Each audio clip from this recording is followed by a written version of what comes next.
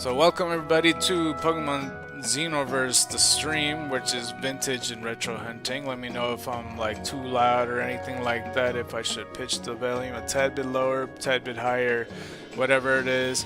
But yeah, if you're feeling generous, of course, go to PayPal, Zelle, Cash App, Venmo, Patreon, or even GoFundMe, preferably that, so you could like see the progress and not feel ripped off or anything like that, because pretty much all the money will go to basically bills, essentially. So yeah, especially the editing software, because now I can't edit any videos to get up in the channel and prepared and such, and especially with like bills just in general and like car payments when it comes to mechanical work. But yeah, as you can see, the counter is at 373. Yesterday was the lowest attended Eevee, like, just ever. I only found 40 Eevees yesterday, and I actually kept count of the Bremens because I was convinced that I saw more Bremens than Eevees, and it turns out I found 24 Bremens, and there was, before even the first Eevee, I have found 2 Bremens just straight off the bat. If you don't know what Bremen is, it's basically the bear Pokemon that has like the sticks and he plays the drums basically, and there's other forms of this that are in the concert. And he's 1%.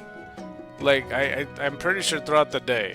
Eevee's 5%. So you should, like, you would do the math and then realize that Eevee's like easier to find than Bremen. I almost found just as many Bremens than Eevees though. Like, the math isn't mathing. I almost found twice as much Bremens than I did Eevees. Like, almost. They almost caught up. 40 and 25 when it's 5%, 1%. The math isn't mathing. But let's just continue. Pretty much, we're gonna get started and we're gonna try to make this count while we have, oh fuck, an unhealed fucking Azure. I just saved it and didn't even realize. I'm just gonna switch just to be safe. Okay, I might have been okay regardless. Hold on, let me heal, cause holy shit, I didn't even realize I was hurt. I think it's cause like the Eevee probably bit me and I didn't bother healing. Hopefully I don't keep count of Bremens because I don't want to do that every time. But we're also trying to train Azure over here. As you can see, the thumbnail is Azure. I almost put Wreckage on there, but I'm all like, well, you know, it's fine. But we're going to be playing for like about 6 hours and a half is what I'm going to be shooting for. And I woke up somewhat on time. Like, I wish I did everything a little bit faster, because I would have liked to type everything, you know, beforehand. But the thing was, right, that I don't know. I just lost track of time when I was eating, because I always feel like I need to eat before the stream, so I'm not hungry during the stream, since I'm doing it for like a good 6 hours and a half, because I'm doing more than 40 Eevees. Like, damn it, that's just what I'm gonna go for. Cause it's not okay that, like, I don't know, 40 Eevees isn't shit. Like, that's the worst record that I have, cause I average between 55 and 70 of those. So the fact that I didn't even crack 50 is insane to me. And I look back on the episode, literally in the beginning, it was okay-ish. Like, even the first Eevee took like 20 minutes to find. Like, about, and oh, there we go. Okay, first Eevee of the stream, but still, like, just the fact that it took that long is crazy to me. It's like, that's not even okay, dude. Do I have any more sucker punches? Okay,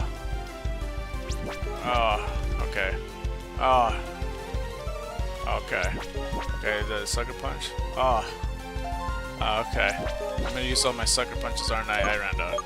Okay, cool. And yeah, in the last stream, or in case you're new, basically, well, Jalapeno's level 26. as we increase our count, because I almost fucking forgot what I was doing. Could you believe it? 374. Let's get it going.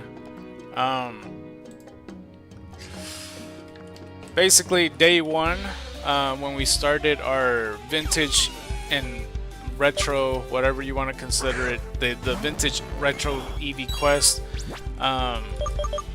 we had found one shiny in that stream, which was shiny Jigglypuff, as you know, coincidental as this right here. So yeah, we had found her and everything, and we called her Emerald Eye. Day 2 was probably the luckiest day that I had so far. Well, I should just say in the first day we stopped at like 56 technically. Like we did end it off at 54, but I miscounted too, so it was 56. And for day 2, yeah, it was the luckiest one that I had, because it went from 56 to like 129, something like that, where I saw like the most Eevees, because that's like a clean like 73 Eevees we found or something like that, if I could do math right. And we found 2 shinies along with that. We found a shiny Hysteric, or we called Periwinkle, and we also found a shiny Ditto, who we at first called Blueberry but renamed Blue Gem, realizing that we called something Blueberry already. And we're using Blue Gem to breed along with Drakeo, because at the same time we're retro and vintage hunting, we're also shiny hunting by egg hatching, because that's like a 1 in 50 chance. So we're seeing how well that does. Yeah, that's day 2, and yeah, we ended up at like 129 or something like that. And it, you know, by day 1 I was nervous that like I would like, you know, it would take 20 days or some shit, because you know, just the fact that like, you know, if I'm doing 50 at a time and going to 500, that's gonna be about roughly 20 days, I think. Wait, 50, 100, that's 2, another 2, another 2, another 2, another... No, that's 10 days, what? Well, I don't know, it's almost estimate like about 100 days, or 20 days, I don't know where the 100 came from. But yeah, pretty much for the most part, I lost my train of thought, but yeah, day 3 though, was our first like non-shiny day, I suppose. We went from 129 to... I don't remember. 129 to like 209, I think. So actually, yeah, that was like 80 of them, so I guess we were pretty high on Eevees. Unless I'm miscounting. Did we... No. I think we stopped at like 109 on day 2. And then this one we ended up at like 179. I forget, bro. I seriously forgot. I should write this down while I look at all these. I don't know. Let's see.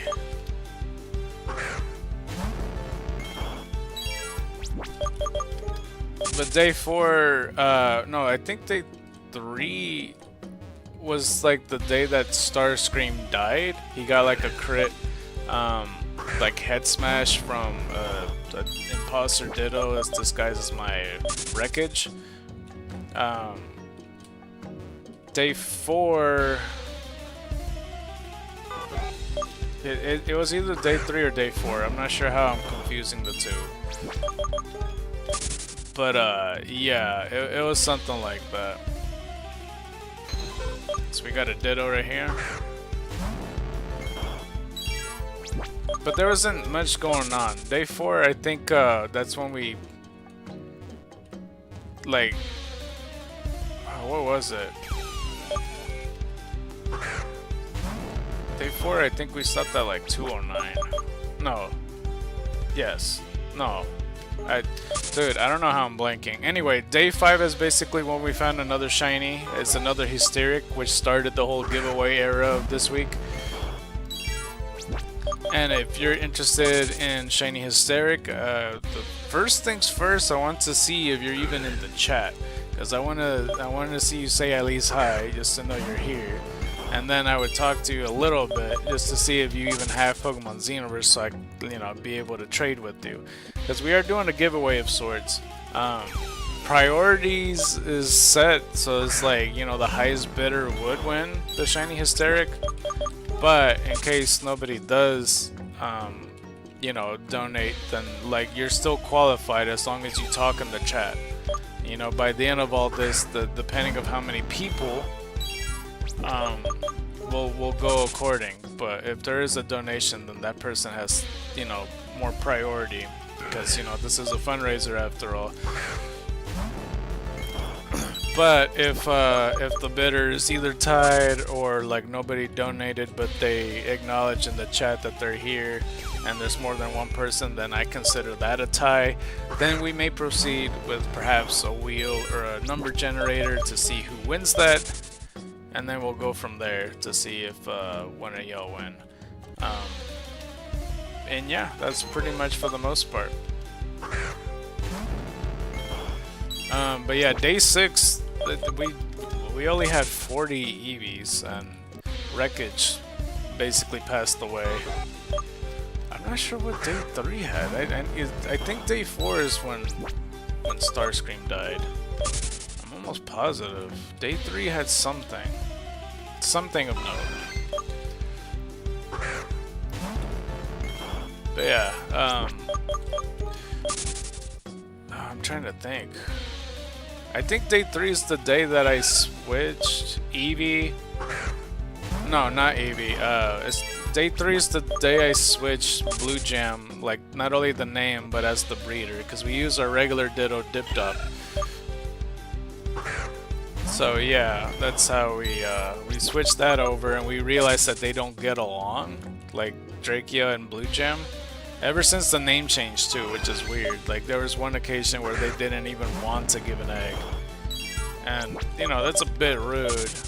But yeah, I think day 4 is actually when Starscream died. And I was thinking of a punishment to do for eventually when I do episode 47, because we are still active in the Nuzlocke. We didn't lose or anything. But there's also this awkwardness because of Pokemon Xenoverse. They're pretty much storyline within the game where you have to use your starter Pokemon no matter what. So it makes it very hard for anybody to Nuzlocke it, because it's if your starter doesn't die, good, but your starter's most likely to die at some point, and then it's from there, it's what do you do? It's do you just ignore the fact that your starter Pokemon died? And I see a lot of Nuzlockes that suspiciously never had a starter Pokemon die, and it's all And then the other fact that they make these self-implemented rules is okay, if my Pokemon died, then I'll do a number generator, and then another Pokemon will die, and I just don't think that's fair. And I thought of an idea that would have worked, but now I don't know what to do. Just the fact that basically, Wreckage was out, and he would have been the Pokemon to die, pretty much. And I was thinking to myself, maybe if I give it an Edenberry to give it a chance, whether it would live or die, we would see the effects of it. Because we have multiple Edenberries, and that's the effect. It's an unknown effect, or the Pokemon just dies. And that's our first Bremen right there. I might as well say it out loud. And I'll try to keep track of how many I see. That's a 1% mon though, after one Eevee found. But yeah, that's for the most part. That's what I wanted to do, and have Wreckage to be the tester. But yeah, then day 5 happened with the shiny Hysteric, the one that gave us the shiny giveaway. That is, if anybody is interested in getting the shiny Hysteric. And yeah, day 6, like I said, was the lowest one, but at least now it's excusable to have Bremen on there because he almost caught up. And I mentioned Friday, that was like the most Bremens I saw, because I saw like 31 of those fuckers. So yeah, it was pretty insane. And yeah, we're here at day 7. It should be by tomorrow to end it, just depending of how many we find in the next 6 hours. So I'm looking forward to something good here. I'm looking forward to some good stuff. Maybe a lot more than one, because it took like 20 minutes to find that one. But we'll see what we gotta do. And yeah, yesterday we were talking about Digimon a little bit, because I do love Digimon as well. I just love like the things that you know, that I pretty much anything that I talk about that I've seen the show on, like I like a lot, like Pokemon, Yu-Gi-Oh, Digimon, like all that shit is my jam. So, you know, along with superheroes and like wrestling and stuff, I could talk about that stuff all day. So I just like what I like, and I love doing that. So yeah, that's for the most part. Let's see here.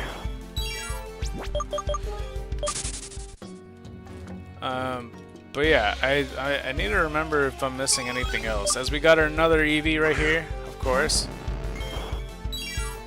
And the more shinies we find, like imagine we find a Eevee. If we find a shiny Eevee, that's still mine. But like if we have a duplicate shiny, it's up for a giveaway.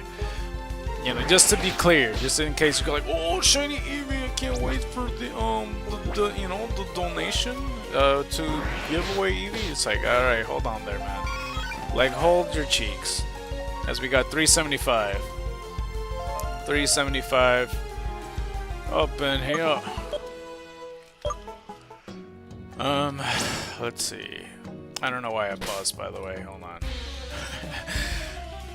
I think we got 4 more Dark Pulses left. And it used to be the Aqua Jet Reset. And the new name we came up with for Shiny Haunter. Well, yeah, I guess day 5, yeah. It's the lowest Eevee count and wreckage dying. But yeah, it's the first use of Azure, the Shiny Haunter, in the front. As we got another Eevee, perfect. But yeah, no, this name isn't as good as it's like the Sucker Punch Lunch. It doesn't work. Let's just put it that way. Unless there's something that rhymes with Dark Pulse. The Dark Pulse Chols? I don't know what the word would be. As we got another Eevee right here, that's a good count for that. Oh, I never even finished my thought of what I was saying, but 376. Yeah, no, it's I already lost my thought again. Wow. I think I was saying, yeah, like the first hour it was doing okay-ish to like find Eevees, and then like it wasn't until the whole middle of it, like 2/3 of it, we just struggled finding Eevees. Like it would take 20-30 minutes a pop, and then like by the end the Eevee started ramping up. So it was only a little bit of the beginning, a little bit of the end. All of the middle is just like emptiness, dude. But hopefully we get that luck turned around. And yeah. But yeah, throughout the days, like I was talking about a whole bunch of stuff, like a lot of games that I would like to make, and like you know, especially different Pokemon variants that I would like to, well, that I made in my head canon. Well, we talk about all the gym leaders, champions, the Elite Four members, Frontier Brains, etc., etc. You know, and going through their Pokemon, going like, oh, what variant we could make that or whatever. Because we just, you know, put a placeholder and just call it the Xenoversal region. You know, a regional Xenoversal variant. You'll know what I mean. But we can start doing that in a little bit once we get that going. I didn't even check all my messages, to be honest with you. But it's all good. As we got something else right here. But yeah, again, thank you to Victor Perez Feliz or Files. Still don't know how to pronounce your name, but I appreciate you for subscribing right before the stream. Like, I don't know if you did it, you know, because you're trying to prepare to watch the stream, or if you're just like, you know, you watched the different video or something. But I appreciate you. Somebody else I appreciate Crimson for making the thumbnail of, you know, 6 through 10 of the thumbnails coming up. It's a really good design and everything, and I appreciate you so much for doing that for me, because I usually make thumbnails out of my editing software, and I no longer have that, so I can't make a thumbnail anymore. So he did me the favor of working on that, so he gets all the credit. If you want to see his channel, go in the link below. And while you're at it, there's all the other links if you're feeling generous, with, again, PayPal, Venmo, Zelle, Cash App, Patreon, and GoFundMe. So just be sure to check that out below if you're considering. Just, you know, like I said, if you're feeling generous, you know, even $1 could come a very long way. And yeah, you know, just saying that for the most part. And if you're here from the Xenoverse page and you're looking forward to a shiny hysteric, just say hi in the chat and let me know if you have Pokemon Xenoverse. Because if you do, you will have already like your own bidding and raffle to be, you know, in the running to get a shiny hysteric. But priority goes to the highest bidders, but you don't have to bid either. If you're just here and nobody else is here, then simply as put, the shiny hysteric is just yours. So you would just, like, by the time it hits like 6:20, that's probably when today's raffle is over with, I suppose, and then we could get the nickname that you want, and that's our second Bremen, and then we'll give you the nickname that you so desire, whether it's Periwinkle as well or some other name. And yeah, I mean, I noticed that the person showed up and then he bounced before I finished my sentence. That happened last stream where I was talking out in the void, and I saw a person that had joined the stream, and I was trying to talk them into it. It's like, oh, if you're here to do it, then, you know, get the hysteric. But they took off, and I'm like, bro, never mind. I guess, oops, I didn't mean to do that. It's all good, though. We also have a lucky egg on our shiny hunter as well. Alright, so I think we're good to go for 6th gen, because we did Gen 1 the first day, and then we did 2 and 3 the second day, along with the champion of Red, because we didn't finish that up, because it took us a while, because, you know, there's a lot of Pokemon to make variants for in Gen 1, so that's why it took a bit. Gen 4 I knew was going to take a long time, because besides the gym leaders, there's the Frontier Brains, and especially since, like, a lot of the Elite Four members, mostly Flint, has a whole revamp on his fucking team. But yeah. So yeah, and then 5th gen especially, like, they, shit, the first gym leader is 3 gym leaders, and I have to go to that. And then there's Black 2 and White 2, and then there's Ingo and Emmett, and then there's Banga, and then the champions. Like, there's a lot, and there's different champions, so there's quite a bit to do in 5th gen. I don't think 6th gen will take a long time. I think we'll be able to do 6th gen and 7th gen today, to be honest with you. So I'll be talking about that pretty much in a second, once I work on that. Hold on, I'm just trying to type and do this at the same time. And sometimes you'll be seeing me, like, right on, like, the outside of the grass. That's where you could tell I'm not looking, as I spelled Pokemon. What the fuck?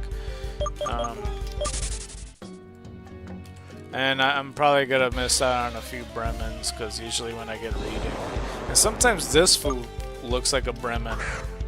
It's a female coin, and it looks like a mustache that it has, but it could be just, you know, the pigmentation on the nose. That's just probably what it looked like, and not a mustache.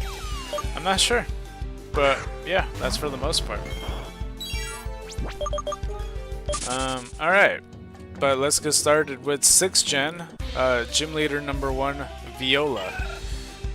Viola is a professional photographer who's the gym leader of Santaloon City's gym, known as officially as Santaloon's gym. You know, yesterday I did a good job not reading it, and I did that by accident. And I'm gonna be skipping it as long as I remember to. She specializes in bug-type Pokemon. She gives the bug badge to trainers who defeat her. And her moniker is the camera woman who never lets a single smile escape her focus.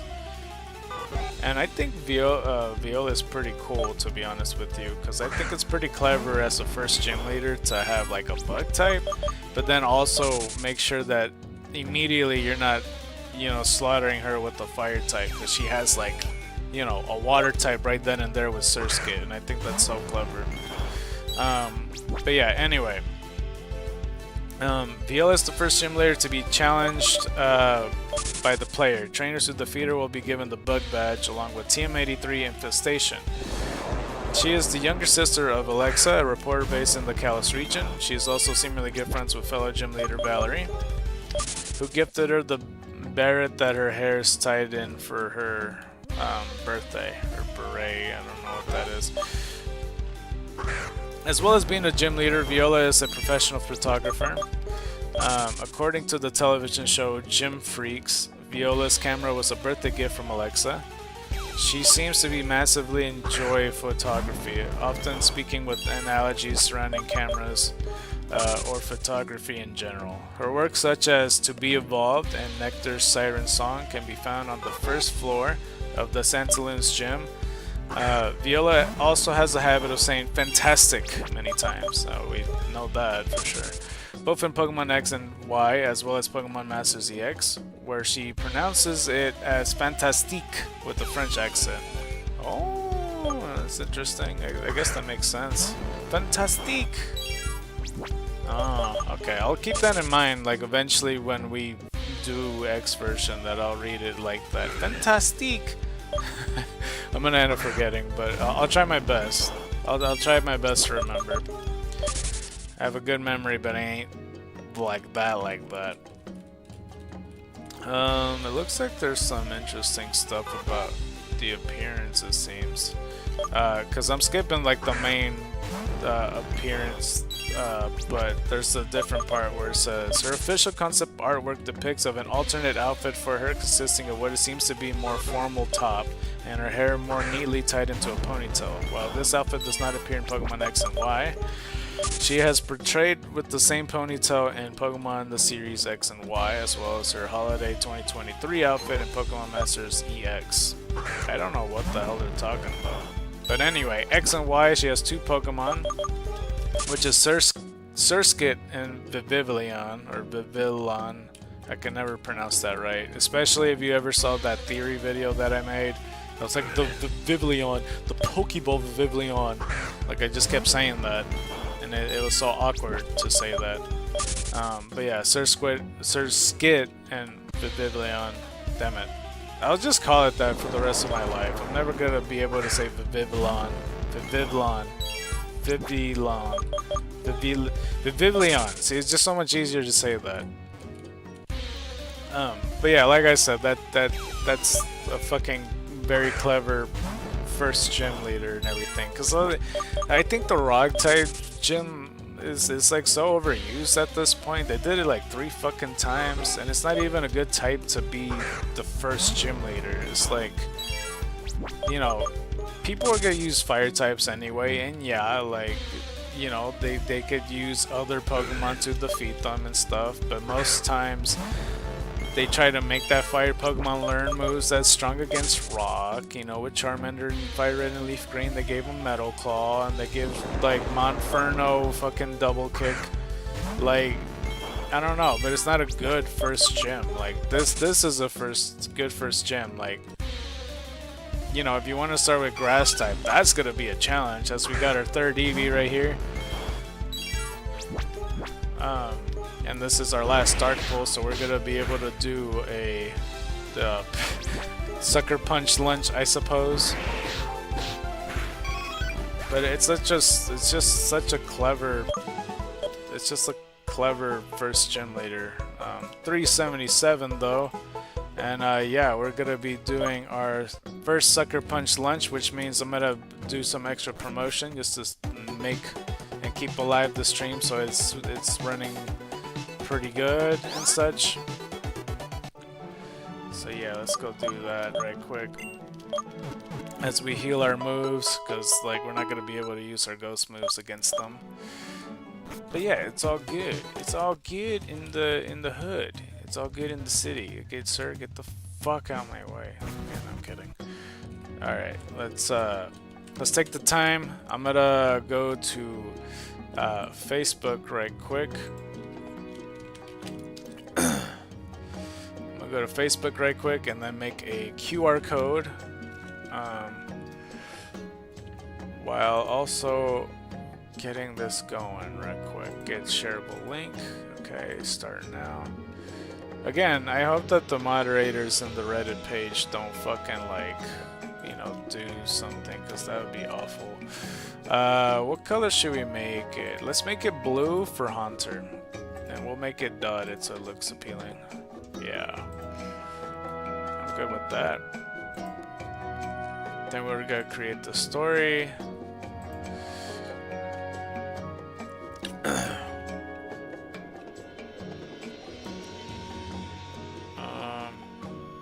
Come on.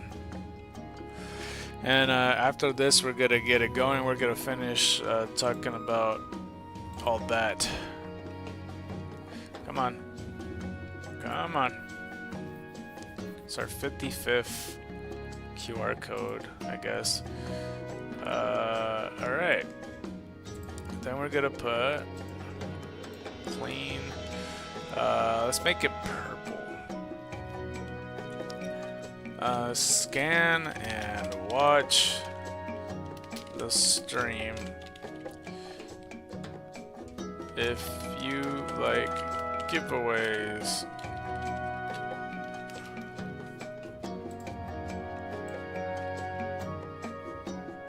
I wish I could make this fucking text bigger. This is like the worst part about this story thingy with the clean text. Vintage. Oh shit, it's not even on clean, bruh. What do you? It didn't even register the color. Vintage / retro Eevee hunt. What number are we on? 377? Yeah, 377. 377 out of 500 and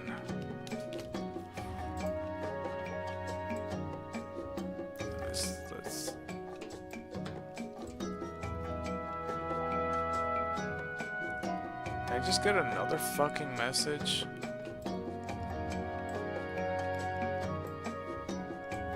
Hold on. And I shared the story. And there we go.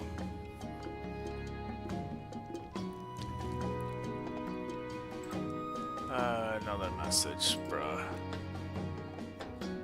Okay. I keep getting friend requests, man. I'm starting to like not want to be on Facebook no more. it's just so okay, anyway. We got 3 views. Wow. Okay. Alright, let's continue. Alright, sorry for the delay. Anyway, the Battle Chateau for Viola. We got Masquerain and Vivillon. I don't even think I talked about... Yeah, no, Surskit and Masquerain for variants. I don't think we've made at all. It's Bug Water and it's also Flying type. Easily, we could make it Dark and Ghost, I feel. For both types. I mean, we could change it if we wanted to. Like, we could make it like... maybe a Dark type along with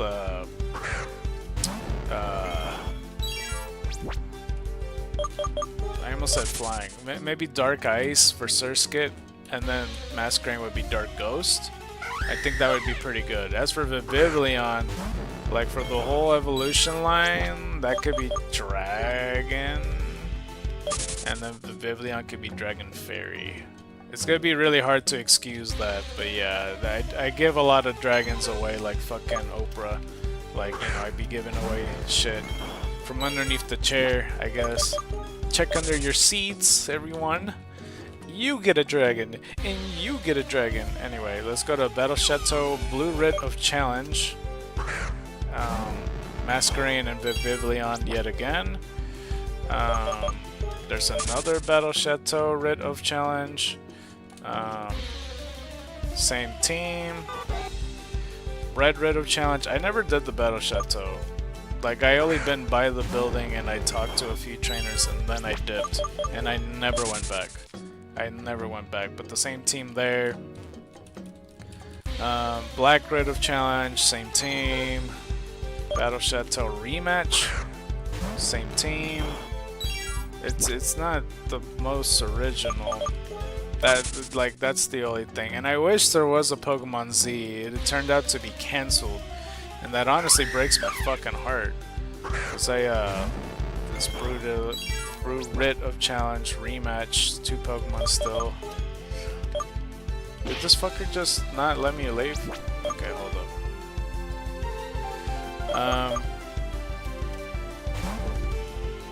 Red of Challenge rematch, same team. Red of Challenge rematch, same team. Black Red of Challenge, same team. Oh, it's level 70, what the fuck? And that's pretty much it for Viola. So yeah, I think this is gonna go pretty fast. And Grant is the next gym leader though. Honestly, I thought Grant was a female character. I'm not gonna lie, it turned out to be male, and I found that out like literally like yesterday or a couple days ago, I don't remember. But I was under the impression that it was a girl. I don't know why, but Grant is an athlete who's the gym leader of Silage City Gym. He specializes in rock-type Pokemon. He gives the Cliff Badge to trainers who defeat him. I think it's because like the hair and even like the body frame. Like I just thought, like I don't want to say it, but I think you know what I mean with the body shape. It's just, I don't know. Let's see. In core series. Oh wait, hold up. The Grinch, the wild yet cool and collected rock climber is what it says. In the core series games though, Grant appears in Pokemon X and Y as a gym leader. Trainers who defeat Grant will receive the Cliff Badge along with TM39 Rock Tomb. He excels at a variety of sports such as bike racing, mountain climbing, and according to the television show Gym Freaks, he is trendsetter and very fashionable, with his hairstyle of Rolling Stones apparently being popular with young people. It also states that he cuts down on his eating to keep his weight down, but appears to miss the opportunity to eat sweets because of this. Okay. And the X and Y team he has is Amora and Tyrant. That's the 2 Pokemon that the Fossil Mons. And I also like this team a lot, because not a lot of gym leaders uses fossil Pokemon, to be honest with you. Like, they just don't, you know? Because Brock does, but that's not till later. I mean, Rorik does as well, but I never see just like off the bat, you know? Like both of them, not just one of them, because, you know, obviously you see Bastiodon and you see a Cranidos, but like you never really see both up until like a post-game Brock or something that has Kabutops and Omastar. Amora though, it like again with the whole sorry, hold on, I was just scratching my ear. The whole you know, fossil Pokemon thing, like when it comes to Paradox forms, and I stopped doing the whole Paradox forms thing a while ago because I just kept throwing rock type for pass and then like steel type for future, so it wasn't, I don't know, I just kept getting bored of it and I didn't really picture what they would look like as a Paradox form. But Amoris and Tyrant are the primal forms of it from the past. That's just what they look like back then. You know, and they're revived from fossils in the current time. So if 50 years pass or 100 years pass with these Pokemon, it's like, then what would they look like now if evolution dictated that they would change? The only Pokemon The exception to this rule is Relicanth, because he is a Pokemon designed to never evolve and never adapt to evolution, is period. That's just how it is, so that's why I just left it alone. Amora though, I would make it, I mean, Rock Ice is perfect for it. We'll make it Fairy, Fairy Ground type. I think that's what it should develop to. Tyrant's gonna be hard because he's Rock Dragon, and that's even more perfect, especially if that's a dinosaur. And like in Japan, like they always like look at dinosaurs and dragons as one and the same thing, which I understand. Like that's just how I always understood it, watching like stuff like Digimon. Ironically enough, that I always kind of consider them the same in my head too, where I'm like, yeah, you know, Greymon is basically a dragon, even though he is closer to a T-Rex, but he fucking breathes fire, you know? And there's different types of dragons. A different type though is gonna be hard. I think it does become a steel dragon, right? Or am I imagining things? Rock Dragon, and then hold on, let me click Tyrantrum, level 39 in the daytime. Since when? Oh, Tyrantrum's also Rock Dragon? Okay, well that's easy then. Steel Ground. Okay, that's not so bad. Yeah, Steel Ground type then. If he had 50 years to 100 years. I mean, I know it's not the most clever, but shit. The rematch has Aurorus and Tyrantrum though. I don't know if it's just throughout the whole thing, so I'm going to just go through it right quick for all the challenges or whatnot, because it seems to be just 2 Pokemon for all of these fuckers. Yeah, it's just the evolved forms. And different moves no less, so I don't really fully understand that, to be honest with you. Yeah, like I said, never done the Battle Chateau. If I, like, I don't even think I did one battle. Just period. I don't even know how it works. I just figure it's like another shittier version of the Battle Tower or something. Yeah, no, it's the same team throughout the whole thing. So that's it for Grant. And now we're at Karina. Okay. So Karina, her Japanese name is Corny, is the gym leader of Chalor City's gym. She specializes in fighting type Pokemon. She gives the Rumble badge to trainers who defeat her. She is the only character in the game to have the trainer class successor. And her name is the Evolution Fighter as her moniker. Interesting. Karina appears in Pokemon X and Y as the gym leader from Chalor Cities. Trainers who defeat Karina will receive the Rumble badge along with TM98 Power-Up Punch. According to the television show Gym Freaks, an NPC at Cafe Action, she is a PR video star. It also states that she dresses up in costume. Her magnificent legs able to shatter cave rocks into pieces using her axe kick move. Karina first appears on Route 5 when one of her Lucario comes up to the player while she is doing some special training. She notes about how Lucario has taken a liking to the player's aura, then introduces herself to the player as the Chalor City's gym leader. She then appears in Geosenge Town, where she challenges the player to a battle with her 2 Lucario.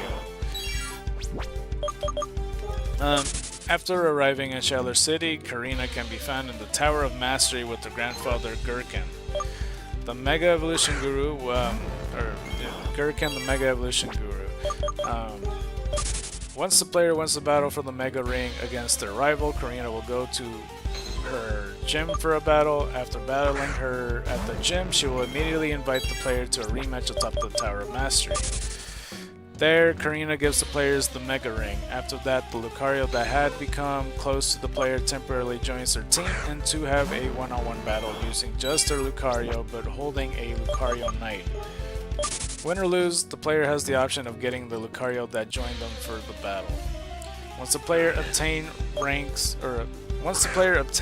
rank of Marquis or Marchianez, what the fuck? Marchianis at the Battle Chateau. Karina and the other gym leaders will be able to be battled there for rematches. There, Karina will possess the rank of Marchianis. I don't know what the fuck that is, dude. Marchianis? Marchianis. X and Y first battle, she just has 2 Pokemon. Oh no, that's the first battle. Okay, that's 2 Lucarios. I was about to say. And we already covered Riolu and Lucario. It's like female's dark psychic type, male is like dark ghost, I think. I think that's what I said. But she has 3 Pokemon, and that is Mienfoo, Machoke, and Hawlucha. We did cover Mienfoo. We gave it like just the psychic type along with Mienshao, and then we gave Machop, Machoke, and Machamp like dragon type, you know, go figure. And Hawlucha, I think we... Oh, speaking of, what the fuck? Hawlucha, I'm pretty sure I already gave a type. Didn't I give it like Grass Dragon or some shit like that? If not, then that's the typing now. And then there's a Eevee. Tower of Mastery is against the Lucario. The Battle Chateau, she has 2 Pokemon. And man, the Battle Chateau seems to be boring then. It's just 2 battles. Like, what kind of shit? This is biting me. Okay, let's go with the Sucker Punch. Alright. It took us a while. We only got 3 Eevees that hour, or maybe more. 378, regardless. Alright. But in the Battle Chateau, she has Hawlucha and Machamp. And it might be throughout that for all the RIT challenges. And that's pretty much it for that. And I feel like this is like the shortest fucking gym leader run through in the history of me reading all these run throughs, because like holy crap, these are so fast to cover. Because I'm like, oh wait, hold up. Her team changes from Hawlucha and Machamp all the way for the rematches to Hawlucha and Lucario. Yeah, only on the rematches. Battle Chateau rematch, Blue Red of Challenge rematch, Red of Challenge rematch, Red of Challenge rematch. All of them is just instead of Hawlucha Machamp, it's Hawlucha Lucario. Black Red of Challenge, and then a level 32 Lucario given away, and that's pretty much it for Karina. So, all right, next gym leader, Ramos. All right, and we got Ramos is the gardener who is the gym leader of Ku Marine City's gym. He specializes in grass-type Pokemon. He gives the plant badge to trainers who defeat him. His moniker is the old growth is still in bloom. That doesn't really sound like a moniker, but sure. And yeah, let's go take a look in the core series games. Ramos appears in Pokemon X and Y as a gym leader. He continuously refers to the player as either Whippersnapper or Sprout. The trainer who defeats Ramos will receive the plant badge, along with TM86 Grassnot. According to the television show Gym Freaks, he has owned his gardening scissors for 30 years. It's the same scissors, bro. Like, how is that shit not rusted? He must put some fucking special ointment in that shit. It also states that he has been into tea lately, gathering great tea leaves from their place of origin. It expands on the point by saying that seeing tea steam floating upright means good luck in a certain country. Oh. And he has 3 Pokemon in his team, which is Jumpluff, Weepinbell, and Go-Goat. Jumpluff, we pretty much said that was like a fairy ice type. Pretty sure this might be our 3rd Bremen. I feel like I already lost count. Weepinbell. Where did I give Weepinbell again? Shit. It was like a while ago. It wasn't that long ago. But we're an hour in the stream, pretty much. Weepinbell. What was it? Did I give it... I didn't give it fire, did I? I don't think I gave it dragon, that's for sure. I know I gave the primal form, like the Weeping Bell evolution from Space World. I think that was very necessary to do. Except that I just made him Bellsprout though. It was the primal Bellsprout that just looks like the evolution of Weeping Bell in Space World, like the one that was supposed to evolve via Sunstone. Weeping Bell and then Victory Bell. But yeah, no, I don't know what type I should make it. Wasn't it? Then I made it a lamp, so wasn't it like Steel Electric or some shit? I don't know. Goat is a pure grass type. He kind of looks like a motorcycle in a way, so I'll make it Steel type. I think it's the alternative, along with Skiddo. That's the first thought I have, because you know you ride on Goat and everything, and he's basically the Cyclozar of the game. So that's kind of where I'm getting at with this.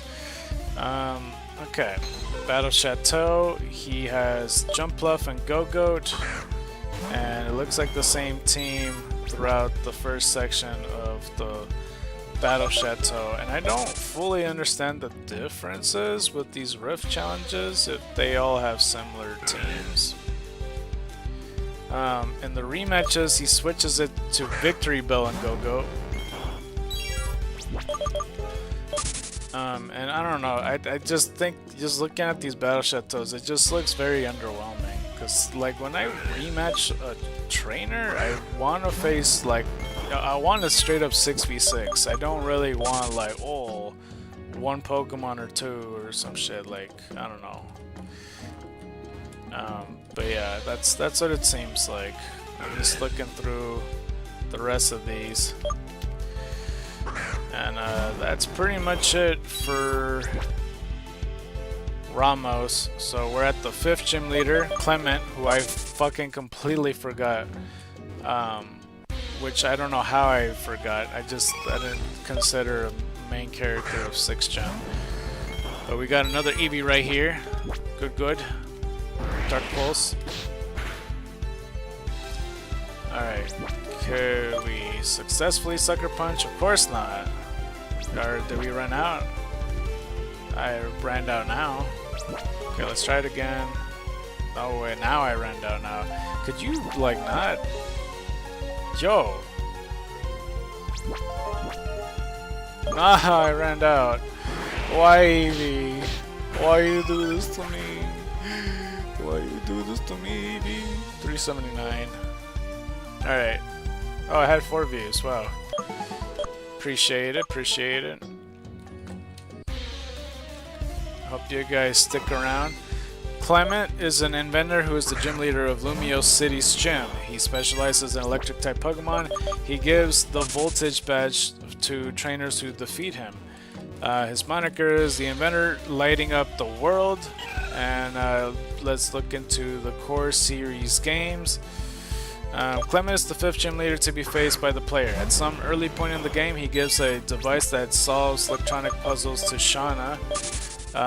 He first appears outside the Prism Tower with his little sister Bonnie, lighting it up. He will give TM24 Thunderbolt after being defeated. According to the television show Gym Freaks, he's currently developing a machine that enables him to run faster, which is apparently his worst talent. It also states that he has secretly started to save money to go to the amusement park in Unova region. Wait, what? Oh, interesting. He is described as a genius, having been credited with the invention of super training. Despite this, many of his inventions apparently failed to work. Okay. So, like, you know, I think that would be cool as fuck, honestly, is to have Clement meet Elisa, because, like, you know, that's where the Ferris wheel is in Unova. So maybe they would be partnered together, because, like, for the longest time I was trying to think of, like, oh, what potential double battle, like, what's the perfect team if all the gym leaders and basically all the important characters, Elite Four members, champions, who would team up with who more likely? Because obviously Byron and Rourke would team up because they're father and son and stuff. Like, that as an example. Tate and Liza would team up, and who would win those matches, and who would win the cup if there was one, like a championship. And I think Clement and Elisa would work well together. I tried to put Serge and Wallace together because I couldn't think of anything else. Not Wallace, but Watson. Three Pokemon for the X and Y gym though. There's Emolga, Magneton, and Heliolisk. Emolga, I forgot what I gave him. I think I gave him like Grass Fairy type? No, Grass Steel type, no? Yeah, Grass Steel type I think I gave it. Magneton, I think I gave it Ground Psychic. Heliolisk we haven't done. Because he is Electric Normal type. I think we can make him Steel Fire because he's basically a satellite and he's solar charged. So if we can make an actual solar charged Pokemon that make him look like damn near like a satellite, I think that would be okay. So I kind of like that idea a lot, to be honest with you. So yeah, let's go ahead and check this out. Battle Chateau, 2 Pokemon, Magneton and Heliolisk, and that's pretty much the appeal there. Let's see here. Yeah, just Magneton and Heliolisk, but the rematch just has Magnezone and Heliolisk. Interesting. And that seems to be the rest of it. Yeah, I don't know, man. Like, I don't know what the difference is with all the red challenges are. Maybe someday I'll return to it. I was thinking of just like opening up my game just to make sure that, because Poliwhirl, the shiny Poliwhirl I keep talking about, that May named Blueberry, I'm pretty sure was in that game. Well, I don't know why I say May. He is in that game. I just have to put in the game wherever I put it. Because right now Pokemon Conquest is in the 3DS and I hadn't played it in a while. But that's it for Clement. Next is Valerie, one of my favorites of X and Y. And there's a theory on Valerie if you haven't seen it. It's like the video's like about 10 years old, but Bookkeeper Toby made a great theory about that. I really love it a lot. But her Japanese name is Macha. Valerie is a fashion designer who is the gym leader of Lavier City's gym. Freaking, I keep getting messages from the freaking scam. What the hell? It's the fashion designer's the shit. Let me just start over. As we get an Eevee, actually. All right, perfect. We've probably still ran out of sucker punches, unfortunately, so we have no choice but to do another one. Bring more Eevees, Eevee. I want your whole family here. Pretend it's Thanksgiving. Damn it. Alright, it's 380. Oh yeah. Okay. I also can't see if there's ever viewers and stuff, so if you guys are here, feel free to say hi in the chat. Anyway, Valerie is the fashion designer who's the gym leader of Lavier City's gym. She specializes in fairy-type Pokemon. She gives the fairy badge to the trainer who defeats her. The maiden from a land with history. And in the core series games, Valerie appears in Pokemon X and Y as a gym leader. She is the fashion designer who originally came from Johto. She appears to possess a deep appreciation for all that is beautiful. Trainers who defeat Valerie will receive the Fairy Badge, along with TM99 Dazzling Gleam.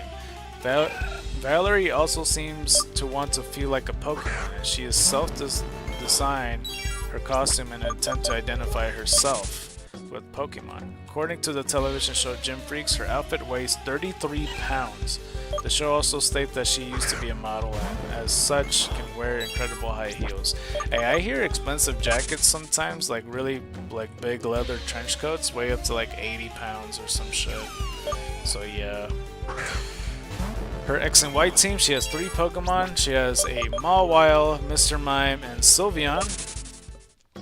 The Mawile, of course, is Steel Fairy type, and I believe I made it Dark Grass? I could be wrong, or maybe Grass Poison. I'll say Dark Grass if I haven't already. Mr. Mime I don't remember, but it's Psychic Fairy, and then the Mr. Rhyme is like Ice.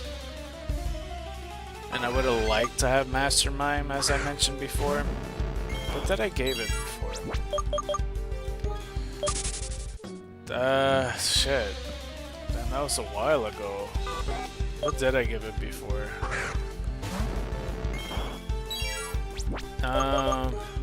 I legitimately don't remember. Psychic Fairy Ice. Psychic Fairy Ice. Did I give it Dark Ghost? Perhaps? Is that what I gave it? I might have. Sylveon, we did... okay, for the evolutions, in case you're new, what we did for that, just like a similar video that I mentioned before, all the evolutions, because like, you know, what I made, speaking of, there's Eevee right there, but basically, as I did with Mr. Mime, right, like, you know, I considered the Fairy and Psychic typing, and I also considered Mr. Rhyme and Galarian, you know, Mr. Mime's typing, because I don't want to, like, for me, I don't like repeating types. I might have, well, did I miss the count on the other one? I hope I didn't. 381 though. I feel like I said 380 like a while ago. I hope I didn't miss it. I need to remember that. But basically, I don't like repeating types on like my regional forms, because that happened a few times. Like I would like pretty much, you know, like Alolan Diglett, for example, Steel Ground type, and like Alolan Geodude, this is our 4th Bremen, I'm pretty sure, is like Electric Rock type.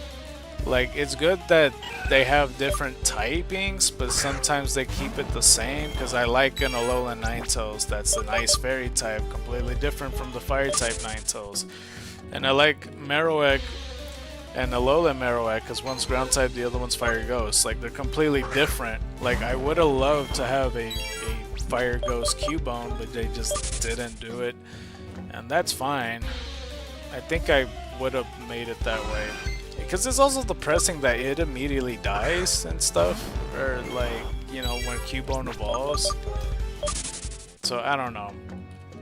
So basically, like, since I don't repeat the types, and since the evolution pretty much is like, you know, there's not that many other types to do, like, I guess I could make them alternative to what they look like, but I just basically added types to their Pokemon pretty much.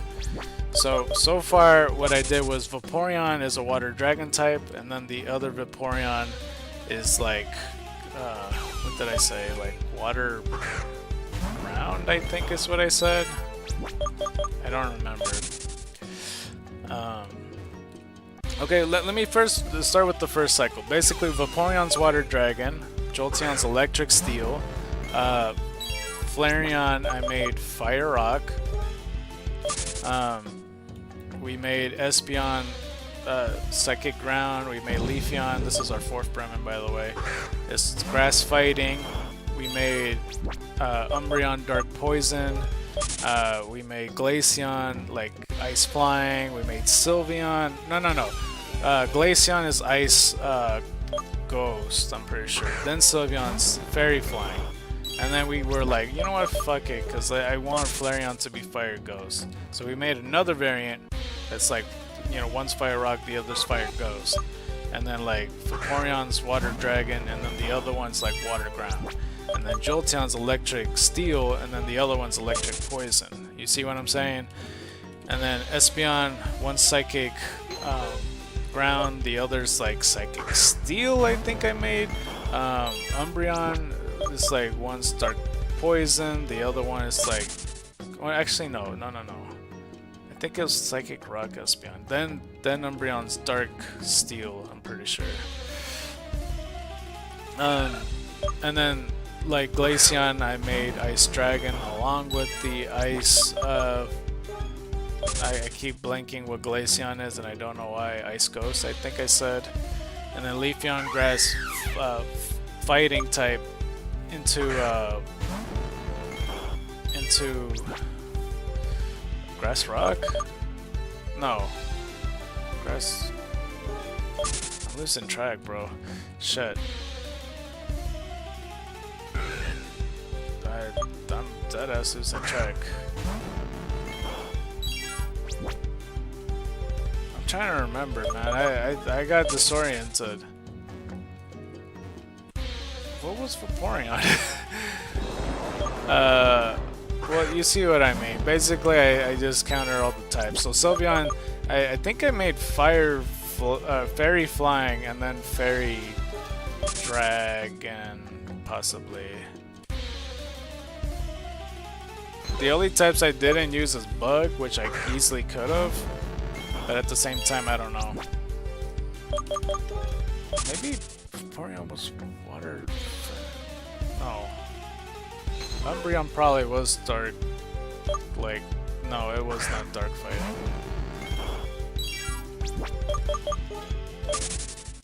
But yeah, I wanted to make a Leafeon grass ground as well, so maybe I had that, then grass fighting, and then had Vaporeon water.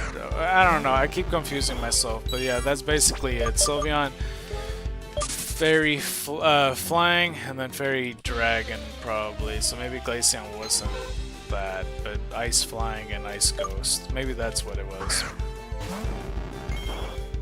And maybe it's easier if I work backwards, so okay. Sorry if I'm everywhere right now. Sylveon, Fairy Flying, and Fairy Dragon. Okay? Leafeon, Grass Ground and Grass Fighting. Glaceon, Ice Ghost, and I'll just say Ice Flying, because I don't think I did 2 dragons, because that's like multiple dragons already.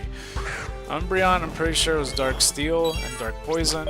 Espeon, it might have been the Psychic Ground and Psychic Rock, I think. Jolteon, for sure, Electric Steel and Electric Poison. I could easily put Electric Fighting as well, but I'm not. Fire Rock with Flareon and Fire Ghost. And Vaporeon, Water Dragon, he was the first one. And then Water Rock, Water Ground. Something like that. It probably is Water Ground. Anyway, I'm wasting too much time on that. But yeah, those are the 3 Pokemon she has. But she uses Mawile and Sylveon in the Battle Chateau with all the matches. And the theory is very interesting because if you don't plan on watching it, I'll convince you here and now. Basically, the theory goes that, you know, Valerie is from Johto, and we know exactly who this character is already because, you know, with Johto and the fact that she has a Sylveon. And you know about the Kimono girls, that they all have evolutions. You know, they all have everything except for like Glaceon and Leafeon and, you know, to an extent Sylveon, right? Because in the Heart Gold and Soul Silver, you only saw like the first 2 generations worth of evolutions. Like, her dress getup is not too far from like traditional kimono gear, you know, and she wants to be one with Pokemon and such like that. So she aspires to be, you know, a kimono girl to a degree, right? And that's what Johto cares about. They care about that stuff. But what set the theory home is that Valerie is seen to be Bill's sister. And that's Bill as in the one that made the PC. Because he gives away an Eevee. And he visits Ecruteak City, so we know that he's been there. We don't know if he brings his family, but he lives in Goldenrod City along with his, I don't know if it's the mom, but the sister's there too. And we saw her when she was young, like Gold, Silver, and Crystal. So she's acquainted with an Eevee already. That's the house that they give the Eevee away in. And everything makes a lot of sense. And I forgot of a small detail, but it has something to do with the eyes. That something pertaining about the sister. Something the eyes have that made it look unique. That it just keeps adding evidence and evidence on why Valerie is Bill's sister, and it makes so much sense. And I just found that so interesting. So yeah. Anyway, this is our next Eevee found. Hopefully I didn't miss a count. 382 though.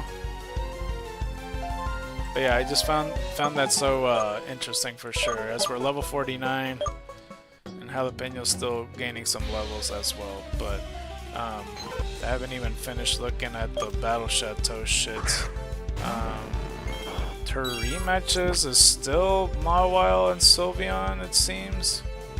So that's kind of, yeah, it's kind of meh. And this is the generation where they did the fairy types reveal and some, you know, type changes, because Mawile is now steel fairy type, because it always was just steel type in the past. And it's Pokemon like Mawile that makes me question, like, you know, what I could get away with variants, pretty much, because Mawile's head is like a live plant, but it's not a plant. It's just, it's not even hair. It's like, I don't know where the steel type comes from. You know what I mean? It's like one of those Pokemon, so that's why I kind of lean over towards grass. And then like you look at a Pokemon like Shelmet, and you're like, well, of course he's steel type. He's a fucking helmet. It's for Shelmet. That's where the name comes from. But he's just bug. But then when Excavalier gets the fucking shell, that he's steel type. But Carablast isn't steel type, and it makes sense because he's the bug type without the thing. But then, you know, Shelmet, when he takes off the shell, he's still bug type. It would have been more confusing if he just gave the steel typing. I don't know. But yeah, it's another Eevee right here, and that's pretty much all the teams on this whole thing with Valerie, but she is very interesting. 383. It would be really cool if Pokemon confirmed some of these theories. Let me look at the trivia. I think she's an interesting character to look at. Valerie's Japanese leader title is, I don't know why I read that, I just see no characters. According to a tourist in Kalos Hotels, Valerie is from the Johto region. Valerie herself confirmed this as a fact in Pokemon Masters EX. In both the original Japanese game and an anime series, Valerie speaks with a Kyoto dialect of Japanese. Ecruteak City in the Johto region is inspired by the city of Kyoto, and some of its residents use the same dialect. In Pokemon Masters EX, Ethan mistakes Valerie for a kimono girl who comes from Ecruteak City and also uses evolutions. Interesting. In Pokemon Masters EX, according to Erica, Valerie's clothing costs over 500 big pearls, which translate to over 2 million Poké-dollars. What the fuck? Oh shit. Okay, I'm just gonna switch. I'm not gonna fuck around with this. Valerie has some similarities to Sabrina, as both are female, the 6th gym leader of their respective regions. And I'm gonna run. And have long black hair, wears a corset. Hold on, yeah, let me go to the bag. Use war panels in their gyms and have a Mr. Mime and an evolution on their teams. I guess that's true, but that's not totally true, because like, you know, Sabrina uses Espeon like Gen 2. I don't know if that, I guess that counts. That's like saying like, oh, well, you know, this person also uses the Moltres because, you know, technically he used it in the fucking battle tower or whatever, you know, talking about like Byron or some shit. I forgot if he had a Moltres or something. I think he did. Something crazy. When a Black Red of Challenge is active at the Battle Chateau, Valerie's Mawile has the moves Swallow and Spit Up, but it lacks the move stockpile needed to execute them properly. This also occurs when a Red of Challenge is active after the player reaches Duke or Duchess rank and becomes the champion. I still don't understand, bro. I legit still don't understand. I think it just ranks up, and these are the bars, pretty much.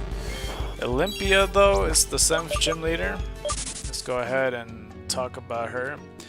Honestly, Olympia is the one I forget about the most in this generation, even though I literally admitted that Clement I forgot about, but I didn't. Like, if I think about the show, I remember him. I just keep forgetting he's a gym leader, because like, you know, in my brain, I'm all like, we visit Lumio City, and then we go to our journey, and in my head, we're progressing away from Lumio City in my head, but in reality, we do a big-ass U-turn to go to the north of Lumio City, and we face the gym, which I forget a lot of the time. You know what I mean. Olympia is the gym leader of Anastar City's gym. She specializes in Psychic-type Pokemon. She gives the Psychic Badge to trainers who defeat her. The person who makes the path with Starlight is her moniker, And in the core series games, if it pops up, I have so many fucking advertisements on my screen. Alright, let's go give it a look. Let's go give it a look. Come on. Olympia appears in Pokemon X and Y as the gym leader. She speaks in haiku. She frequently talks about fate and the future. Trainers who defeat Olympia will receive the psychic badge along with TM04 Calm Mind. According to the television show Gym Freaks, anybody who places their wrist into Olympia's bracelet will allow Olympia to be able to see everything in the future. It also states that the inside of her cloak is a galaxy pattern, creating zero gravity that increases psychic power. That shit don't make no damn sense. How the hell are you gonna have psychic powers in your cape? I don't even know, bro. Her 3 Pokemon is Sigilyph, Slowking, and Meowstic female. So for Sigilyph, we made it grass. Do we make it grass dragon, or do we just make it like grass fairy? I think it's probably grass fairy. Slowking, I think we made ground steel, I think. Meowstic we hadn't talked about. The male and female we could make different. We could say dark and then like the other one ghost. Like we could make the female one ghost. I think that'd be pretty sick. As like a gender difference because it looks different as opposed to the other one. The Battle Chateau, she has Sigilyph and Meowstic as the whole team, pretty much. With all these writ challenges, if that's how it's even pronounced. And in the rematches is Slowking and Meowstic, it looks like.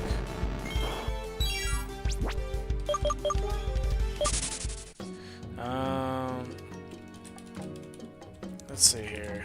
That's pretty much it. It takes me a minute to scroll all the way down just to look at all these, but that's it for Olympia. Now for the last gym leader of 6th gen. Usually I finish these things around 4 o'clock because I be taking my sweet ass time, but it's so easy to like barrel through this. But we got Wulfric. He is the gym leader of Snowbell City's gym, known officially as the Snowbell's gym. I didn't want to read that. He specializes in Ice-type Pokemon though. He gives the Iceberg badge to trainers who defeat him. Touch as an iceberg, hot as a furnace. This is his moniker. And X and Y. So yeah, and in the core series, we got Wulfric appears in Pokemon X and Y as the gym leader. Trainers who defeat Wulfric will receive the Iceberg badge along with TM13 Ice Beam. In addition to being a strong gym leader, he is very kind to Pokemon and is admired by many Pokemon. Initially, Wulfric is not at the Snowbell Gym, instead being said to be at the Winding Woods. Indeed, Wulfric is found at the Pokemon Village, a location west of the woods, where he explains the place to the player. From here, he goes back to his gym, which can now be challenged. According to the television show Gym Freaks, though, Wulfric is a fan of the Bryson Man series. Ooh, nice. To the point of crying when watching the latest movie. He is also rumored to keep a photo of his dearest Pokemon in the locket he wears around his neck. Oh, nice. And he has 3 Pokemon, which is Abomasnow, Cryogonal, and Avalugg. Abomasnow we just made Rock Ground, I'm pretty sure. Cryogonal we made just Steel type. And for Avalugg, I think we could also make... Well, you know what? No, I almost said Steel type. Fuck that. We're gonna make it Ground type, because we could easily make it a Tectonic Plate. Very easily. Or even like a Fire Ground type too, I can match that, but then he'd be Tornador. The 2 Pokemon he uses for Battle Chateau is Cryogonal and Avalugg. That's what it seems he has. Let's see here. Yeah, that's pretty much what it looks like he has all throughout. In the rematches though, he has Abomasnow and Avalugg as his team members, so that's interesting.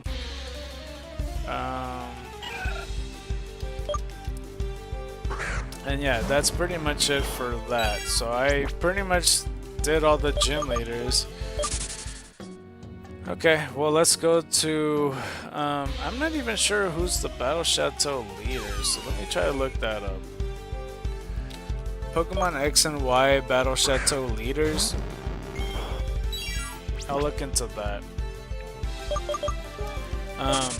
So is Baron and then Baroness, Viscount and Viscountess, Earl and Countess, Marquis and Marchianus, Duke and Duchess, Grand Duke and then Duchess. I don't know what the fuck. In the AI overview it says in Pokemon X and Y the Battle Chateau features trainers with varying ranks, including gym leaders, the Elite Four, and even the Pokemon League champion Diantha. To reach the highest rank Grand Duke slash Grand Duchess, you need to defeat every trainer in the Chateau at least once, including the aforementioned prominent figures. As you progress through the ranks, more and more trainers appear, including those higher levels and stronger Pokemon. Is it just like 2v2 battles, but not even double battles, just like 1v1s or something? So, this is like our 5th Bremen, right? Something like that. At least we're not seeing as much Bremens slowly creeping up towards Eevees, because I'm pretty sure we're like close to already passing 10 Eevees. Writs, you can use special items called Writs to temporarily increase the level of all trainers in that chateau for a day, making it possible to battle even higher. Level opponents like Diantha will level 80 Pokemon when using the Black Grid of Invitation. I don't know what the fuck they're talking about, but sure. Let's go to the Bulbapedia, just to make sure there's no leaders. It may not be any leaders, but for the most part, yeah. That's it for Eevee, 384. So yeah, we definitely found 10. I need to look into it. If it just shows the leaders that is the normal ones, then yeah, I'm not gonna even bother. The Battle Chateau shares the background music theme with the Battle Maison. It is a remix of Battle Tower Johto from Pokemon Crystal, Diamond, Pearl, and Pokemon Platinum and Heart Gold and Soul Silver. I'm like trying to press it, but the fucking advertisements everywhere. My lord. The trainer ranks at the Battle Chateau are inspired by the noble ranks used by many European countries, including the French nobility. The player starts as a Baron or Baroness, I mean, depending on their gender, and advance through the ranks of nobility by defeating other noble trainers. In the initial ranks of nobility, the player ranks is mainly determined by the number of wins, with wins against higher ranked nobles counting for more than those against lower ranked nobles. As the player advances in the rank, number of trainers that appear in the Battle Chateau at the same time steadily grows. Any trainers that is on the same or lesser rank than the player may appear in the Battle Chateau. And then there's a big old graph. Baron and Baroness is 6 trainers in the Chateau. 1 point for defeating everybody there. Viscount and Viscountess, there's 7, and then it just increases by 1 for every rank. But the ranks, the ranks required. Okay, Viscount and Viscountess is 5 points, and you get 2 points for every opponent. Earl and Countess is 8 points, but the ranks required is 30 points, and you get 3 points for every person. Marquis, oh, I got a Pokéegg. Okay, well, like I said, Blue Jam and Drachia and a normal Eevee. I was gonna say, like, it's a shiny Ditto along with Drachia. I honestly lost count where I'm at. I think I'm at 22, so it's 22, I think. 22. I'm pretty sure I'm right. If not, I will. What the fuck? Yo. Yeah, I'm also shiny hunting along with the eggs, but it's only 1 egg, so don't worry. I'm not gonna. I wanted to use jalapeno so I could use the flame body, but you have to put it in the top of the party. Let me make sure we could get a new egg while this happens. So let's go ahead and do it. we'll do a small egg break. And there is another egg available, but it's all good. Let's go do this right quick. Let's check. Just look at all the Eevees. Yeah, I think we are correct. It is 22, because this is 21, which is 21, and then this 22. Let's check out 22. Run away, special attack down, special defense up, and that moves. Good endurance. Nice. Wow. Alright, let's go get another egg.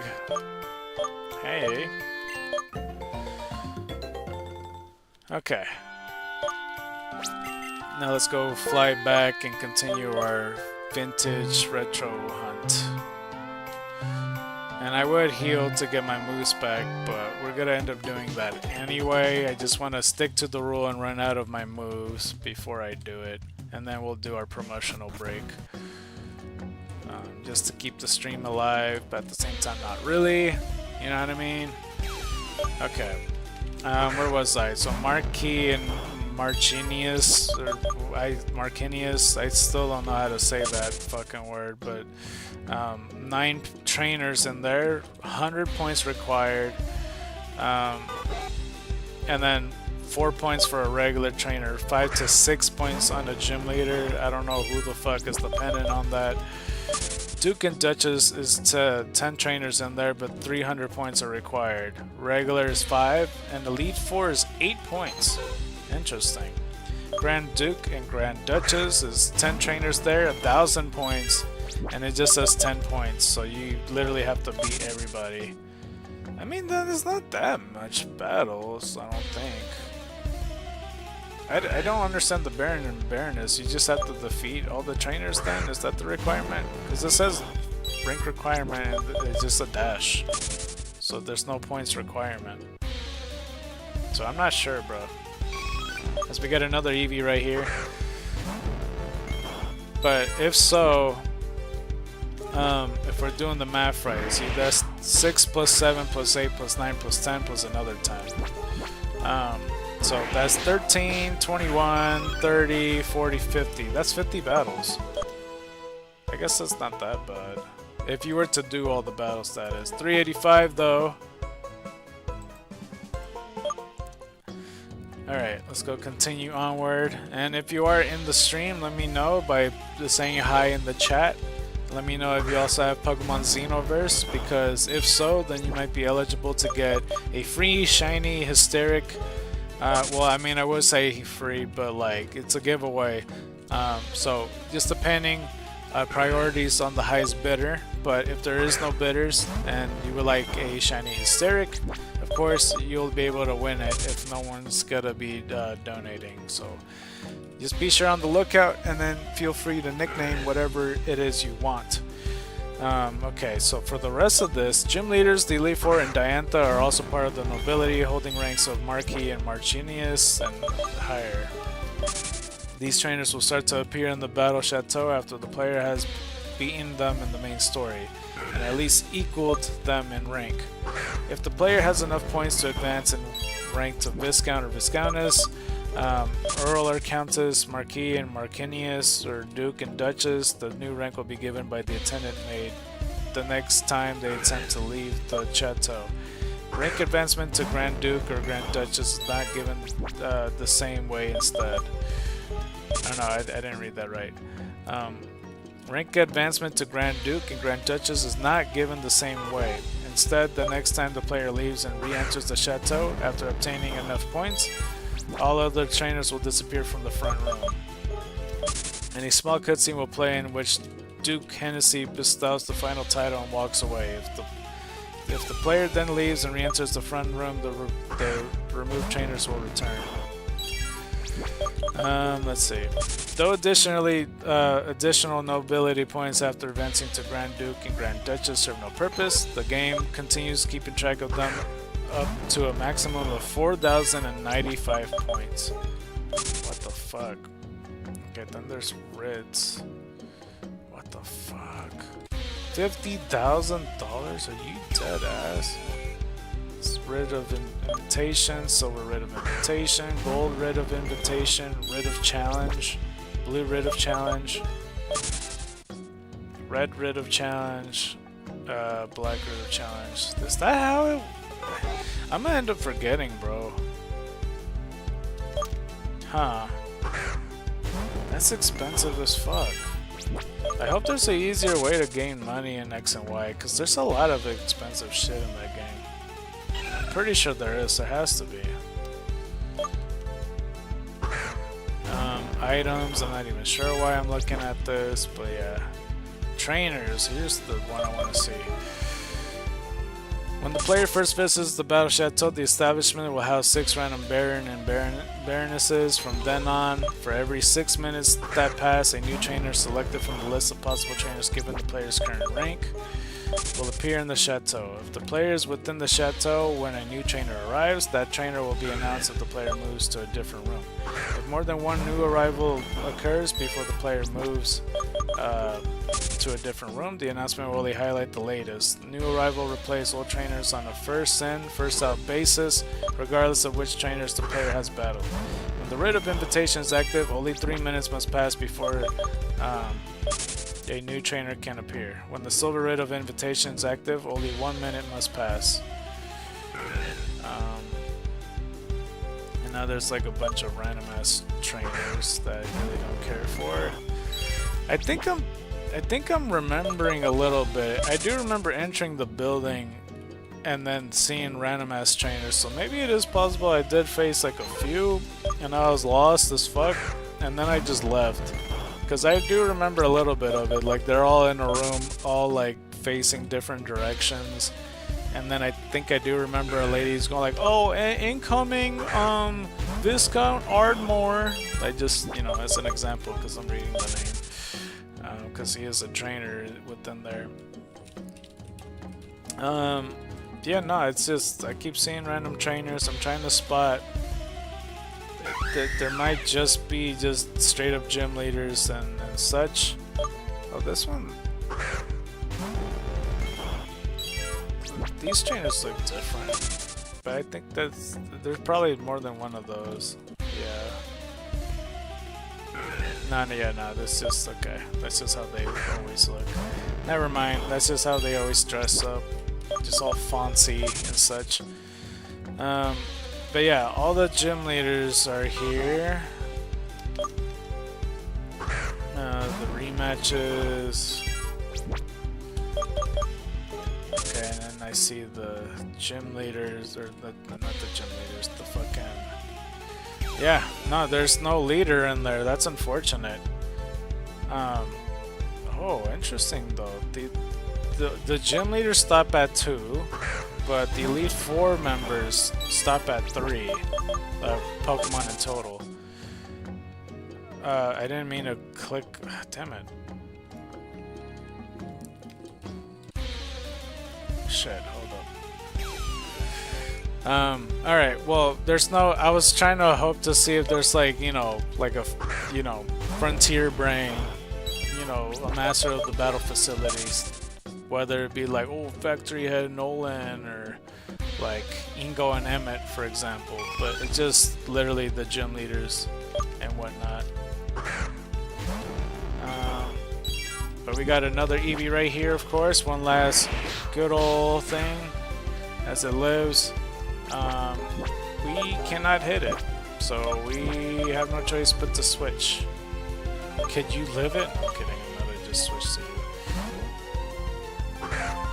Let's go with the Elite 4 of Kalos. We would call it a day. It's a spoiler warning, but it's all good. As we gain the number, we're at 386 now. We're doing pretty alright, I feel. Oh shit, I didn't mean to click it away. So, Malva is a fire-type trainer of the member of the Kalos Elite 4. In addition, she is also a member of the Team Flare prior to the organization's disbandment. Interesting enough. Let's go to the core series, if it lets me. Okay, hold on, it'll just run me while I do this.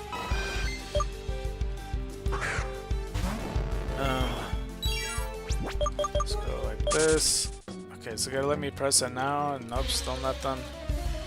I'm trying to press it, but it's refusing to open because of the advertisements bombarding everything. No, okay. Okay, there we go. In Pokemon X and Y, Malva appears as an Elite Four trainer of Kalos. She's also a news reporter and self-proclaimed star of the Holocaster. In addition to this, she is a member of Team Flare and expresses animosity towards the player for the team's defeat. Although her rank in Team Flare is unknown, she never battled the player as a member of Team Flare. She does know classified information accessible only to admins. She also appears in the post-game Looker Baru storyline, in which she helps the player and Looker stop 06 plans by providing the players with access to the hidden floor of Lysandre's labs. Malva appears in Pokemon Omega Ruby and Alpha Sapphire in the Player Search System's Holocaster feature, which is reused in the Pokemon X and Y. And in the Pokemon League, she has 4 Pokemon, which is Pyroar, Torkoal, Chandelure, and Talonflame. Did we give... No, we didn't give any types for Pyroar, did we? It's Fire Normal type. No, we did we? I think. No, we didn't. Yes, we did. What did I give her? Pyroar... Well, there's a male and female version. Did I give it... Fighting... If I were to give it a new type, I'll say Fighting Rock. I probably gave it something else, maybe like Steel type or fucking Grass, I don't know. But in case I didn't, then there you go. Torkoal, that's a pure Fire type. We'll make it pure Water type. Perhaps even Water Rock, who knows, but I feel like I gave that already. Chandelure is a Ghost Fire type. We'll make it Steel Electric, which we already did. Talonflame is new. Fire Flying type. I'm gonna be that guy again and give it Dragon... Fighting... No, Dragon Steel. Yeah, Dragon Steel type. I'm pretty comfortable with that. And the Battle Chateau, like I said, with the Elite Four members, they give her 3 Pokemon. So she has Pyroar, Chandelure, and Talonflame. She like takes out the Torkoal, which is interesting. And there are all these other rematches with the Blue Red challenges, which is interesting. So yeah, I don't know what that's about. I'm trying to spot if there's any Torkoals anywhere, just in case they're gonna throw me off with the rematches. Hotel what? Hotel Richissimi? The fuck? You could battle her there? She has only a Pyroar in X and Y. I didn't know you could battle her there. What? I don't even know where the fuck that hotel is, or how do you even battle that. I might have to look that up. But there doesn't seem to be rematches for the Elite Four in the Battle Chateau. It's just different variety of matches. What the fuck is this Hotel Rishimi shit? Rishissimi. Hotel Rishissimi is the large black building located at the Norfolk Boulevard in Lumio City that serves as a luxury hotel. Once a day, a man at the reception desk will let the players stay overnight, healing their Pokemon and adding 30 points of affection, 255 points of fullness in Pokemon-Ami, and the cost of $100,000. Everything in this game is expensive. Malva's fight in the hotel is part of one of the missions during the Looker side quest after upgrading the Mega Ring. Maybe I don't remember doing this. And yeah, it's just her. What the fuck? Yeah, I guess it's just a mission. I don't remember if I did this mission. I might have. Okay, interesting enough. Let's go to the next one. If it lets me. Okay, I'll give it some time. That's interesting though, for sure. Come on. Next one is Cybold. Cybold is a water type trainer and a member of the Kalos Elite Four. And let's go over to the core series games. In Pokemon X and Y, Cybolt is one of the Elite Four of Kalos region. In addition to this, he is also a famous chef.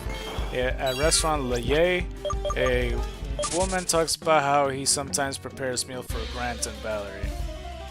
Interesting. We also got the 4 Pokemon that he is using, which is Clawitzer, Gyarados, Starmie, and Barbarical, which is a very unique team. I do know that he Mega Evolves the Gyarados, no? It just says his item he doesn't have any. I thought he did. Didn't he Mega Evolve his Gyarados? No, that's the Sandre. Oh, never mind. I think he's... Didn't in the anime he had like a Mega Blastoise though? He had a Mega something. I'm lost, bro. But yeah, Clawitzer, Gyarados, Starmie, and Barbarical. For Clawitzer, I'll just make it a Dragon type, because that gigantic fist is very draconic to me. And we already talked about Gyarados, so we made him Fire Dragon. Starmie, we said like Dark... what did I say? Dark Fairy? Dark... It can't be Dark Ghost. Unless I did. Something along those lines. Barbarical, we definitely didn't make that. We'll give it Steel Ground type as the easy, you know, go ahead for that. Actually, no. We'll make it Ground Grass. I think that's the easier method. In the Battle Chateau, he possesses 3 Pokemon, Clawitzer, Starmie, and Barbarical. They took out the Gyarados, which is interesting. But the Gyarados is dangerous. I think he had Moxie, right? Did he at least have Moxie? No, this one has Intimidate. So I guess I'm just wrong and I'm forgetting absolutely everything pertaining to Cybolt. I do know in the Gym Badge theory that I made, I was gonna make him like... Well, I mean, I theorized that he had a Gym Badge before, you know, become an Elite Four member. Because I opposed the pitch that, you know, maybe some trainers, you know, some Elite Four members, like how do they become like a good trainer? You know, some of them travel, some other ones don't travel as much, but they got some publicity that they're very good trainers. Like I feel like Cybolt, since he's a chef, he's not going to be like a traveling chef. Like if he did, he stopped it just so he could like stay and work at this spot. So I wouldn't put it past him to make a like a gym for him. And that's how he became famous or some shit like that. I don't know. Anyway, there's the... Yeah, this is just the same 3 Pokemon for all of these. Sorry for standing still. Hold on. Yeah, they just neglected the fucking Gyarados here. I guess that's the theme, is just neglect one Pokemon in your Elite Four team. I do like the fact that they changed it to 4 Pokemon. I still prefer if I face like 6 Mons, but it's still all good. But that's it for Cybolt. Now we're at Wickstrom, the Steel-type user that looks like a knight. Wickstrom is a Steel-type trainer and a member of the Kalos Elite Four. Alright.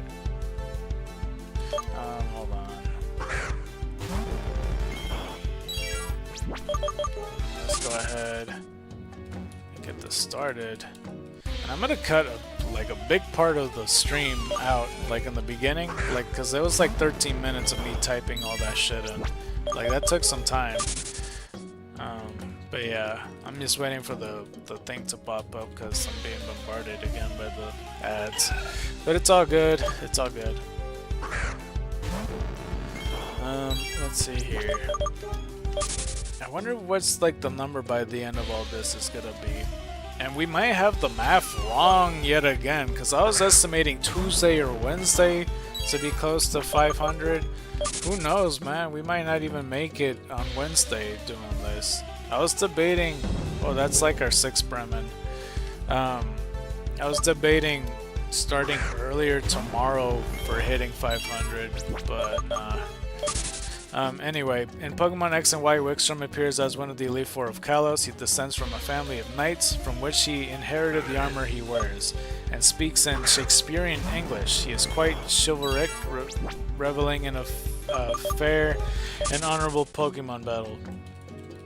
And he has 4 Pokemon, which is Klefki, Probopass, Scizor, and Aegislash. Klefki is a new Pokemon that I need to talk about. It's gonna be really hard not to say Steel Fairy type. Like, cause Steel type, you know, cause they're keys, like all keys mostly are made out of steel. So we could change them up into like a ancient wooden, you know, like a key, like a different type of key. Cause there's some keys that are wooden. So I'll make him grass type and maybe psychic type. So he could be like those, I don't know why I said Wake, like I was doing baby talk there. You know, he could be like grass psychic or something. So like it'd be one of those special talismans that, like, you know, could form and then become something else, like a very complicated key. Like if you ever see those shows where they make overcomplicated locks or some shit. Probopass, rock steel type. I think I made him ground electric, right? I'm pretty sure. Scizor, I made Scyther like dragon fighting. I made Cleavor like ground fighting, and I made Scizor like, or no, ground dragon. I mean, and then Scizor I made like dragon. What did I make him? Dragon fire? I forget. Or dragon ice. I always forget. I don't know why I always forget Scizor. Aegislash we haven't covered, or did we? I don't think we did. It's Steel Ghost type, which the Steel type is going to be very hard not to do it, but I think it's going to be the same logic as Klefki. Since it's a stone, it could, or stone. Since it's a steel sword, you know, there is wooden swords and there is some swords made out of stone, so we can make it ground rock, or not ground rock, grass rock, potentially. But that's not the best typing, to be honest, for a sword. So in the Battle Chateau, he has 3 Pokemon. He has Scizor, Aegislash, and Probopass. He just completely lost his keys, because Klefki is not in any of these teams. So let's take a look at the rest of them. As we get another Eevee to fight. Scizor, Probopass, Aegislash, yeah, it's the same, okay. I was not paying attention, clearly. I ran out of the moves. I was running around this whole time. Alright, well, we'll kill it with this. We could have done the whole fucking Sucker Punch lunch this whole time. Unbelievable. Alright, let's just Fire Punch it. And that increases our count either way to 387. Alright. Nice. And level 28 for Jalapeno. Torment, I'm good, I don't want Torment. I'm not even gonna bother looking at my moves for that.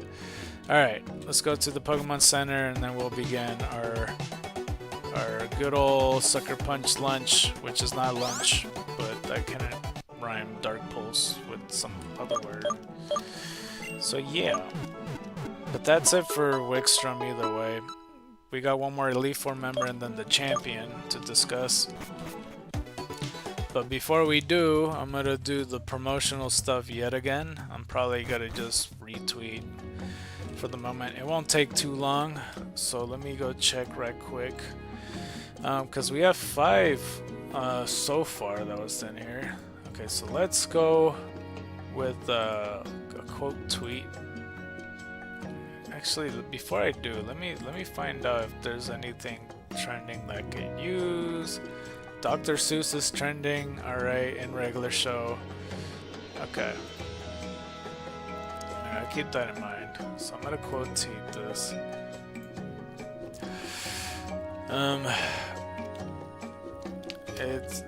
It's not a regular show or Dr.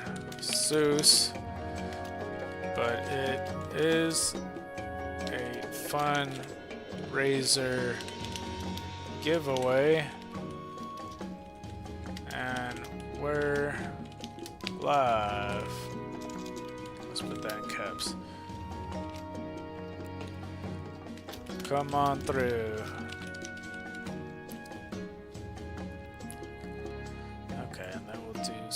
this. Sirens. Hopefully, no, I put 4. What the fuck? And then we'll put 3 more. Sirens. 1, 2, 3. And then we'll put hashtag Dr. Seuss. Do I have to? No, it stops. Okay. I'll just put Dr. Seuss. Hashtag regular show. Hashtag stream, I guess. Okie dokie. Alright, that's the quote tweet. Alright, we're good here. Let's go continue. Oh, I forgot to exit this one out. Okay. Let's go back. And we're at the count of 387. So let us continue. And let's also continue with Elite 4 Drasna, as we got our 7th Bremen, if I'm keeping count correctly. I probably don't need to, but I don't know. I'm kind of glad. Like I said, I was convinced that I saw more Bremens than Eevees. So in a way, I'm kind of glad I put them in the thumbnail, because I should have really put them on Friday, because we saw 31 of those shits. We saw 25 yesterday. Or 24 rather. Okay, Drasna is a Dragon-type trainer and a member of the Kalos Elite 4, and for the most part in the core series games, in Pokemon X and Y, Drasna appears as an Elite 4 trainer of Kalos. Her grandparents are from Sinnoh's Celestic Town, and taught her about the region's mythology surrounding Dialga and Palkia, which inspired her to train Dragon-type Pokemon. In Pokemon Masters EX, it is revealed that Drasna considers Pokemon battles to be a form of play. Drasna has a friendly, cheerful personality, but often shows a relaxed composure, which hints at her strength that knows no bounds. Her X and Y team of 4 Pokemon is Dragalge, Druddigan, Altaria, and Noivern. Dragalge, I don't think I've talked about, but I think I'll make it water grass type if I hadn't already. Druddigan, I just made him a pure grass type because he'll look like a tree bark Druddigan. Altaria, because he has dragon flying, and the Mega Evolution also has fairy type. I think I made him ice and electric type, you know, so there's that. Noivern's new though, he's flying dragon. This is gonna be hard, dude. I think I'm gonna make him steel electric, to be honest. Yeah, because, you know, he's gonna have like a speaker and shit like that. In the Battle Chateau, she just has 3 Pokemon, Dragalge, Altaria, and Noivern, so unfortunately, the Druddigan was abandoned. So yeah, so it seems like it's gonna be that for the rematches. Actually, yeah, now that I think about it, I think I did face Malva. I think I do remember that. Yeah. Because I think I remember that, and it was so fucking random. And it didn't even hit me that we see Malva in the beginning of the game too, because in the holocaster, she's the one speaking. Because I didn't really put too much brain power into it, because you don't really pay attention to the reporter that much, you know what I mean? Unless you like watch the news a lot, then you do. Or like if she's attractive or something, which, like, you know, Malva is. I'm not gonna deny it or anything. But that's pretty much it for Drasna. Now for the champion, where we're at Diantha. Diantha is a famous and renowned actress who's the champion of Kalos Region's Pokemon League and Pokemon X and Y. She is the only character in the game to have the trainer class Grand Duchess, which is interesting. So she is the Grand Duchess and the champion of Kalos and everything. Super interesting. Diantha appears in Pokemon X and Y as a famous movie star and a notable icon across the Kalos region. She is also a trainer, but shows more interest in other trainers who have real potential. She takes a special interest in the player from their first meeting in Cafe Soleil in Lumia City, and later when she meets the player again in Coumarine City. Later she reappears as the champion in Kalos region. After registering in the Hall of Fame, Diantha can be found in Cafe Soleil, where she will ask the player to trade one of their Pokemon for Rods holding the Megastone for Gardevoir, the Gardevoirite. She'll also appear in the Battle Chateau once the player has reached the highest rank, Grand Duke and Grand Duchess. And yeah, I didn't know you could trade her for Ralts. I hadn't done that. That for sure I didn't do. There's like a lot of places in X and Y, like I don't think I could remember everything that was in Lumio City. Let's just put it that way. Like I said, I forget that there's a fucking gym there half the time. Pokemon X and Y. All of her battles, Diantha's Gourgeist is average size. Diantha will always send out Gardevoir last and Mega Evolve it at the first opportunity. Interesting. She has 6 Pokemon, which is Hawlucha, Tyrantrum, Aurorus, Gourgeist, Goodra, and Gardevoir. Which, as they mentioned, Gourgeist is average size because there is like a small size and a large size one. Hawlucha, we did already say would be like Grass Dragon or something. We did Tyrantrum and Aurorus, and we did Gourgeist as well. We didn't do Goodra though, and that is the Facito legendary of the game. I think they made him Dragon Steel type for the other form, the Hisuian form, right? And then like the normal type is just Dragon. I'm surprised it's not Fairy type because it looks so much like a Fairy Tail, Fairy Dragon shit. So I'll give him. Oh man, there could be so many things. It could be Grass Poison, it could be Poison Fairy, it could be fucking Fairy Grass. So many things. I think I like the sound of Fairy Poison, so I'll give him that. And Gardevoir we've done, we gave all the forms Ice Dark, so that's pretty cool. But I try to always see like a commonality with all the champions that has a mixed team. I mean, Gary's a bit hard to talk about, but like since he has, I don't know, I always notice a lot of normal types that Gary has, especially in TCG Pocket. Like he has a Pidgeot, and he had a Fearow in the past, and he used Eradicate, you know. He does use 2 Psychic types, Alakazam and Exeggutor. What else? He used 2 ground types with Rhydon and like Sandslash, but then like in the anime he used Nidoking and Nidoqueen. So it just depends how you see it. Do you see him as a normal type trainer or ground? Like who he uses a little bit more of. Lance, you know, is Dragon, Steven is Steel, and then Wallace is always Water. Cynthia is a bit harder, but she does have more Water types. Just 2 Water types compared to the other Pokemon. I mean, I guess 2 Ground types as well. But she has like a well-balanced team, I would say. And then Alder, he has like 3 Bug types. But he's not like a Bug type user, you know? And for Diantha over here, like she has 2 Rock types, but I mean, she also has 2 Dragon types. Yeah. So it really depends on how you see it, unless you just don't really think about it. I don't know. But for the Grand Duchess, she pretty much, they let her use 4 Pokemon compared to like everybody else that, you know, gym leaders is just 2 and fucking you know, Elite Four members is 3. She has Hawlucha, Gourgeist, Goodra, and Gardevoir, where they took out the fossil mons, which makes sense, you know, because Grant's using them. So this makes sense to me. And there's the Rita challenge, and I don't know what's the point of showing this thing if it's just basically like an item perk. But they have the same team throughout the whole thing, and a gigantic fucking advertisement just covered my whole screen just now. What the fuck? But it's very interesting. Diantha is pretty cool. And that's pretty much it with her, and that's pretty much it with 6th gen. So that's interesting.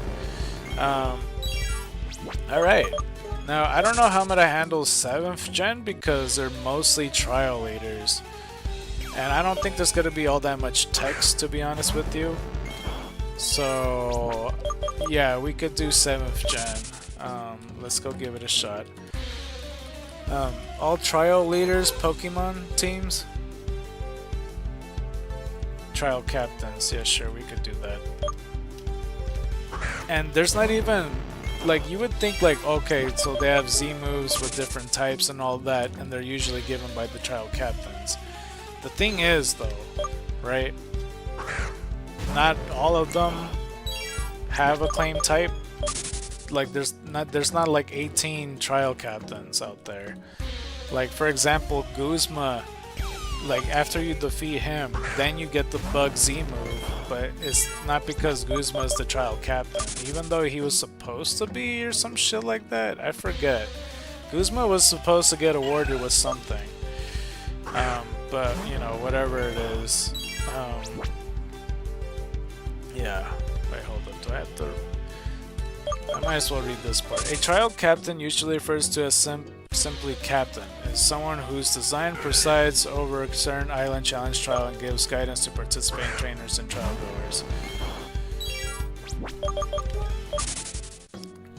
Captains have previously completed their own island challenges before becoming a captain, and they retire from their position when they turn 20. Mechanically, 20? Okay. Anyway, mechanically they can be seen as the Alolan equivalent to gym leaders, and like them, they specialize in certain types of Pokemon. Captains can be identified by the flower-shaped adornment they wear some place on their bodies, each with a different colored jewel to represent their specialized type. Unlike gym leaders, captains are not often the ones fought, but rather the totem Pokemon found at the end of a trial. Captains are known to be the ones to care for and train the respective totem Pokemon, as in the case of Lana training the Wishy-Washy that resides in Brooklet Hill.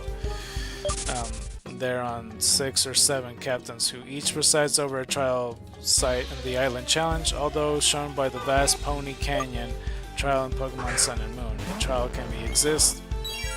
can exist in a functional form without a captain to preside over it. Normally, captains are chosen by the island's kahuna. However, in special circumstances, they may be chosen by the previous captain, as was the case for Molayne chose Sophocles after retiring. Yeah, Molayne. Yeah, I guess Molayne is after over 20, isn't he? I didn't think that age mattered for that. That doesn't make any fucking sense to me. Like, imagine like an inexperienced Pokemon battler that's under 20. Like, it would be like 11 years old. Like, you feel like you could outmatch him, right? Some shit like that. Let's see. Like some gym leaders, many captains are seen to have secondary professions or hobbies seen outside their usual job. Examples include Mallow, who worked at her family's restaurant, and Mina, who is a painter. All captains keep their Pokemon in Ultra Balls with the exception of Lana, who used Net Balls instead. They are part of the captain trainer classes. There's actually quite a bit of text here. Prior to the release of Pokemon Sun and Moon, captains were referred to twice as trial captains, once in a trailer and once on the official site. Both instances occur in text that is in the title case. It is unclear whether it was originally intended to be a proper noun or not, otherwise they were always referred to simply as captains.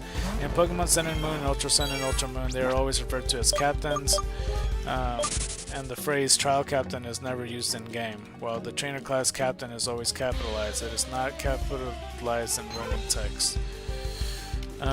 Subsequently, several articles in Pokemon.com use the term trial captains both capitalized as a proper noun as trial captain and in lowercase trial captain in the English localization. Pokemon Masters EX, some characters named Milo and Celine has referred to the position as trial captain.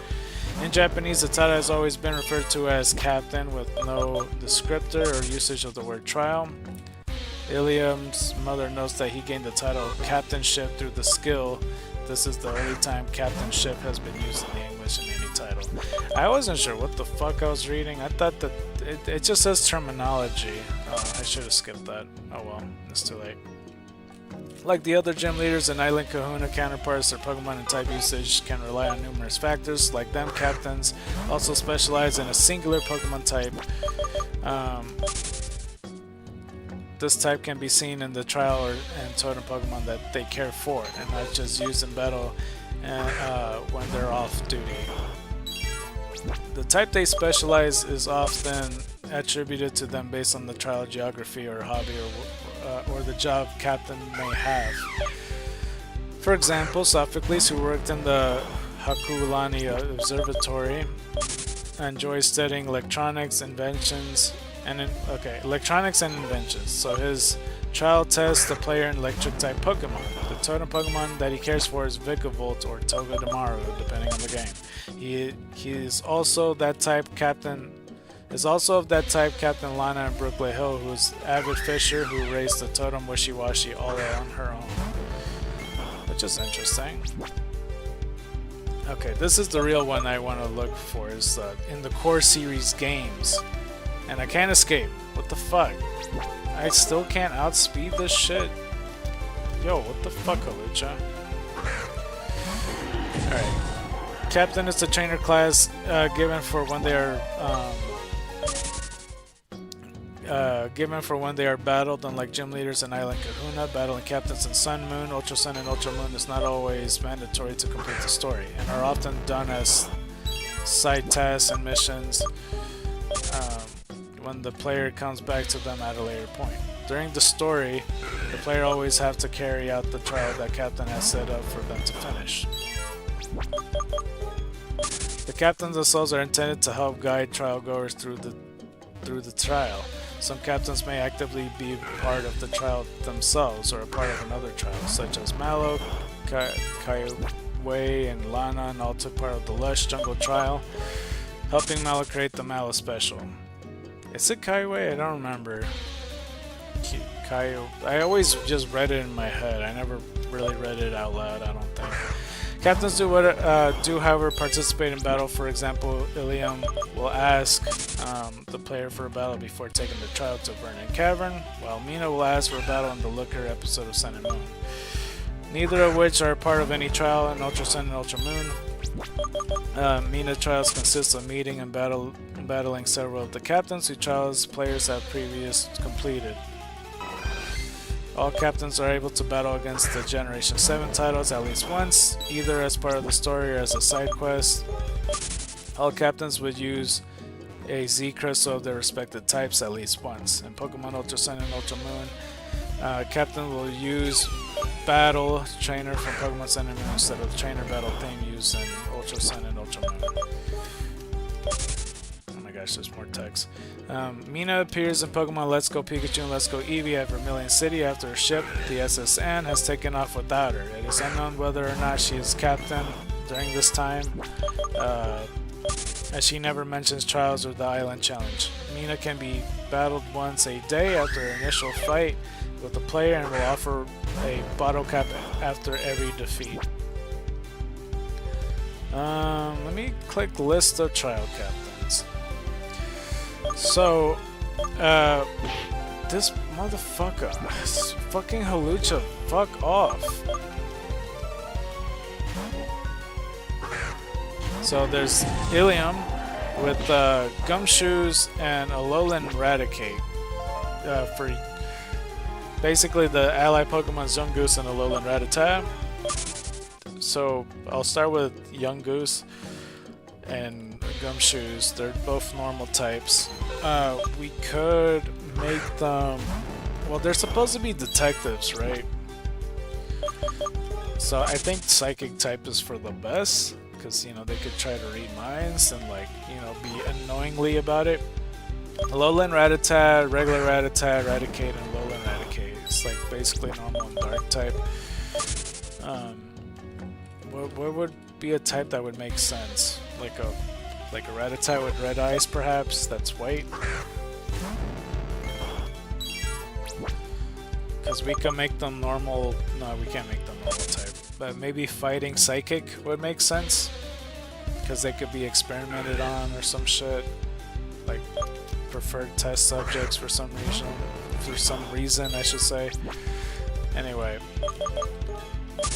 Lana is next with Wishy-Washy, school form, and Araquanid, with the ally Pokemon being Oh, this are like 6 Bremen? Ally Pokemon's Wishy-Washy and Alola, and then for the Araquanid's partners, Dewpider and Masquerain. For Wishy-Washy, I don't know what type I could make it. Maybe dragons? That'd be dope. Just all dragon. Alola we made fairy type. Araquanid's gonna be harder.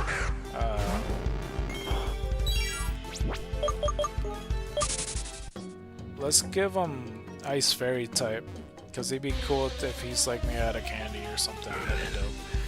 Masquerain we already covered today. Kaiwi, or Kawaii, I don't know how to say his name. Salazzle, and then Alolan Marowak. With Salazzle's ally Salandit and Alolan Marowak's ally Pokemon Salazzle, or ironically enough, I should say. Salandit and Salazzle, they're fire poison type. What's something else I could do? I want to give them something that's an impossibility to do anyway, because they're poison Pokemon that could poison anything, even poison types and steel types. And what's other immunities that could happen? Like, you know, maybe ground and electric. You know, they could be an electric type that could hit anything, even ground types. Or maybe it could be... Okay, let me think of other immunities. Let's see. So, yeah, ground type's immune to electric. Steel type's immune to poison. Ghost type's immune to normal and fighting.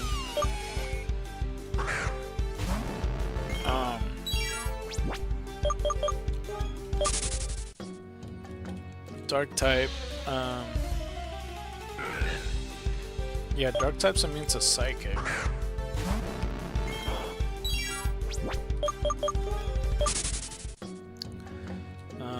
Let's see here.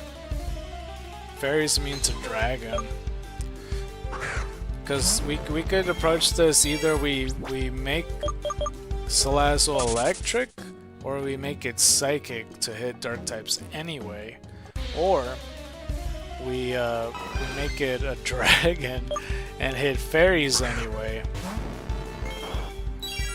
Or we could do a multitude of other types, like normal and fighting type to hit ghosts anyway. I don't know which one I prefer. I mean, dragon type makes sense, but like, I don't want to just stop it from there. Maybe dragon psychic, you know? Hit both fairies and fucking... You know what? Just hit all the types. Make this, yeah, dragon and psychic type, but he has electric moves as well. He could just hit any immunities it wants, except for steel types, ironically. Cubone and all that, I think what did I give it? Steel Rock or something? I don't remember what I gave Cubone before, but I know we covered it. But we got Mallow next with just Luranus. The ally Pokemon in one game is Trumbeak and Castform, and then the other is Comfey and Kecleon. For Luranus, isn't it just grass? It's just grass type, right? Okay, well, I'm gonna make it 100% bug type, because it looks damn near like a fucking... like a grasshopper almost. The Trumbeak line with 2 cannon and all that, that's gonna be harder. It's just normal flying type, right, throughout.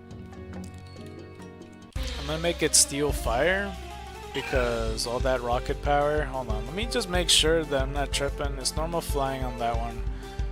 2 cannon is also normal flying. Okay, just making sure. Yeah, I'm comfortable with making it steel fire, just for the rocket power 2 cannon. That makes sense to me. Castform we already mentioned. I think we, like, you know, made it a psychic type normally, and then the other weather patterns, as we got our 7th Bremen, we would make it like ground type, electric type, and what else I said? Flying type, I think. Comfey is a pure fairy type, so we'll easily make it grass type. I mean, that's an easy one. Kecleon, I think we just made a dragon. I'm almost positive. unless we didn't do Kecleon. Ula Ula Island has Sophocles that has Vikavolt over here, whose partner ally Pokemon has 2 Chargebugs. For that whole line, crap. Yeah, Steel Dragon probably. Yeah, I'm okay with that. I'm forgetting what Chargebug. Is it just 2 of? I forget, bro. Hold on, let me check right quick. Yeah, Grubbin. Duh. Chargebug's the second one. Yeah, I'm comfortable with Steel Dragon. Togedemaru, though, is another story. I'll make Togedemaru probably Ice Poison type, because I can imagine him as a different Hedgehog. You know, try to make him slightly different than what I gave Sandslash when I gave him some extra types. Because I'm pretty sure I just made him Steel fucking Rock type or some shit. But his ally Pokemon are Skarmory and Dedenne. Skarmory, I think I made like a Ground Dragon type, or maybe it was Fire Dragon, I don't remember. Dedenne, I'm surprised hasn't... I don't think he was in the Clement team. Was he? Electric Fairy, normally. I'll make it normal Psychic. No, I don't like normal Psychic. Maybe Ground Fighting? Yeah, I'm okay with that. He's a little feisty hamster. There's Ace Rolla. Yeah, the Mimikyu is the totem Pokemon, and all versions of the Sun and Moon games. But one of them's ally Pokemon's Haunter and Gengar, and then the other one's Bannet and Jellicent. And when I say the other one, I mean the Ultra one, not the regular one. Mimikyu, since it's a Ghost Fairy type, I'll give it the Grass and Psychic type. Only because it's made out of cloth, and he could possess things and make it appear to be something else as like illusions, or make himself as an illusion as well to make the puppet thing work. It's not really a puppet per se, but it's a disguise, you know. We already did Ghastly Haunter and Gengar, like the male and female counterparts is like Dark Ice, and the other one's Dark Fairy. Bannet, we said Grass Steel, it's the same logic with the puppet stuff. Jellicent, I think I said Flying Fairy or Flying Ice or Ice Fairy, I don't recall. Pony Island is Mina with Ribombee, with Blissey Pelipper as the ally. Ribombee, I'm pretty sure is Bug Fairy, right? Which makes it extra harder. Hold on, let me just make sure. Yeah, Bug Fairy. So for Ribombee, I'll just make it fucking Dragon Psychic. Blissey, Chansey, and Capini, I think I made them Rock Fighting. Pelipper, I don't remember, but I think it was like Ice Steel or some shit like that. And yeah, those are all the ones pretty much. We'll take care of one trial captain at a time instead of looking at the totem Pokemon now. There's only like about like 7 or so. But there's Lilium, or Ilima. Ilima is the captain of Melee Island, Ferdinand Cavern. He specializes in normal type Pokemon. In the core series games, Ilium is a graduate of the trainer school on Route 1 and is admired as a hero by the students there. Some call him the prince of the trainer school. While he typically acts like a polite and dignified, he becomes a very different person in the midst of the Pokemon battles. The player first meets Ilima alongside Professor Kukui in the trainer school after defeating the teacher there. He later appears at the marina when two Team Skull Grunts disrupt his conversation with the player. After defeating the grunts, he challenges the player to a battle. It feels like it's been a while since we saw Eevee, by the way. I don't know how true that is. Yeah, I didn't even use Dark Pulses for the past like 20 minutes, it feels like. Jesus. Sucker Punch. Dang it. Bring your family. Sucker Punch. Dang it. Okay, Sucker Punch. Dang it. Attack me! Sucker Punch. There we go. That was like 4 of them. Okay, let's increase the count. I almost deadass forgot. 388. It's been a while. Where was I? The player first meets Ngl I'm alongside Professor Kukui in the trainer school after defeating the teacher there. He later appears at the marina when Team Skull grunts. Sorry if it repeated that.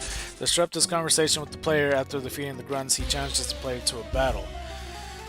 Ngl later appears as the player's guide to the first trial in Vernon Cavern. After clearing Hollis' grand trial, becoming the champion, the player can visit the second floor of his house in the Haloli City shopping district, where Ngl is in his room. He says he is researching on Pokemon battling and brings the player to the trainer school where he battles the player.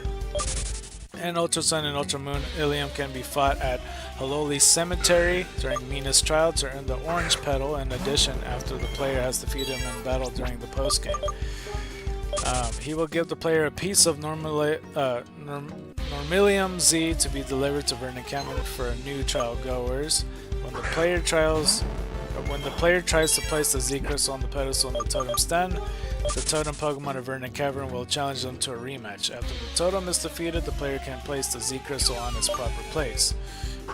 According to his mother, Ngl used to study in the Kalos region in the past. Oh, interesting. He was a foreign exchange student to them, I suppose. So yeah, Ngl kept his Pokemon in the Ultra Balls, as do all the other trial captains except for Lana. He has a Yungoos and Smeargle, which we already covered Yungoos and gave him Psychic type. Smeargle, I think we just... well, there's already a Fairy Smeargle, and I think I gave it Grass Poison, right? Because I made him like slush all the berries around, I forget. I think it was something like that. I basically made him Grafaiai. Yeah.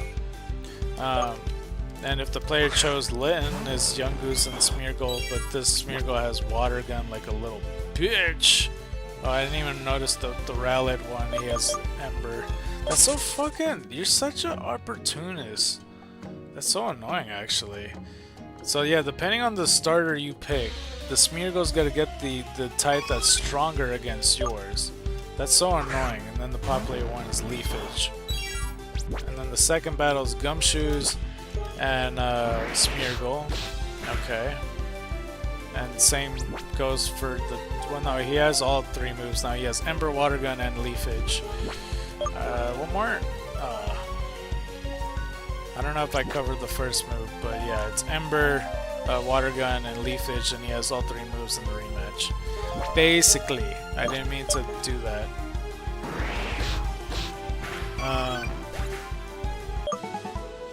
Okay, let's increase the count though. 389. But yeah, Ultra Sun and Ultra Moon is basically the same thing, with Ember as being the move, and then Water Gun, and then Leafage. I just don't like Ngl I'm just for that reason. And then in the... oh my gosh. In the meanest trial in Ultra Sun and Ultra Moon though, it's Gumshoes, Smeargle, and Komala, which we don't have a type for Komala, at least I don't think so. No, there is. I forgot who used Komala. I think we gave it like the grass type, no? Yeah, because he's holding literal, like a 2, not 2x4, but you know what I mean, like a fucking log of wood. Post game is 3 Pokemon, Gumshoe, Smeargle, and Komala. Okay, well that's the same team. And yeah, that's pretty much it for Ngl I'm. Next is Lana, which I always remembered Malo being first, so I'm not sure what's that about. So I really have no idea. Lana is the captain of Akala's Island, Brooklet Hill. She is described as an expert at water-type Pokemon who is dedicated to her family, and a reliable older sister who watches over her younger sisters. I don't remember seeing her sisters before ever, so I have no idea. In the core series games, though, Lana appears in Pokemon Sun and Moon and Ultra Sun and Ultra Moon as the captain of the trial of Brooklet Hill. In her trial, Lana asks the player to investigate a series of phenomena in the Hills of Water using the new Riot Pokemon Lapras. At the end, they must defeat a powerful seagoing totem Pokemon, which is a school form Wishy-Washy and slash Araquanid, depending on the games. She later appears near the end of Milo's trial with Kawaii.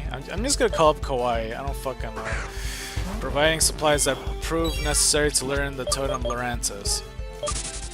After defeating Olivia, becoming champion, the player can visit Lana's twin sister, Harper and Sarah, in her home in Coney City, who has to play with them by battling them in a double battle. After defeating them, Lana arrives and is goaded into battling the player by her siblings. The battle takes place back in Brooklet Hill, where Lana uses Z-Rings, Z Power Ring, and Ultra Sun and Ultra Moon, along with Waterium Z attached to her Araquanid. Oh, I didn't know she battles. Why is it... Okay, so Sun and Moon is Z-Ring, but the Ultra Sun and Ultra Moon is Z Power Ring? I don't think I remember that tech. 390 though. We're at 110 away from finishing this. But yeah, I don't remember it saying Power Ring or anything like that, so I'm kind of interested in that. In Ultra Sun and Ultra Moon Oli, Lana also appears with Mallow at Lush Jungle during the Venus trial. She will give the player a blue petal as part of the trial, although the player must defeat her, Mallow, first. Afterwards, she and Mallow will offer to escort the player to Wella Volcano Park to meet Kawaii and get the next petal from him. And her team is Chinchou, Shelder, and Araquanid, with the Waterium Z on it. Chinchou, we gave it like fucking Ghost Fairy or some shit. I always forget. Shelder, we gave it Steel Bug, and Araquanid we already covered earlier today. In the Venus trial, in the Lush Jungle, her Pokemon is Lantern, Cloyster, and Araquanid. This is for Ultra Moon specifically. Okay. And then for Ultra Sun and Moon in post-game, I'm confused. Ultra Moon and that's it? For Mina's trial? Okay, I don't understand that. Sorry, I was distracted. Just seeing that is confusing me. But the same team on the other one though. And that's pretty much it for Lana. So now it's time for Kawaii over here. I'm just gonna call him that.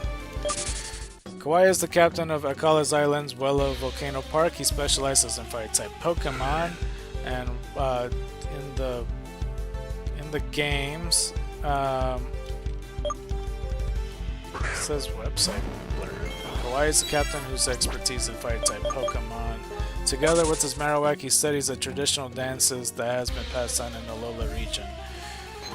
Kawaii appears in Pokemon Sun and Moon, Ultra Sun and Ultra Moon as a captain who provides guidance to trial goers with his Marowak. Kawaii studies and performs traditional dances from Alola. He says that his trials are different from the others, are meant to test the player's observation. As we got our 8th Bremen, if I'm counting correctly, the players can sleep on the bed of Paniola Town. The caption on the bed looks fresh and clean, but you can still detect a faint whiff of sweat. Kawaii appears to be good friends with the other captains of Akala Island, Mallow and Lana. He gave a man working in Mallow's restaurant a Magmar to encourage him to become a real Iron Chef. And in the story though, Kawaii's first appearance at the Battle Royal Dome in Royal Avenue, enjoying the Battle Royale that player had participated in, hoping they would bring the same heat to their upcoming trial at Wella Volcano Park. Kawaii then appears at the top of the volcano, ready for the player to take on the trial. In Kawaii's trial, he asks the player to identify the difference between two dances. After the defeat of Totem Salazzle, he will provide a Charizard on the player's rider page, ride pager to have access to Charizard Glide. Kawaii reappears in Mallow's trial, providing her with the thick glove using for stirring and mashing the food to summon Totem Loranus. At the end of the game, Kawaii appears with the rest of the captains at the festival in Icky Town after the player has become the champion. When he's not performing dance as entertainment, he's seen hanging around Lana and Mallow in the credits Sun and Moon, and a photograph taken by the player character is shown. Kawaii is shown performing a traditional lowland dance with his Marowak inside a building at Panneola Town. So, what was the thing I was gonna say? I forgot the fuck I was gonna point out. Shit. I'm trying to remember what I was gonna say. I was gonna mention something. It'll come back to me, I'm sure. Post-game and side quests. In a side quest in Pokemon Sun, and after defeating Olivia, the player can find Kawaii in his room in Panneola Town during the night. Upon speaking with him, he'll immediately leave for the thrifty Mega Mart at the Royal Avenue. Once the player arrives, Kawaii will be seen briefly speaking with his boss before requesting for a battle with the player. I keep thinking Ditto is like a shiny Pokemon because he comes out as a shadow. And then like I see a little bit of color. Once the player arrives, Kawaii will be seen briefly speaking with his boss before requesting for a battle with the player. After his defeat, he states that he has been fired from his part-time job, and he mentions his wish to travel to another region to further his studies for dancing. Shortly after telling his story, he will award the player the Reverent Battle Style. He can be encountered in the battle tree as a possible opponent and multi-battle partner Pokemon. Wait, hold on. He can be encountered at the Pokemon Battle Tree as a possible opponent for multi-battle partner in Pokemon Sun. Why is Lana not in that? Or Lilium or whatever. Ilium. Pokemon Ultra Sun and Ultra Moon story. Kawaii has very few differences between Ultra Sun and Ultra Moon compared to Sun and Moon. Retain mainly the same role as he did in the original titles. Like in the original games, Kawaii is first met in the Battle Royale Dome at Willow Volcano Park. Kawaii's trial and observations retain. However, the totem Pokemon that Kawaii has trained is an Alolan Marowak rather than a Salazzle. He reappears in Mallow's trial the same way he did in Sun and Moon. As we got another Eevee, Kawaii is met again during the Minas trial in both Ultra Sun and Ultra Moon, giving the player a red petal after defeating him and Hiker David during his encounter. It is also revealed that Kawaii is considered to make David his successor as a captain, although David is more interested in dancing. Afterwards, as we get another count right here, 391. Afterwards, Kawaii will offer to escort the player to Hakulani Observatory to meet Sophocles to get the next petal. And then post-game, in a side quest exclusive to Ultra Sun, after the player has become champion, they can find him in his room back in Pinola Town like they did back in Pokemon Sun. The sequence is nearly identical to that of Pokemon Sun, however this Pokemon will be higher level, fully evolved, and infused with the Viridium ZZ Crystal. He grants the Reverent Battle Style upon defeat. In Ultra Sun, he appears once again in the Battle Tree as an opponent and battle partner with the same Pokemon from Sun. Maybe Lana was in the Battle Tree and I was just not paying attention. I don't know. But he keeps his Pokemon in Ultra Balls. And he has Growlithe, Fletchinder, and Alolan Marowak. Growlithe, we already said Ice type or Dragon type, depending on the gender. Fletchinder, we already took covered, and we took over Marowak as well. Ultra Sun and Moon in the Mina trial. Arcanine, Talonflame, and Alolan Marowak. Post game, only Ultra Sun for some reason. Arcanine, Talonflame, and Alolan Marowak yet again. And in the Battle Tree, which I guess it was in theirs, a whole list of Pokemon he could be using. A Talonflame, another Talonflame, Marowak, Kangaskhan, Salazzle, Arcanine, Marowak, Kangaskhan, Salazzle, Arcanine. With different moves and abilities, pretty much. And he gives away a Magmar, or he gave away a Magmar. And yeah, that's pretty much it for him. There's a lot of text pertaining to him. Let's go to Mallow now, the fourth one. I can't escape yet again, dude. Why? Why do you do this to me? Why do you do this to me, sir? Mallow is one of the captains of Akala Island, whose trial takes place at Lush Jungle. She specializes in grass-type Pokemon. Let me just try to run away. Let's see here. In the core series games, Mallow is one of the 3 captains that are found in Akala Island. The other players being her friends Lana and Kawaii. She is an energetic girl who loves cooking, but her sense of taste can be peculiar. Her energetic behavior is often demonstrated either in battle and offering the players some encouragement before their trial. In relation to her cooking, she appears to have a taste of certain ingredients such as moo milk. Her own dishes are often considered to be delicious, with the Mallow special being her signature dish. This dish, while enjoyed by many, can be seen rather unfavorable to others. It is enjoyed by both people and Pokemon. In Pokemon Ultra Sun and Ultra Moon, she can be seen enjoying aromatherapy. Mallow has a habit of using cooking-related terms in her dialogue. Mallow is great friends with Lana, and as seen in Lana's concept art, they are seen doing deliveries together. She admires to be a great chef like Bold. Oh, interesting. Okay, Mallow resides in Konii City on Akala Island, along with her father Abe, what? And older brother Ulu. She works at her family's restaurant in the city, helping to gather ingredients for the restaurant by finding them at the Lush Jungle trial site. She also helps the business in deliveries. Mallow has plans to take over her family business, and according to her appearance in Pokemon Masters EX, based on her core series appearances, she was born in Akala as well.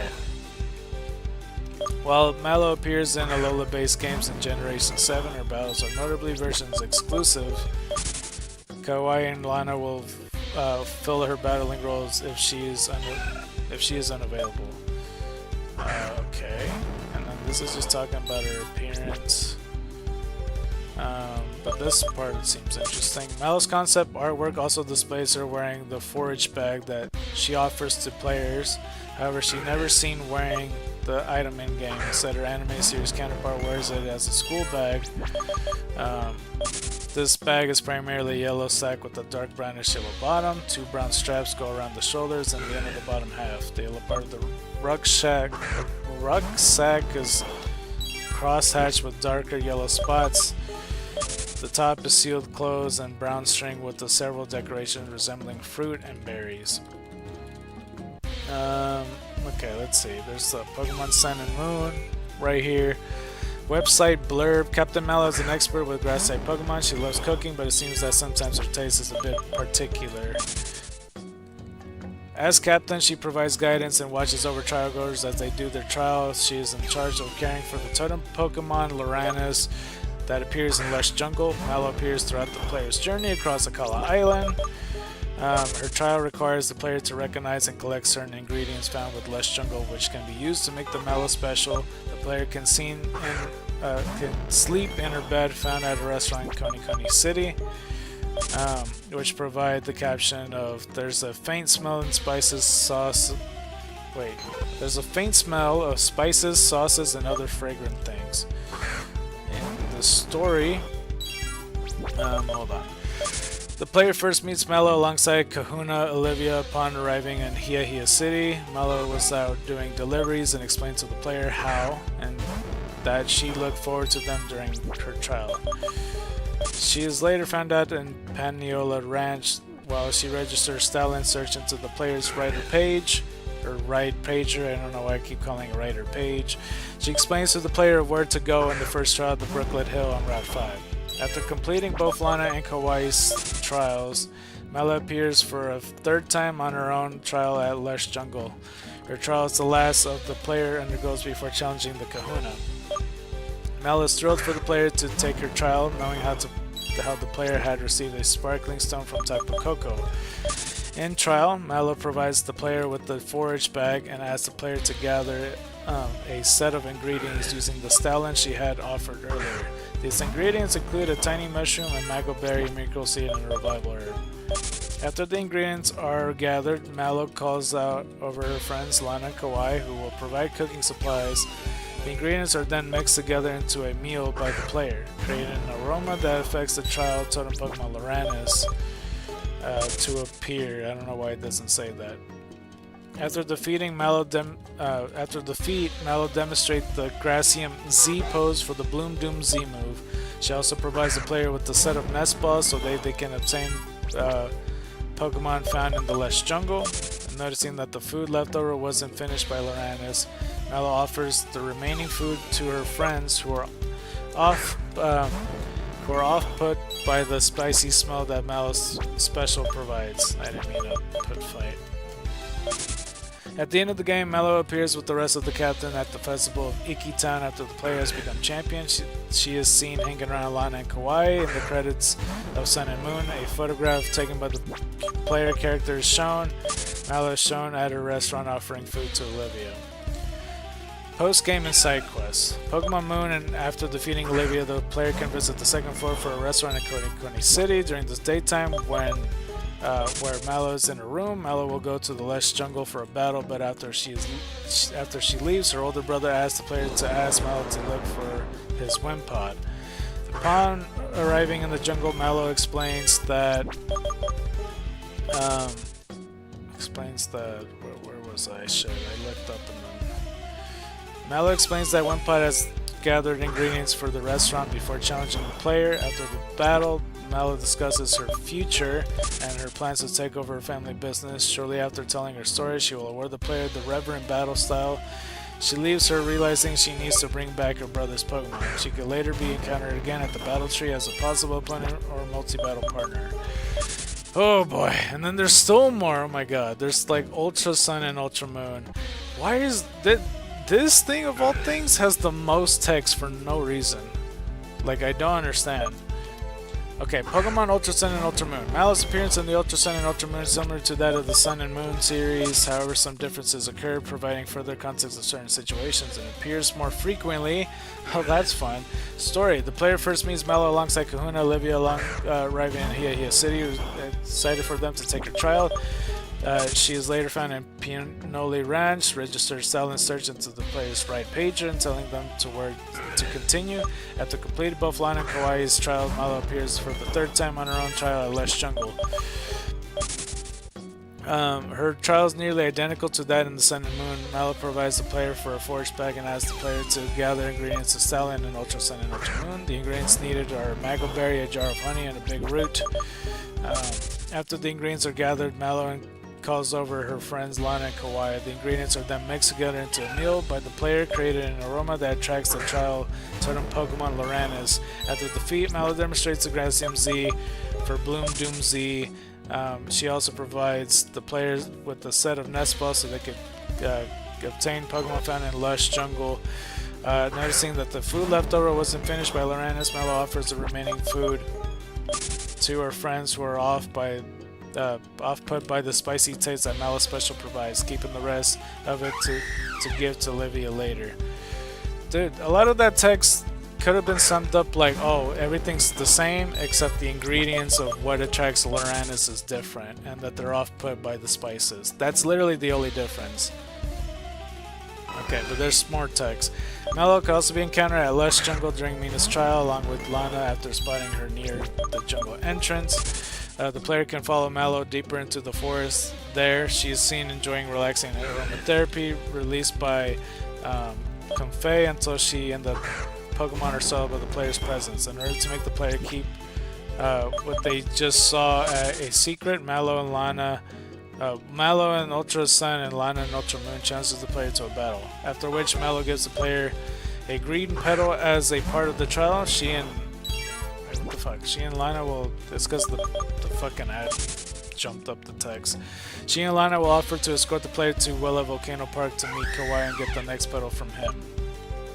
At the end of the game, Mallow appears with the rest of the captains at the festival of Iki Town. After the player has become champion, she is seen hanging around Lana and Kawaii. Post-game and side quests and the Pokemon Ultra Moon. After becoming champion, the player can visit the second floor of a restaurant, Coney City, during the daytime where Mallow is in her room. Then this begins a quest nearly identical to that in Moon, except in the Pokemon will be at a higher level, fully evolved, with infused with the Grassium Z. She will award. Wait, hold up. Yes, she will awards the player the Reverend battle style like in Moon. She can later be encountered again at the battle tree as a possible opponent or a multi-battle partner. And she has her Pokemon and the Ultra Ball, and finally her team, Phantup, Shitnotic, and Steenie. And yes, I did say Shitnotic because I hate that fucking Pokemon.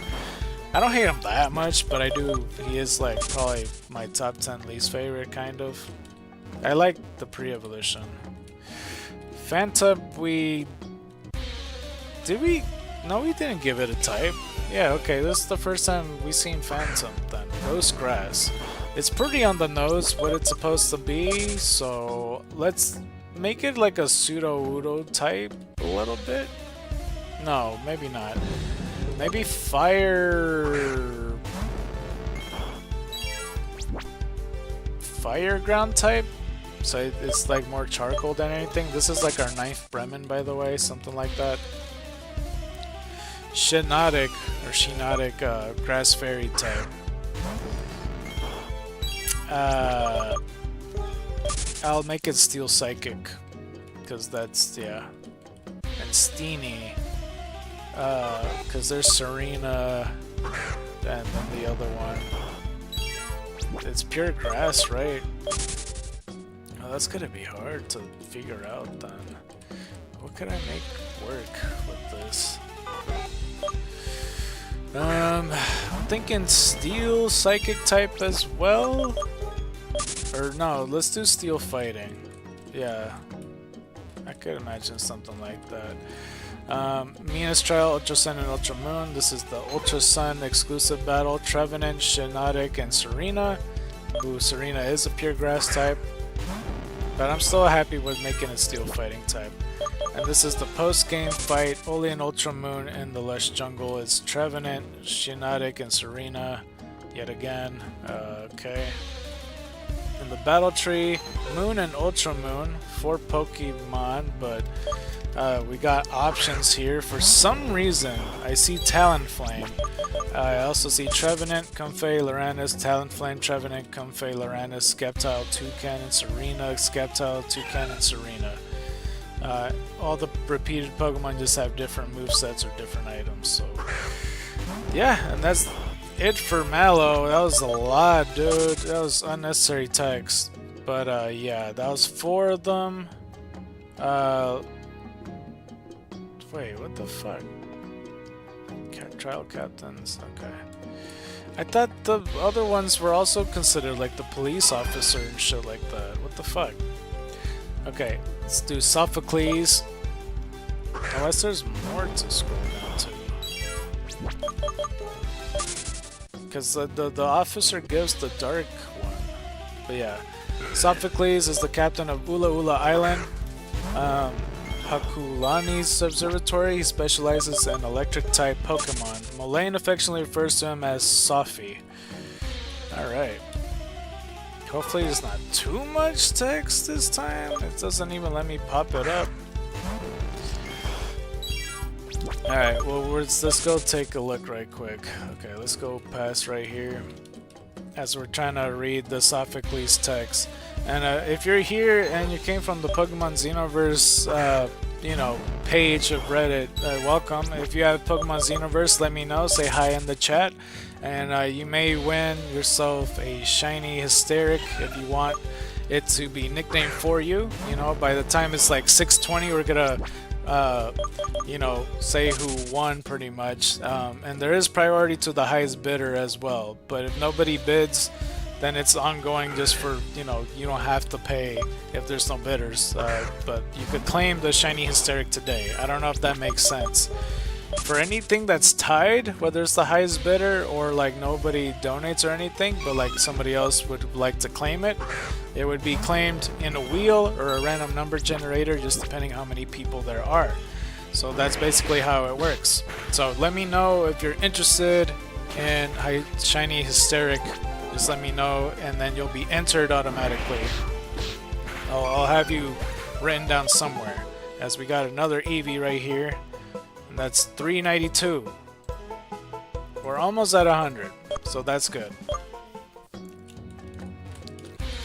But yeah, okay, so Sophocles is good with mechanics, having invented various machines, and shares a close bond with his cousin Molayne. I didn't even know they were cousins, I thought they were just colleagues. However, he's also quite shy. While captains are typically picked by their respective island kahuna, Sophocles was picked by his cousin to succeed him. Pokemon Sun and Moon. In the Pokemon Sun and Moon storyline, the player first meets Sophocles at the Hakulani's observatory at Ula Ula Island, where the captain reveals he built a machine he calls the Pink Totem Pokemon 2.0.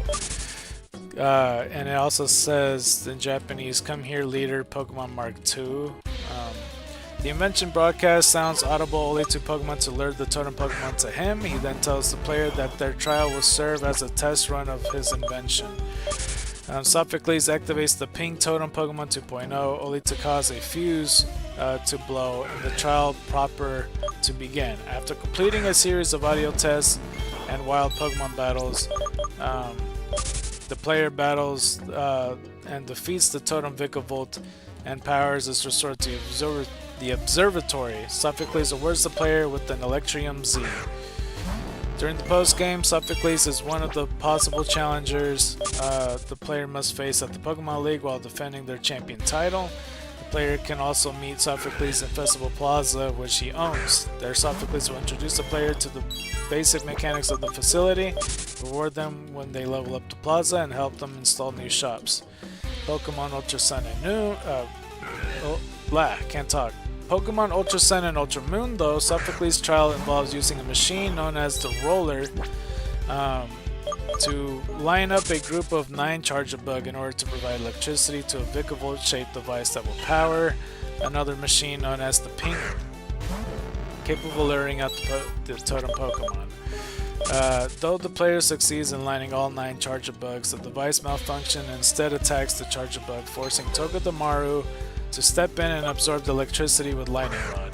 When the electricity is too much for Togedemaru to handle, it is saved by Totem Togedemaru, who then challenges the players to a battle. After Totem Togedemaru is defeated, Sophocles awards the player with the Electrium Z.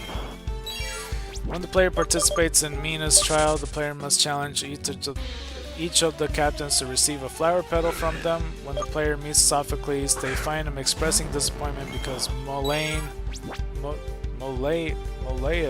they spelled the name wrong. It's not the same Molayne spelling as earlier. Molayne is temporarily leaving, and this is our 10th Bremen, I think. In Ultra Sun, Oli, Sophocles will then challenge the player to a battle. Afterwards, the player will receive a yellow petal from him and be offered to escort the next destination at Aether House at Route 15. Okay. Let's see. I didn't mean to do that.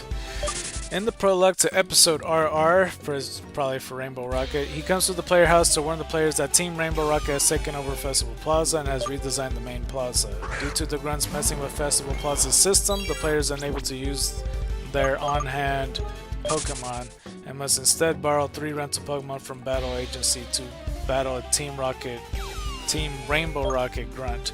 Once the grunt is defeated, Sophocles hacks Sophocles hacks Festival Plaza system and uses it to remove the grunts. Once everything has returned to normal, as we get another Eevee, Sophocles allows the player to use Team Rainbow Rocket's design to the main plaza if the player wishes to, well as giving them an eject button. So yeah. Alright. So now we got ourselves another Eevee. That's another one for the count. 393. 393. Hot, hot, hot. Alright. Okay, like in the original Sun and Moon game, Sophocles is also one of the possible opponents for the title defense battle in the Champions Room at the Pokemon League. He also initially appears as a boss at the Battle Agency, though after episode R has started, He replaces his own boss avatar with the battle program mimicking Giovanni's appearance. And then there's Sophocles' Pokemon, which is 5 in his team. He got Togedemaru, Magnezone, Electivire, Vikavolt, and Alolan Golem. Interesting.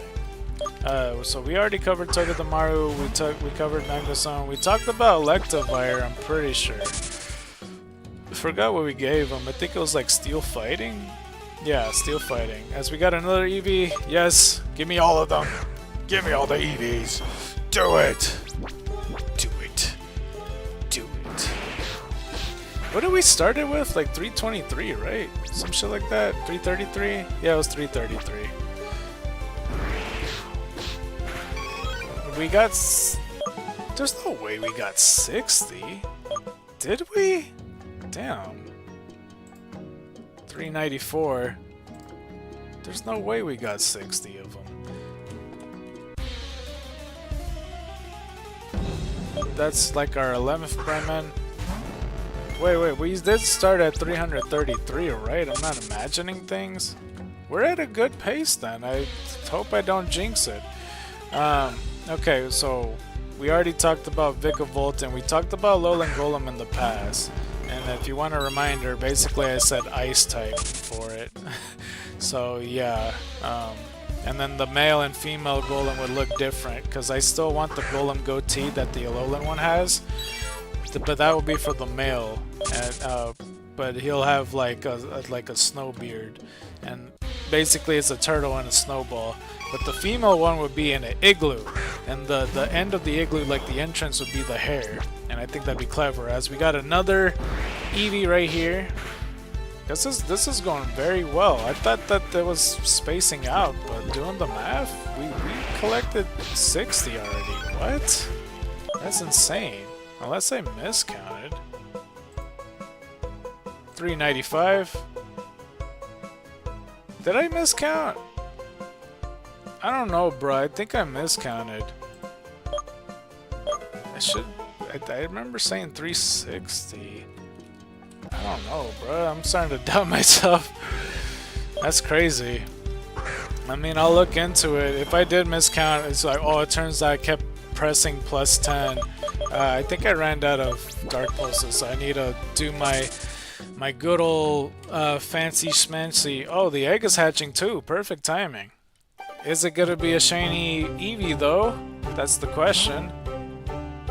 Of course not. Okay, this is like 23, so in Spanish is like 23. I can't fit that. 23. There we go. Okay, well we're going back anyway to do both, and then we're gonna have a promotional break so I could, like, you know, do my promotions on Twitter or whatnot. Check the Reddit. I won't check my messages though. I'll save that for later.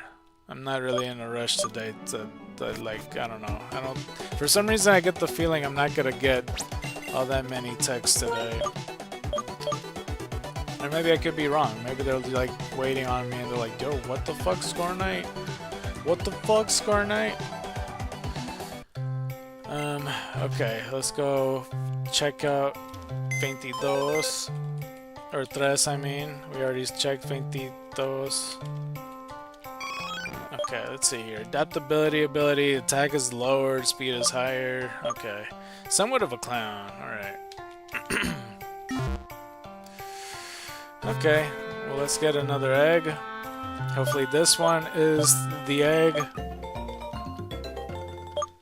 Alright, and let's go fly back.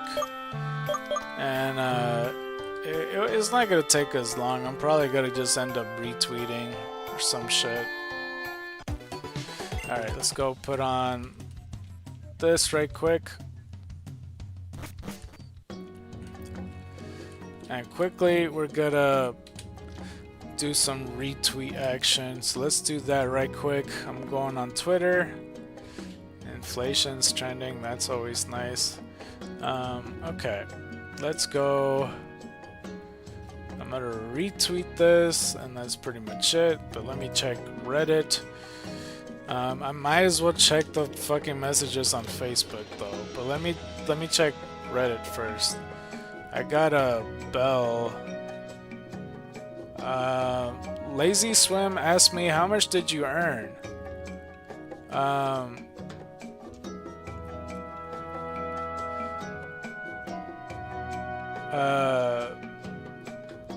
gonna say 0. Nobody showed up to the stream to say hi. Hi, unfortunately. Unfortunate. I can't spell. Unfortunately. I used to know how to spell that word. This? Unfortune. Okay, let me look up Google how to spell unfortunately, bro. Unfortunately.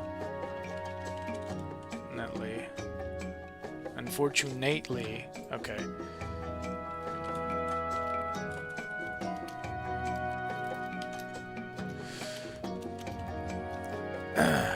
But thanks, Lazy Swim, for messaging and checking up. I'm sure you stopped by either way. 373 though. I guess I was at that point. I remember reading 360, and I remember the other thing. Okay, let's might as well go to Facebook. Let's bite the bullet. He asked that 3 hours ago, so that was very early in the stream.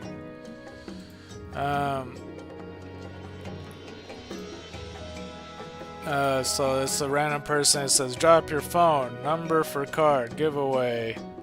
I'm just gonna put I'm good.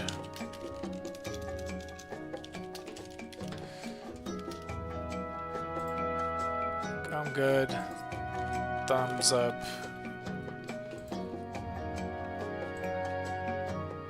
And if he messaged again just to be insistent, I'm gonna just have to block his ass. Eduardo Lopez. Hola, ¿cómo estás? Yo sé que te tomaste un minuto para leer mi chat, pero ¿te puedo hacer una pregunta? Let's just say no. Let's see. Okay, somebody else did that. I just don't want to get advertised on something else. Like, I know I'm doing that to you know, stream and hope that people visits the stream, but I really don't like it when I get shit like WhatsApp or like, oh, go do this thing. But I'm pretty much good, by the way. Hold on, let me just get it to the live streaming thingy. Just go like, oh, you want to go do this business thing? I don't think they realize, had they seen the stream, they would be well aware that I'm broke as fuck, and doing business with me is beyond pointless when I have no money for them. So they're legit wasting their time. I'm just saying.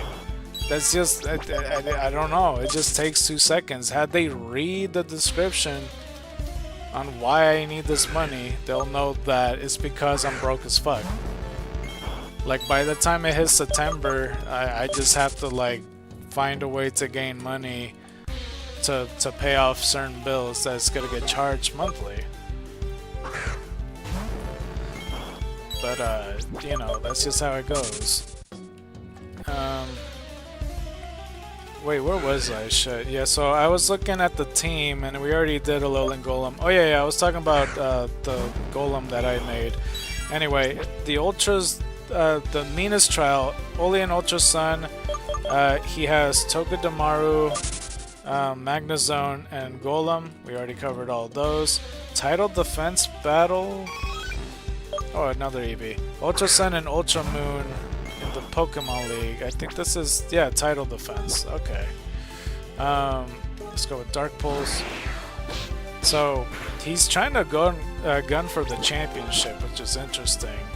I think I'll just do another Dark Pulse. Toga Damaru, Magnezone, Electivire, Vikavolt, and Alolan Ngl I'm, just like before.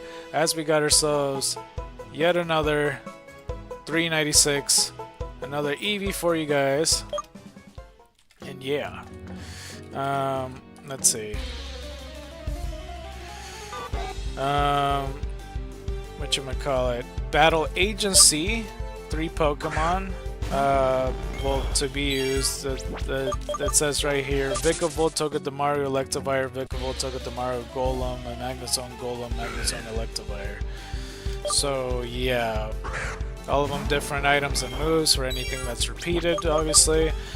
I don't like the fucking the 6th gen place with the Battle Maison and like the Battle Agency. Like I miss the Frontier, like the Battle Frontier type. Like I like the Battle Factory. Give me that shit. Give me the Battle Pyramid. Give me the Battle Arena or Dome or whatever the fuck it was called. Like the one with Tucker. Oh, our pack is ready, by the way. We'll take a look at that when I get the chance. Togedemaru, Chargebugs. We basically already read those. But that's it for Sophocles. Next is Ace Rolla. I guess we're going for just captains. Maybe because the other ones aren't considered captains, but they are considered like maybe guardians in a way that they held this. But let's look at Ace Rolla. Ace Rolla is the captain of Thrifty Mega Mart's abandoned site on Ula Ula Island. She is also a ghost type trainer and a member of the Alola's Elite Four. So maybe I'm like jumping the gun on this one, but we'll look at the other ones in a second.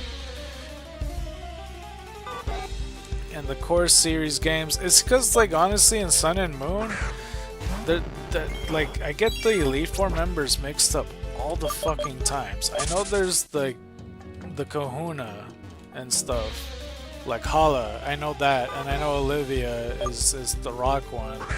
And I think I remember Mundane or whatever, like Sophocles' cousin apparently. I remember him, and I remember the golfer lady.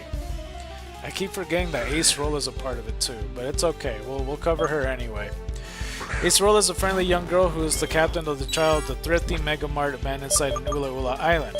She is an orphan who lives at the Aether House, where she plays with the children and Pokemon that lives there. Ace Rolla is the last living member of the Alolan royal family. What? Wait.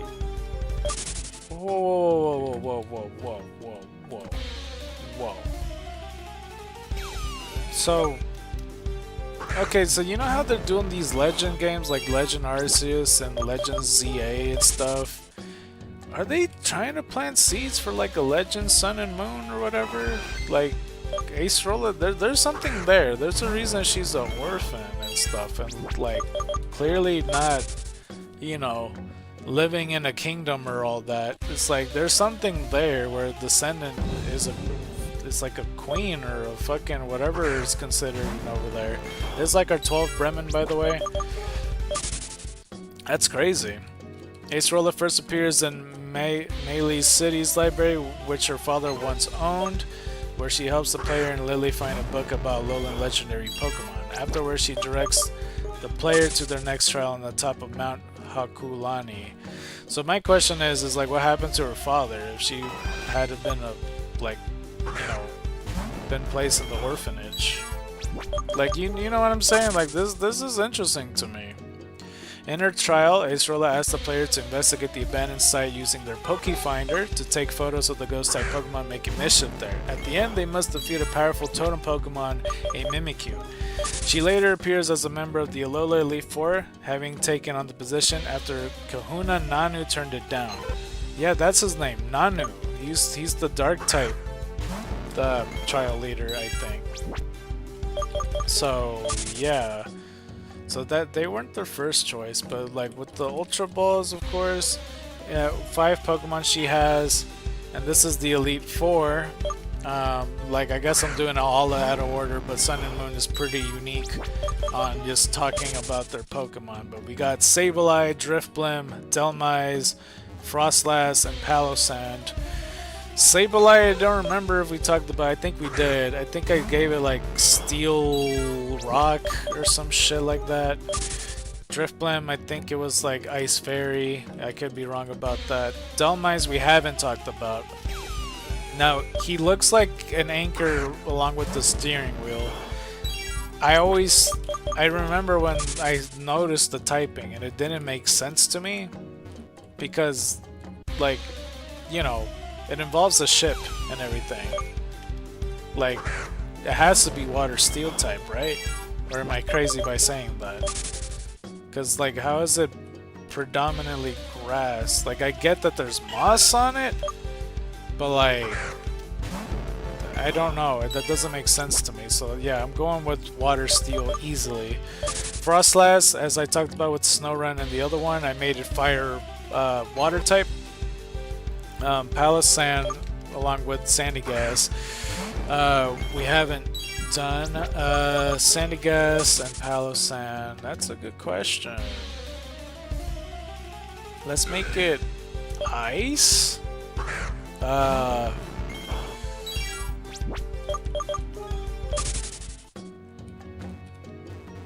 Maybe ice fairy type, because it could be like magical ice that, you know, symbols the part just like Palossand.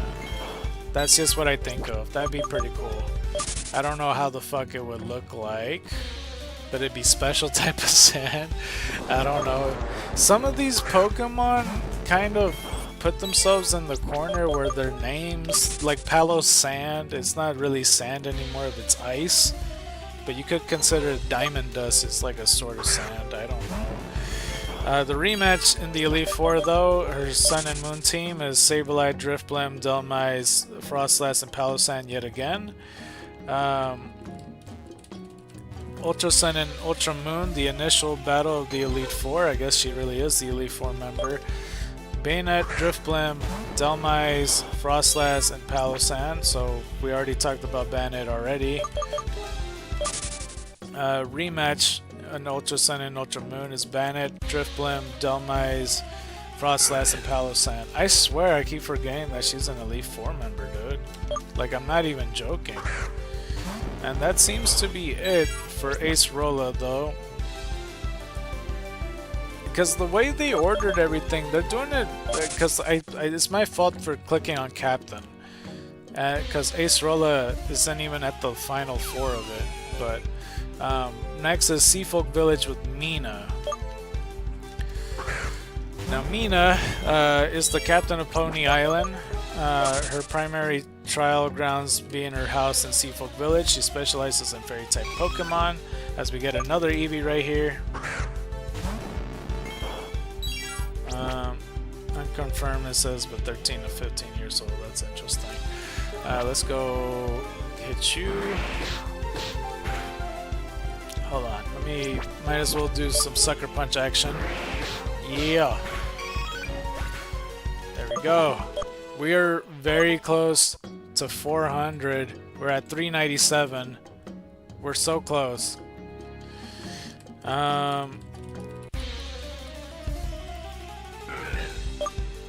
Where was I?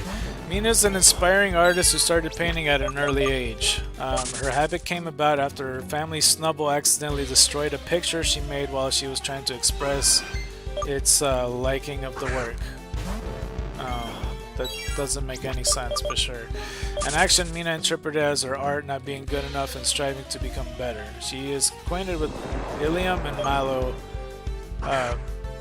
She is acquainted with Ilium, and Mallow keeps one of her paintings in the foyer of her family's restaurant.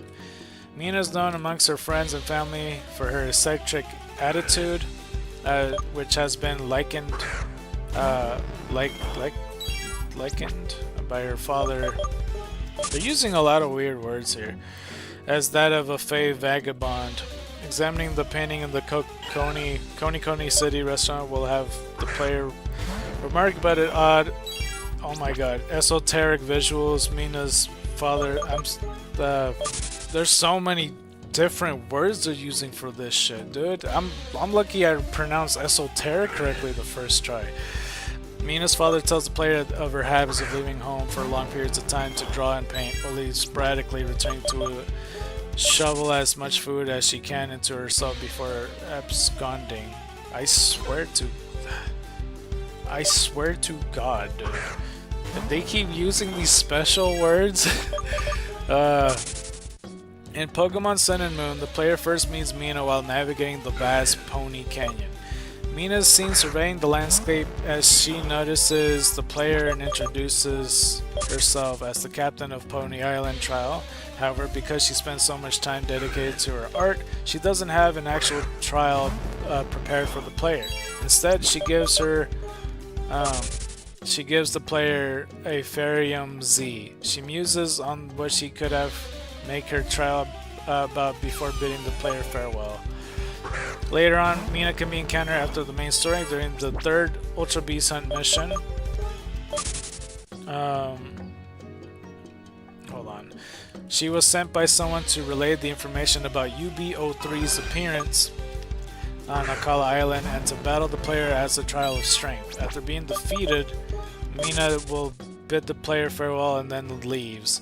Mina could also be encountered once more in Pony Gauntlet, where she says she was just done doing 100 sketches and is resting. Sorry, not resetting. Hundreds of sketching and is resting because she has defeated all the trainers in the area.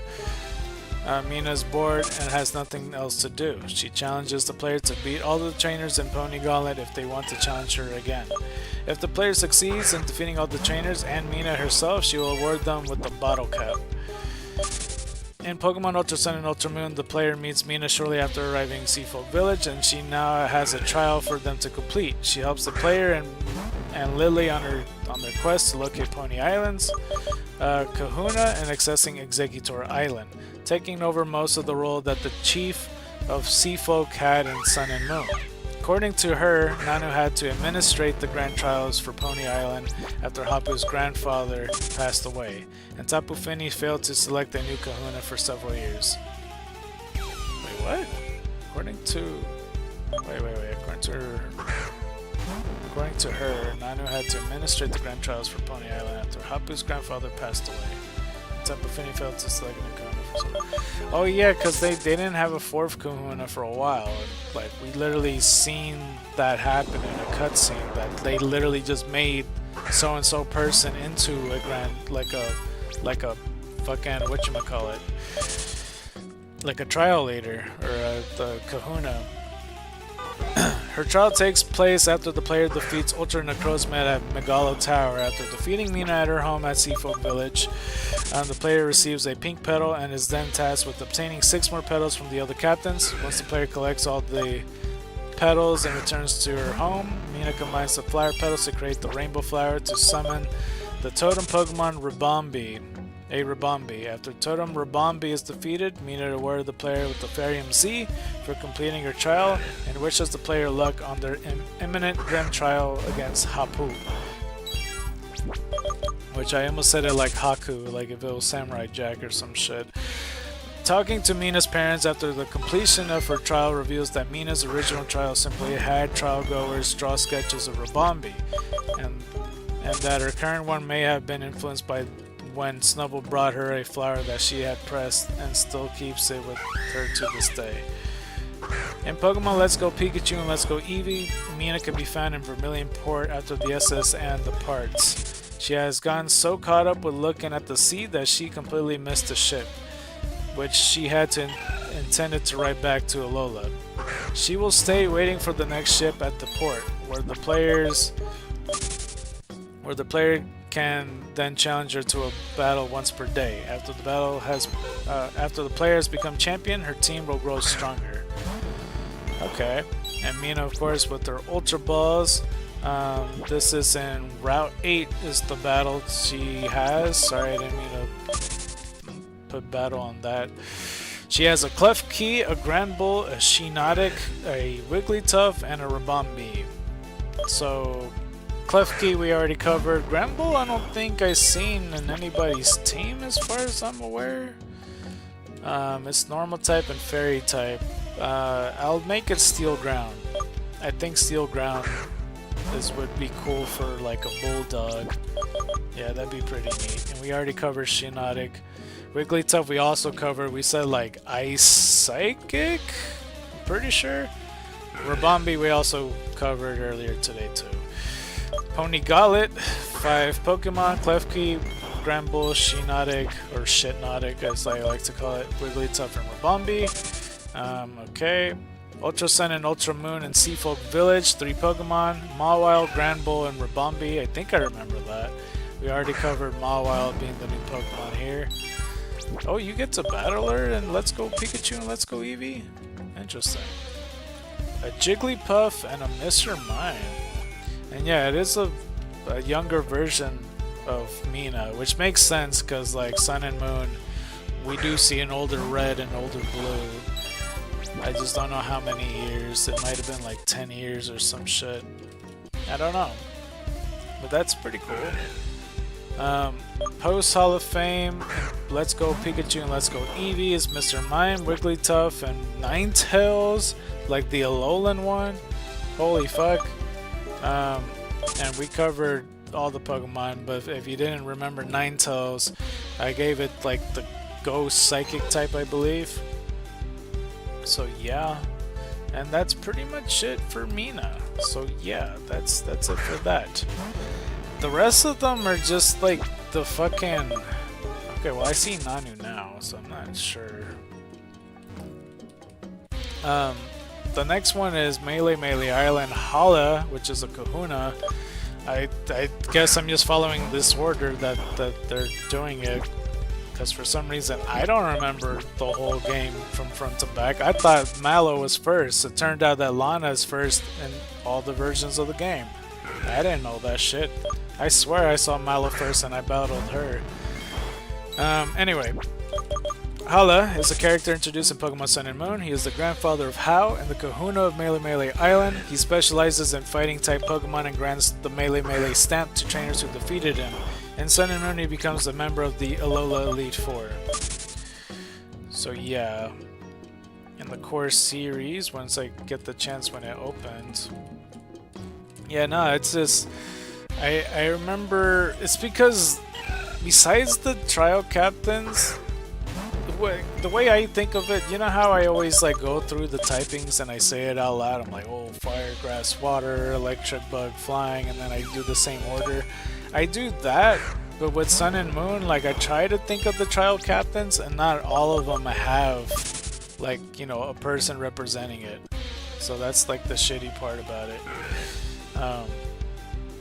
Because like I said, I don't think Guzma counts as the guardian of the bug type, you know, Z move, but that's how you obtain it at like Ultra Sun and Ultra Moon or some shit, I forget.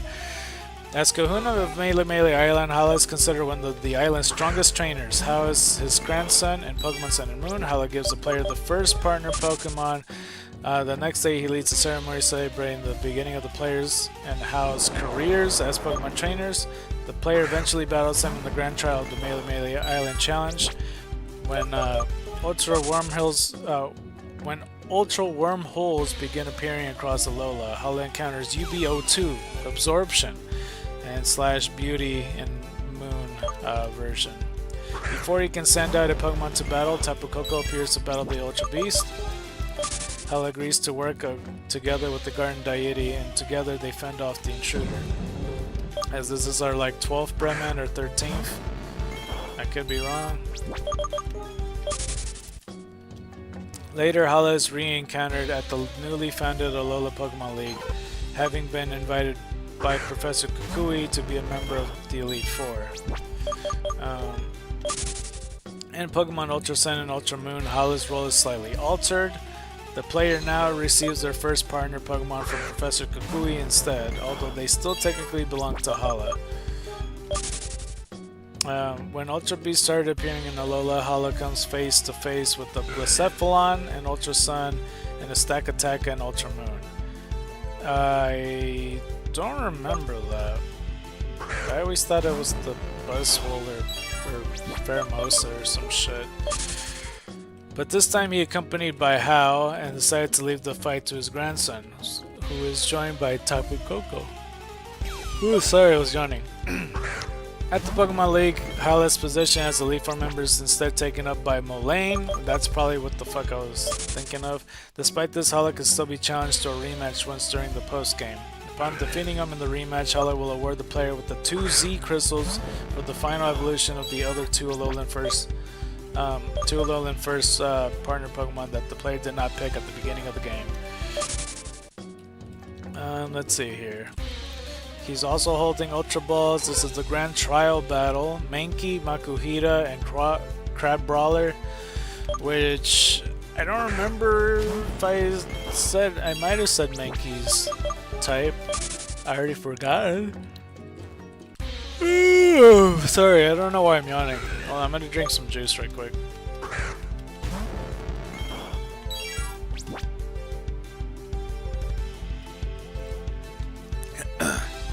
Sorry. I was meaning to drink that sooner too, and I kept forgetting because I kept reading it. I think I gave Mankey like Fire Electric type, or either that or Fire Steel. It's probably Fire Steel. That's probably the one that makes sense. Makuhita, I just made a Water type. I remember that much. He's like another surfer. Crab Brawler, easily Water type. Like I'm just gonna do that. Fuck it.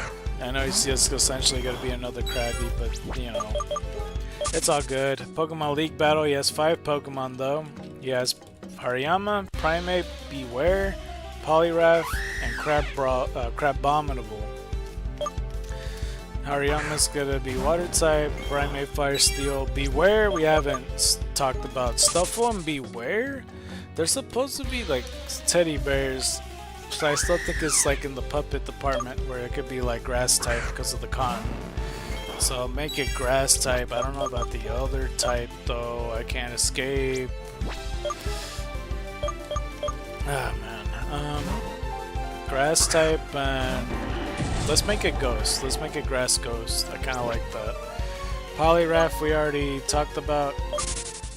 It was like ice psychic I believe. Crabominable is fighting ice, but we can make it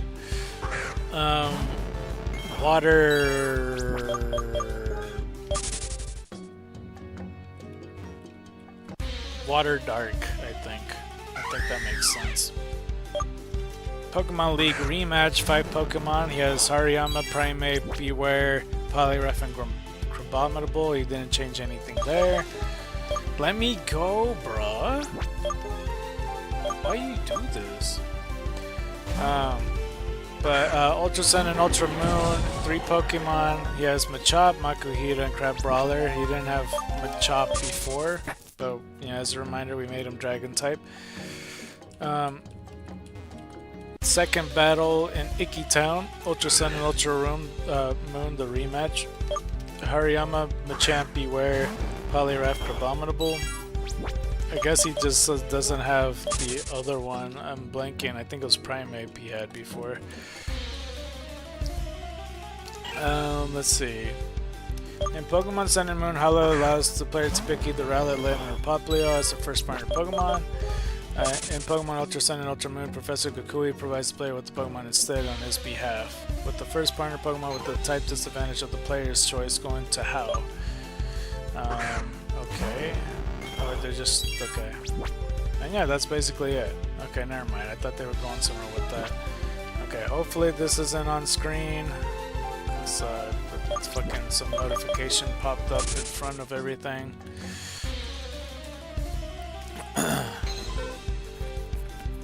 Let's see here. So next is Olivia from Akala Island. Olivia is the character introduced in Pokemon Sun and Moon. She is the Kahuna of Akala Island and a member of the Alola Elite Four. She specializes in Rock-type Pokemon. She grants the Akala Trial completion stamp to trainers who defeated her Grand Trial. And yeah, it's pretty legit. Let's see. In addition to being Akala's Kahuna, Olivia owns a jewelry and accessory store in her hometown in Konikoni City. Despite being chosen as a Kahuna at such a young age, Olivia maintains that she is just an average girl. The player eventually battles her in the Grand Trial of Akala. Olivia is later revealed to be one of the trainers Professor Kukui invited to act as the Elite Four of the Pokemon League of Alola. Pokemon Sun, Moon, Ultra Sun, and Ultra Moon. Website blurb. Olivia is the Kahuna of Akala Island, the second island you visit on your island challenge. Her skill is extraordinary, as can only be expected from someone chosen to serve as a kahuna at such a young age, yet she still insists that she is just a normal girl. Olivia is one of the Alola's 4 island kahunas who first debuts in Pokemon Sun and Moon and returns in Pokemon Ultra Sun and Ultra Moon. As kahuna of Akala Island, she helps govern the island, as we got another Eevee right here, and participate in the battle of the Grand Trials in Akala Island. Story. Once the player and their friends make their way to Hiahia City on Akala Island, let me see if I can do this right quick. Nope. Hold on. Sucker Punch. Thank you. Thank you. Okay. 398. It's been a while since we saw it, actually. What was I saying? Where was I? Shit. Wait, where was I?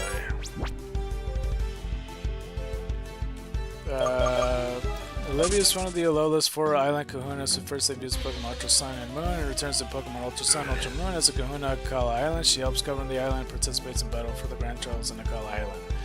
I don't know if I read that part already, but basically that statement's pretty obvious. I deadass forgot where I left off. I know I read the blurb thing. It's like, oh, and she's just claimed she's a regular girl or whatever.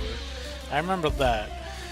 Anyway, story. Once the player and their friends make their way to Hiahia City on Akala Island, Olivia, as well as Mallow, one of the Akala's trial captains, will greet them. The two were in the middle of Mallow's deliveries before spotting the group. She forms a friendly banter with Professor Kui and tells Hao and the player that she is excited for the Grand Trials. Olivia leaves with Mallow.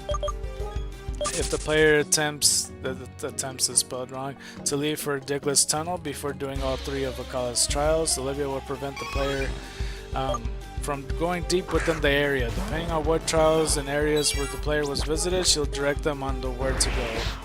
So yeah, and we got another Eevee right here as well. Should we? Yeah, okay, good. Yes. Oh, we're so close. Okay, let's just take the moment to soak it all in. Let it sink in, because we're gonna keep it going and wait for number 400, because it's coming up. This Eevee showing up. This Eevee right here. This Eevee right here, bro. It's gotta show up. And I cannot believe yesterday we found 40 Eevees and we absolutely shit on yesterday's record. We found already fucking what, like 333, almost to 400. That's like 77, almost twice as much already. And we didn't even make it. I mean, we're more than halfway there, but still, that's crazy to think about. It's like, how is it that I'm making this happen? And we're almost at 400. That's insane. I'll look into the streams just to see like the beginning and end, just to see what I progress from, or what so or whatever. And also like I checked to see if I counted correctly. This is the first time in streaming history where I counted correctly. I think I'm pretty certain, because there wasn't that much Eevees to mess up on. I might have messed up on this stream, I really don't know, because there's part of me who's like, wait, did I? I don't know. I'm not really sure. But come on, Eevee. I want you to show up, please. Please show up. Please. Please, for me. Please. Come on. I want you to show up. I want you to show up for me. Alright. Bring the whole family. Alright, well, it's gonna probably take like a good 20 minutes, I imagine. Alright, let me start reading. I'm gonna pretend to read. I thought that was Eevee coming up. Alright, shit. Alright, fine, I'll continue. By the time all 3 trials has been completed, and once the player has visited the Dimensional Research Lab, she'll appear in Digless Tunnel and tells them, okay, who the fuck wrote this shit? They put tells twice. And tells them that she will be waiting at her jewelry shop in Coney City. However, making it to her store reveals that she is missing. Her Probopass brings the protagonist a note saying that Olivia is currently doing work for Tapu Lele at the Ruins of Life. Making it to the ruins, she is seen with Lily, who has managed to get lost, and Professor Burnett has brought her to Olivia's for protection. Olivia challenges the player to the grand trial, to which Lily and Nebby happily watch for their own enjoyment. After the battle, Olivia provides the player with the Rocky MZ, and then questions Lily's purpose for coming to the ruins despite not being a Pokemon trainer. Whereas most people in Pokemon tend to stay away from Tapu due to fear, Olivia is pleased with Lily's answer of coming for Nebby's sake and bring the two back to Koni before being stopped by Hao, who tells the player about their upcoming visit to Aether Paradise. Off screen, Olivia battles Hao for his grand trial at the Hano Grand Resort. She sees the player and Hao off, giving them some advice. Your greatest opponent is always yourself. Your greatest ally is the Pokemon besides you. Once a day after her grand trial, when ordering a Z set from Mallow's restaurant, Olivia will appear in order for both herself and the player. Additionally, she will give the player the 2 hard skills as part of the dish order, giving the player a total of 4. In Pokemon Ultra Sun and Ultra Moon, after the Necrozma unleashes several Ultra Beasts into Alola that is, Olivia is briefly seen facing either Buzzwole in Ultra Sun or a Pheromosa in Ultra Moon at the Ruins of Life. I didn't know that, I don't think. That's pretty cool. After Professor Kukui was successfully set up the Alola Pokemon League on Mount Lanakila, yeah, it is revealed that Olivia was asked to be one of the Alola's Elite Four. In Pokemon Sun and Moon exclusively, Olivia appears in a photograph with her Lycanroc eating spelled wrong. It says E-A-T-I-G-N, but I getcha. It's taken at Mallow's restaurant, the Lycanroc eating at the Mallow's restaurant. Olivia can be encountered in her own house in Koni City in the postcard. Pokemon, it says other specializes in using rock-type Pokemon, or Lycanroc, who is in the Midnight form. It seems in every battle against the protagonist is considered main partner Pokemon. Lycanroc makes further appearances in Sun and Moon. Moon's end credit, it returns to its other media such as Pokemon Masters EX. She also affiliated with Nosepass and more prominently Probopass, also having either of the two except for the Grand Trial match in Ultra Sun and Ultra Moon. A Probopass is often seen around her jewelry store and provides the player with directions to her and take on the Grand Trial. This Probopass is different from the Nosepass and Probopass that accompany her in battles. A single Stuffle is found among her fake moving toys. I don't know what that means. Olivia's Pokemon battles are always kept in Ultra Balls. Alright, this is her Grand Trial battle against Olivia. It's Nosepass, Boldore, and Midnight Lycanroc. Interesting. We did do Nosepass already. Boldore, I think I gave it like Steel Ground type? Or unless I gave it Dragon, I'm not sure. Unless I gave it Ice Steel. I don't remember what I gave it. For the Lycanroc, we didn't do those at all. Lycanroc and all these other forms, I probably would make it Fighting type for Rockruff, and then the Lycanroc Midnight form would be 100% like Fighting Dark. Midday form maybe like Fighting like, I want to say Fire for some reason, but that's not accurate. Okay, let's say Fighting Fairy, and then daytime Lycanroc is Fighting Fire type, so they could benefit from the sun.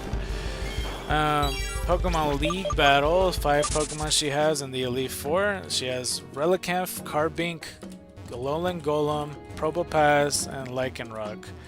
Relicanth we already talked about that we're not given any evolutions whatsoever. Carbink we did talk about, I think I said Steel Ground.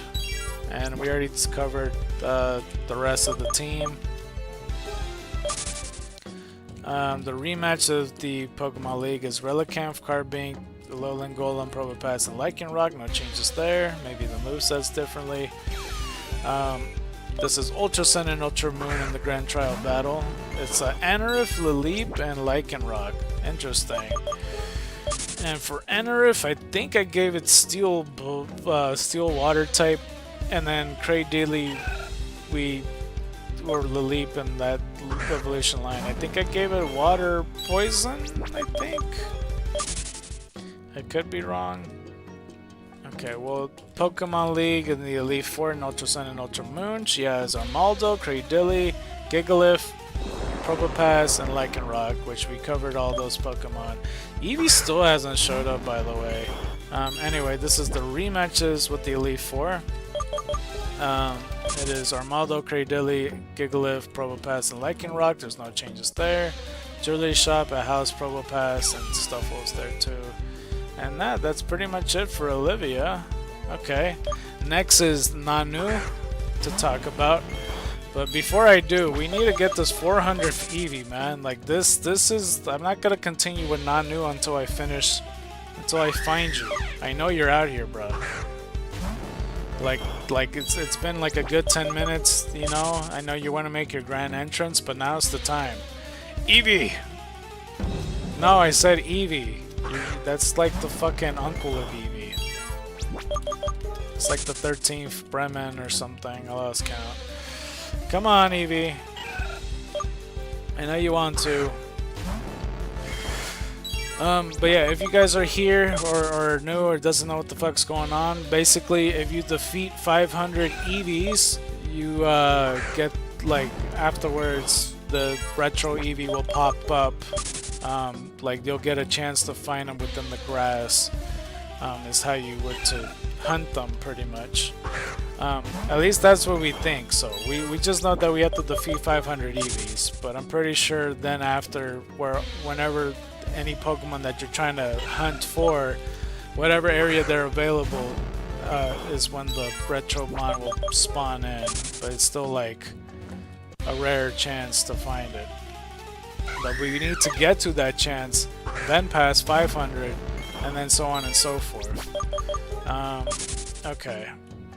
And then after we do that, see, I would like to open my card pack too. I think after talking about the trial captains, I'll open the pack, because the pack's been waiting there for like 40 minutes, bro.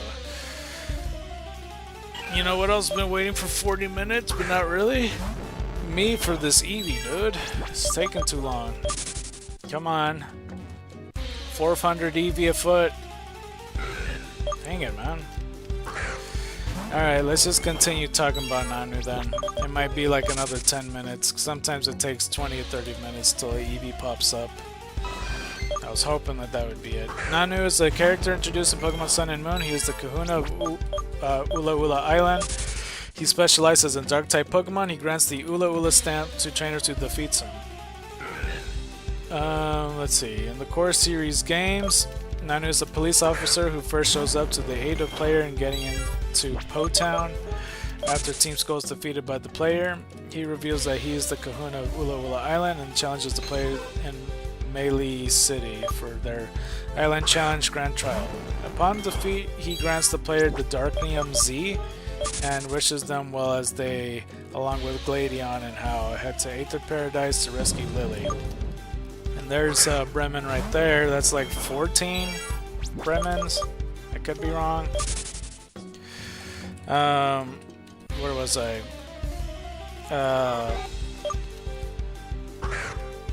Upon defeat, he grants the player Darknium Z and wishes them well as they, along with Gladion and Hao, head to the Aether Paradise to rescue Lily. When Professor... Oh, I didn't mean to hit Lydian. What the fuck? My bad. I'm sorry, Lydian. You tell Eevee to come out now, though.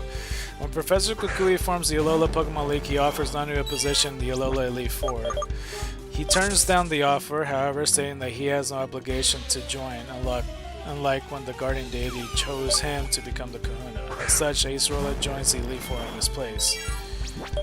And yeah, that's for the most part. In Pokemon Sun and Moon, Nanu later provides information on sightings of the Ultra Beast around Ula Ula. He is also revealed to be a former member of the International Police and Looker's former superior. His codename was 000.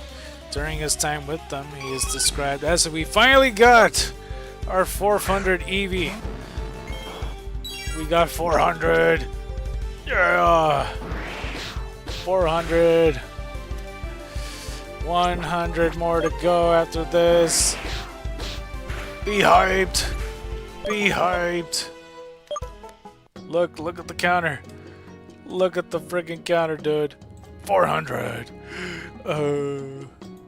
Yeah. Nice. Fuck, where was I? During this time with them, he is described as blah blah blah blah blah blah blah blah. Hold on. He is described having been an elite officer on par with Looker 10 years prior to the events of Pokemon Sun and Moon. He participated in a 3-person mission with Looker and an unfamiliar faller, or an unnamed faller, to track down a Guzzlord. Okay, I thought for a second then let me run. What's going on? Oh. Okay, I'm tripping. I was like pressing the space bar expecting something to happen. But yeah, an unnamed faller to track down Guzzler, which ultimately cost the faller her life. Okay, so it's a woman faller. After this mission, he and Looker discovered Annabelle on the shores of Pony Island. Huh, I wonder. I know that we talked about the faller the other day when we were talking about Gen 3, and that we talked about Annabelle, and I don't think it matters whether she gets her memories back, but for some reason she came from like a different multiverse, or maybe the same one, but she was transported there from, like, she went into the wormhole into a different multiverse and then out, and she couldn't remember shit.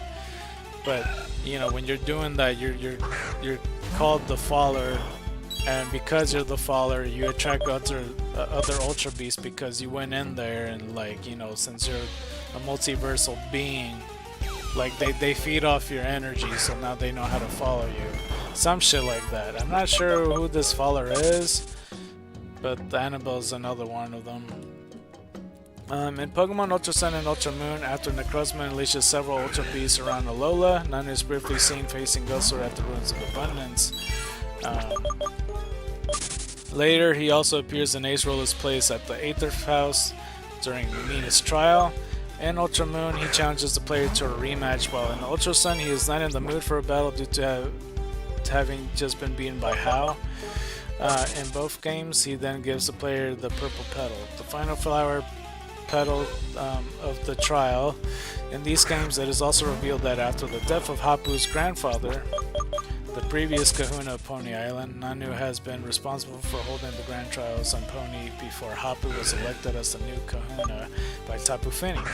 At one point, he is also seen giving a beginning trainer his first partner Pokemon, with the choices being between 3 Alolan Meows with different personalities.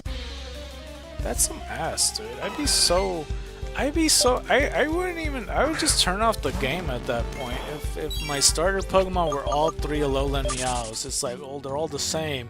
No, they're not the same. They got different personalities. That's just the moment I turn off the game. It's like, why would I? What? I don't know. But yeah, that's the thing, I guess. So now all Nanu's Pokemon are in the Ultra Balls. He has Sableye, Krokorok, and Alolan Persian. Krokorok, I think we gave Water Grass type. And then Alolan Persian, I don't think we gave Persian. No, we did.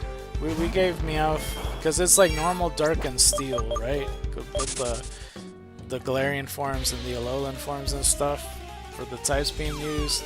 I think we gave it... I think I said it would have been Steel type normally. That would have been where my brain goes. I might have gave it Psychic type, I think. Pure Psychic, perhaps? I'm pretty sure. Anyway, the second battle, Island Kahuna, Seafolk Village. 5 Pokemon is what he has. He has Sableye, Crocodile, Honchkrow, Absol and Persian. We talked about Sableye and Crocodile. Honchkrow, we gave it the Poison Ghost type, which is pretty dope, because he's like a Vulture Crow. Absol, we gave Flying type, which I still hadn't looked up if the Mega Evolution does actually fly or not. Because if Flying type is taken, then we'll just give it Ghost type, and then like the Alolan Persian we covered. Ultra Sun and Moon, the Grand Trial Battle, he has 3 Pokemon, Sableye, Krokorok, and Alolan Persian. Nothing changed there. Minas Trial, 3 Pokemon. He has Sableye, Absol, and Persian. Okay. And that's pretty much it. Okay. And it's showing me the international police. Emma and Pokemon Masters, Paolo. Is Emma the follower? Or is this just coincidence? I don't know. I don't know shit about them. Okay, next up, Hapu. It's the last one of the captains, apparently. Hapu's the Island Kahuna of Pony Island.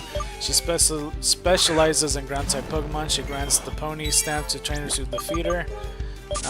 Let's see, let's get to the core series games. Hapu's first appears on Route 6 on Akala Island, where she is seen confronting a pair of Team Skull Grunts trying to steal a Drifloon. She asks the player to battle one of them while she deals with the other. She is later met with Melee City, where she meets the player and Lily as they're about to enter the Melee library. She later appears on Route 12 on Ula Ula Island and gives the player the ability to ride on Mudsdale to traverse rocky terrain. Later, she greets the player and Lily when they arrived at her home on Pony Island, where she lives with her grandmother. She travels with them on the Ruins of Hope in hopes of contacting Tapu Fini. Hapu is then chosen to be the new Island Kahuna by the guardian deity, succeeding her deceased grandfather, and receives a sparkling stone as a sign of her new position. As we got like our 15th or 16th Bremen. Hold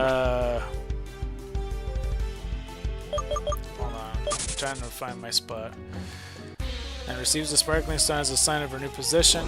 Hapu then agrees to tell the player and Lily all she knows about Solgaleo / Lunala, and directs them to Executor Island to find the remaining fluid needed to summon it.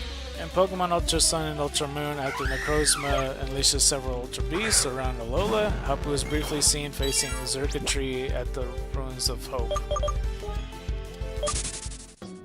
So that's pretty neat. As her first active Kahuna, Hapu challenges the player to her grand trial at Vast Pony Canyon, Executor Island, in Ultra Sun and Ultra Moon, using her newly made Z-Ring, Z-Power Ring in Ultra Sun and Ultra Moon. Hapu could be battled again as a Pokemon League challenger in a title defense battle after becoming champion. Oh, interesting. This is Sun and Moon battle for the Grand Trial. The Alolan Duck Trio, I think this is East Gastrodon, is the blue one, Flygon, and then Mudsdale. We talked about Duck Trio already. I think we did, right?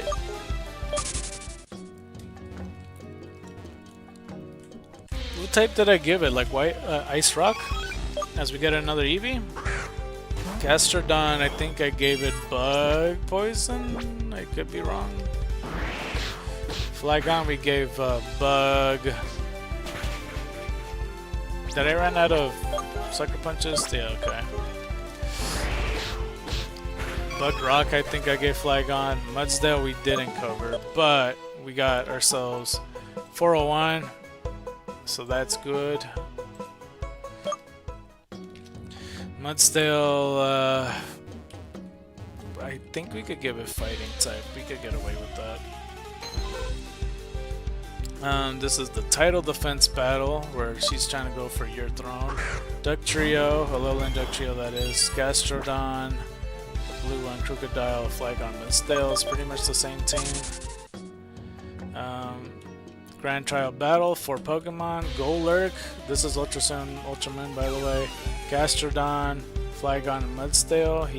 She like replaces Alolan Ninetales, or why did I say Ninetales? Alolan Duck Trio for Golurk. But yeah, clearly this is like a steel fighting type that I gave Golurk, so Yeah, I already mentioned it the other day. Tidal Defense and Ultra Sun and Ultra Moon. As we got ourselves Golurk, Gastrodon, Crocodile, Flygon, and Mudsteel yet again. So yeah, and that's pretty much it for that. Alright, cool. And now, I think it's time to open a pack. It's been like damn near a whole hour since the pack was sitting there. So let's get it ready. We basically got 2 hours and a half of finding as much as we can. We're doing pretty good progress. We really are. We really are. If we can manage to get 100, that'd be insane. And we got a good chance of tomorrow, tomorrow of like making it to 500 and seeing what happens. That'd be interesting. So let's see how close we could get. Okay, so let me raise up my volume on my phone. Shit on my fucking screen. Okay, so I'm gonna open the Charizard pack. I'm pretty sure that's next. Alright, let's go ahead and open it. Well, I'm getting the packs out. Alright, the 10 packs are revolving around. There's no packs that I saw turned over. So I'm just gonna have to look at it one at a time. I think this one's crooked. Okay, so I'll leave that one alone. Shit, I'm trying to... Yeah, okay, that's fine. Sorry, let me multitask while I do this. Okay, let's do that.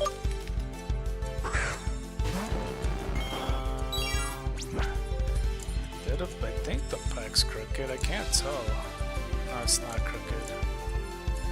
Sorry. Okay.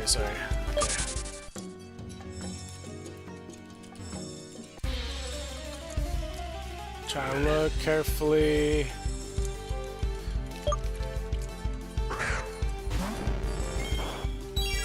Okay, right there.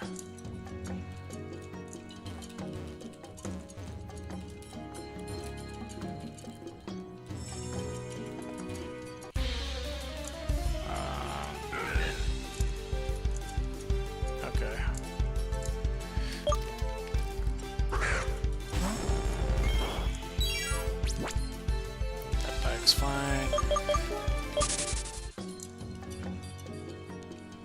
There's a lot of these packs that just, I don't know. I was hoping for a turnaround pack, but now I have to like look through all of it.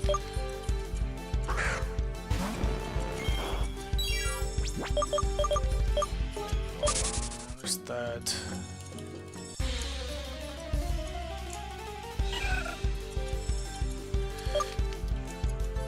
Oh, this pack's really crooked actually, what the fuck? I think this might be the winner on this one, but hold on. There's one more pack to look at. Yeah, I'm gonna pick the more fucked up one. Alright, ready? Woo! I think I got something good.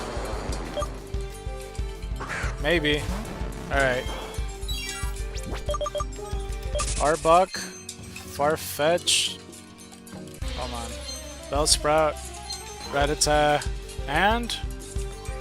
Oh, it's a full art Gloom. I already got that one. But that's cool. I mean, I got something at least. It's a good omen. Alright, let me lower the volume while I run around. Okay. Oh shit. I fucking lowered you, bro. What the fuck? Alright. It's not too bad. I mean, I have multiple of those, but it's all good. Did they deny the trade? Oh no, they didn't even look at the trade. I was trying to see if they're gonna take the trade or not. I don't think that person was online yet. Let's see.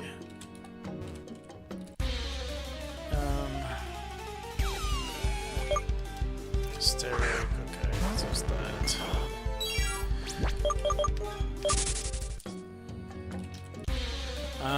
Alright, so that's the trial captains. We got another Eevee right here.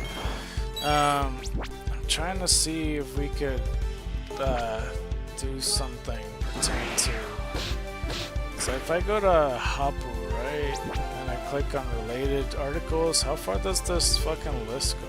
I know it stops there. Which trainers are we missing? Or is that really all of them? There's not the cousin of Sophocles on here. Okay, well let's do the counter right quick. 402. Okay, let me make this right quick. Important characters in Sun and Moon and Ultra Sun and Ultra Moon. What the fuck? Why did it censor the first word? It said P star star star. I said important.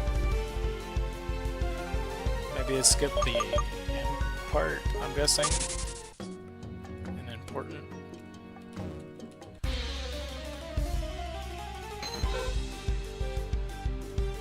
Important, sorry, hold on. Important characters in this. Oops, sorry. You could tell I was ready to like go back and forth on the grass. Sure, we'll go Ultra Sun and Ultra Moon, fuck it. Oh man, I don't like this list. They just have a list of names, bro. I kinda wanted to...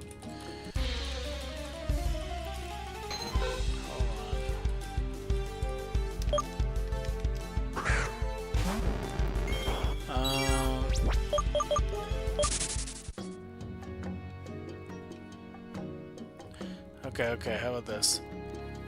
Important characters in 7th gen Pokemon. Maybe that will do.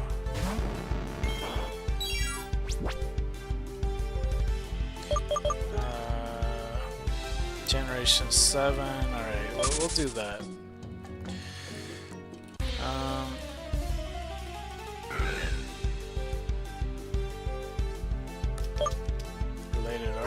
Maybe. You know what? Let's just put Elite 4 or some shit. There is one exception. Well, we know Hala's in Elite 4, Acerola, Olivia, and then we didn't do the golfer lady, and we didn't do the other thing. Hold on. Elite 4, Sun and Moon.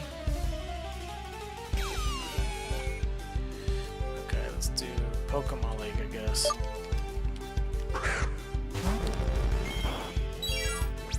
Okay.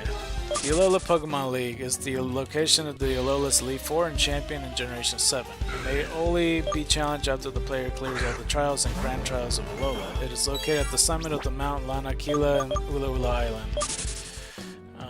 Let's see here. And it's Molayne and Kahili. Let's see here. Hopefully there's a list of that. Let's go related articles. Never mind, I thought it would show me. Alright, well let's go from the top. Let's start with the golfer. So Kahili, let's go with Kahili first. Kahili is a flying type trainer, a previous Island Challenge champion, and a member of the Alola Elite 4. So yeah, it is pretty incredible that they just outright said that she just won the whole fucking trial and stuff. She would have been the first champion if you really think about it. So really, I think they should have gave her the title instead of somebody else. I'm just saying. I know the other guy was the maker of the whole fucking shit, but still. Kahili was once Alola's Island champion, or challenge champion, and was also one of the 4 trainers Professor Kukui invited to act as the Elite 4 of the Pokemon League of Alola. In addition, Kahili is a professional golfer and the daughter of the Hano Grand Resort's owner. During the postgame, the player can meet her at Hano Grand Resort, where she will give them TM92 for Trick Room. In Pokemon Ultra Sun and Ultra Moon, she also briefly appears on 10 Carat Hill after the player picks up the Flynium Z, demonstrating the pose need to perform supersonic Sky Strike, as we got like our 16th or 17th Bremen, I lost count. But she has her Pokemon in Ultra Balls. It's Kahili with 5 Pokemon. And the Elite Four: Skarmory, Crobat, Oricorio, Mandibuzz, and Toucannon. The Oricorio is the fire one, the ballet one.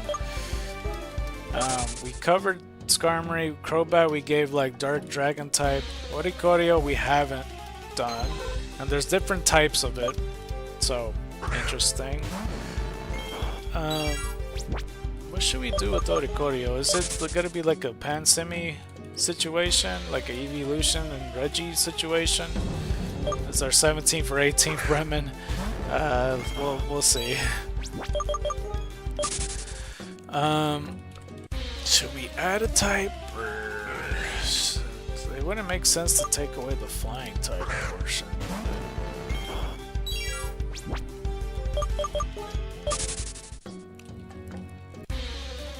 I'm not sure. I'm trying to think. Okay, our 18th or 19th Bremens. It pissed me off the fact that like the last hour, I swear I pulled like 3 to 4 Bremens before I got Eevee at one point. I'm like, really?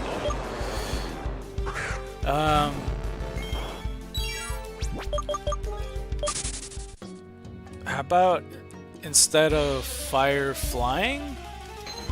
Because I can understand. I understand perfectly why all the types is what they are. Because what is it, like psychic, fairy, fire, and electric? Something like that. The fairy one could be water, because the way she does the motion is like very oceany. You know, the hula dance one. Pom Pom Girl is electric type, but she could be grass type as well because it's cotton pom poms in a way. The psychic one could be ghost, unless it's ghost and we make it psychic. And then the fire one, we could make it dragon's too easy. Shit. Fire. Steel. Fighting. Fighting? No, I don't want fighting. Dark? Give it a Yveltal situation. I'll give it fucking dragon. I don't care. It's fine. Dragon for everything. And then Mandibuzz, I don't remember if... No, we did. It's ground ghost. Yeah. And then Toucannon was fire steel. Alright. The rematches for the Sun and Moon. Skarmory, Crobat, Oricorio, Mandibuzz, Toucannon. We covered all those Pokemon. It's the same one. Ultra Sun and Ultra Moon. We got ourselves Braviary, Hawlucha, Oricorio, Mandibuzz, Toucannon. Hawlucha's different. So is Braviary. Braviary we just gave fire water type. Hawlucha's grass dragon. Oricorio's dragon flying. Everything else is covered. Rematch in Ultra Sun and Ultra Moon. I imagine it's the same exact team, which it is. I wonder why she picks the fire one. Is it just for like well balance, like balance reasons, or does she just like ballet? I also don't understand why she's a golfer. She's like the Elite Four. She's like the Elite Four that I see the least of out of all the Elite Fours. Like at least we know some stuff pertain to Will, or some stuff pertain to Karen, or like Glacia. I mean Glacia's pretty forgetful, but up until you get sheer colded, you'll remember. But the golfer one is like, who are you? Where did you come from? Everybody else I fucking know. I don't know you. That's my kind of thought process, but they keep piping her up saying that she's the first champion, and I wish they could have spotlighted her a little bit more. But yeah, that's all of those. Next is, and there's 5 members, that's kind of ridiculous, but Molayne is next. Molayne. And for Molayne is a non-player character introduced in Pokemon Sun and Moon. He is a Pokemon trainer who specializes in Steel-type Pokemon. Sophocles affectionately refers to him as Big Mo. He also becomes a member of the Alola Elite Four in Pokemon Ultra Sun and Ultra Moon. Okay. And in the core series, Molayne is a former captain who runs the Hakulani Observatory and manages the PC box system in Alola. Well, I forgot about that fact. Oh shit, I clicked on something else. Where was I? Shit. What the... He is a friend of Professor Kukui, the two having taken their island challenge around the same time. He will give the player a Stellium Z after / before taken on Sophocles' trial. So Sun and Moon is after and Stellium Z before the Sophocles trial in Ultra Sun and Ultra Moon. After the player has cleared After the player has cleared the trial, Mullane also asks the player to deliver Kukui the mask he accidentally left behind. In Pokemon Sun and Moon, Mullane is one of the many trainers who challenge the player for the title of Pokemon Champion. In Pokemon Ultra Sun Ultra Moon, Mullane instead becomes a member of Alola's newly founded Elite Four by Professor Kukui, requests replacing Hala from Sun and Moon. Okay. Unlike most of other characters, Mullane is aware of Kukui's secret identity as the Battle Royale Master, Master Royale. Even sometimes referring to Kukui by his alias. And yeah, he has Ultra Balls in his thing as well. This is the first battle in Mount Hakulani. This is not even the Elite Four battle. So it's Skarmory, Metang, and the Alolan Duck Trio. Like level 29, 29, and 30. Interesting enough. So I don't remember doing that battle. I always thought he was like a regular trainer. I didn't think he was... I thought he just hung out with Sophocles, because Sophocles definitely seemed like the important one at the time in Sun and Moon. Because I played Sun version. So this is the title defense match in Sun and Moon. Skarmory, Alolan Sandslash, Magneton, Metagross, and Alolan Duck Trio. Which we covered Skarmory. We talked about Sandslash earlier being Rock Electric type, and we talked about Magneton. Metagross, we gave it ground fighting? I forget. But we got another Eevee here. I think it was ground fighting, something like that. And we already talked about Duck Trio multiple times. The Elite Four match in Ultra Sun and Ultra Moon as we get another Eevee going, 403. Bro, it's really funny that like I started to doubt myself where I'm like, did I really get 70 that fast? Like within 3 hours? That's crazy. Klefki, Bisharp, Magnezone, Metagross, and Alolan Duck Trio for the Elite Four match. Klefki we covered. Bisharp I think we gave like... Oh, I don't remember what we gave actually. We might have gave like fighting... No wait, isn't King Gambit fighting? I forget what I gave it. Unless we gave it Dragon Fighting or Dragon Fire or some shit like that. I got a call from Iowa. Okay, we got another Eevee right here. Hold on, let me check what King Gambit is. Like for evolution. King Gambit is Dark Steel type. Okay, so it's the same. So I'll give it Dragon Fighting. Fuck it, I kind of like that. I don't remember if I did that before, but still. At last, Dark Pulse is now the Sucker Punch Lunch. I hate that name, but there's something else I could rhyme anything to. 404. It's an error code. Oh my gosh. Alright, let's get out of here. And yeah, we'll continue in a second with the... I went too far. With the thing. Alright, let's get the Pokemon Center going.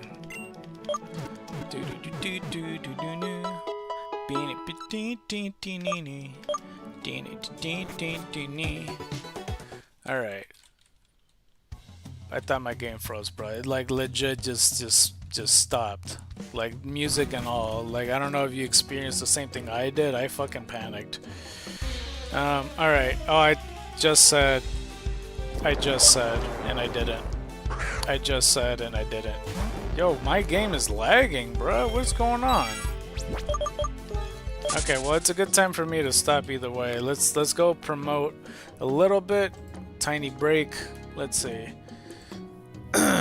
We might as well retweet another one. Retweet another one. If Twitter loads. I did do the QR code, right? So yeah, I already retweeted that, so I could. Let's see. Come on, computer, shit. Okay, I'll just retweet that. That's a simple thing. Retweeting.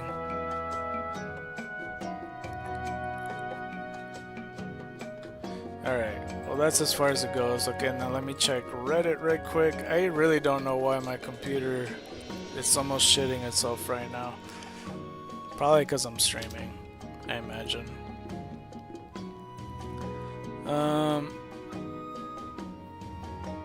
Okay, do I got any replies from that dude? He's like, oh, I'm sorry, dude, or something. I'll donate $1 billion. It's like, oh, thanks, man. You know I needed that. Okay. No replies so far. Might as well check Facebook just to see if the scammers are trying to type to me. He'd be like, oh man, you sure you don't want to fall for my scam? Yeah, I'm sure, man. Oh.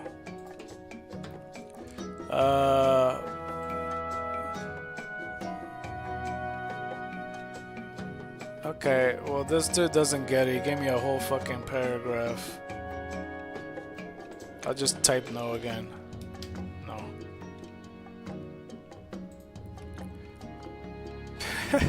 Just type him no. I didn't even bother reading the thing. All I saw was the word WhatsApp, and that's all I need to know. I'm like, nah, fuck that shit, man. I don't have money. Like, I cannot stress that enough. Like, the lack of money I have is redonkulous, dude. Like, soon I'm gonna owe money to the bank, because the bank does the $12 fee. Because, like, I'm only, I don't know, I could only do 2 months of hanging in there. That's where I'm at right now. Anyway, the rematches to the Ultra Sun, Ultra Moon Elite Four, Klefki, Bisharp, Magnezone, and I almost said Megatron, what the fuck? Metagross and the Lowland Duck Trio. I actually watched Transformers like twice for the past like week and a half. Believe it or not. I'll talk about that more in a second. And yeah, that's pretty much it for Mulane. I guarantee you I'm not gonna remember his name for shit. Mulane is not gonna get stuck in my head. And honestly, Mulane sounds like a feminine name, like it's a name for a girl, but I may have to... Maybe it's like Mulani. Molani. Yeah, Big Mo is just probably better. I'll just call him Mo. Yeah, I'll remember Mo for sure. Okay. So now... Let's go... Oh, man, I'm not gonna remember what the fuck's his name, huh? Let's go to Professor Kukui. I clicked on Pokemon Professor. That's not what I wanted to click on. I thought that was one thing to click on. Professor Kukui, the champion of Sun and Moon. Spoiler alert if you didn't know, but they mentioned it a few times. Professor Kukui is a Pokemon for his... blah blah blah. A Pokemon professor from the Alolan region, as well as the founder of Lolola's Pokemon League. He's the only character in the game to have the trainer class Pro Wrestler under the alias the Mask Royale. He specializes in Pokemon moves. And there's gonna be a lot of text, you best believe it. You best believe it. Pokemon Sun and Pokemon Moon special demo version.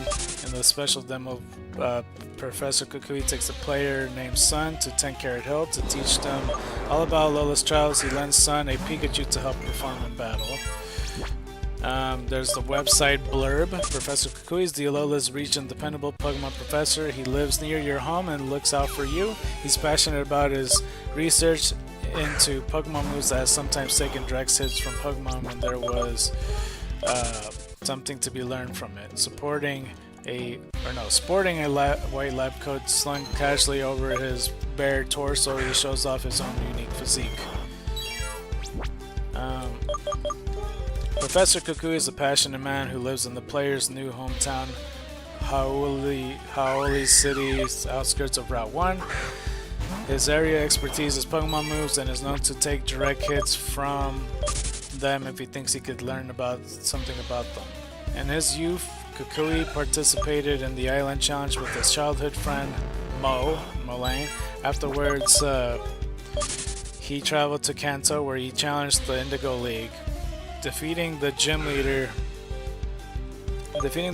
and making his way to champion Lance. It is unclear what the end result of this battle against Lance was, but he is married to Professor Burnett. Professor Kukui was also friends with the player's mother from back in Kanto.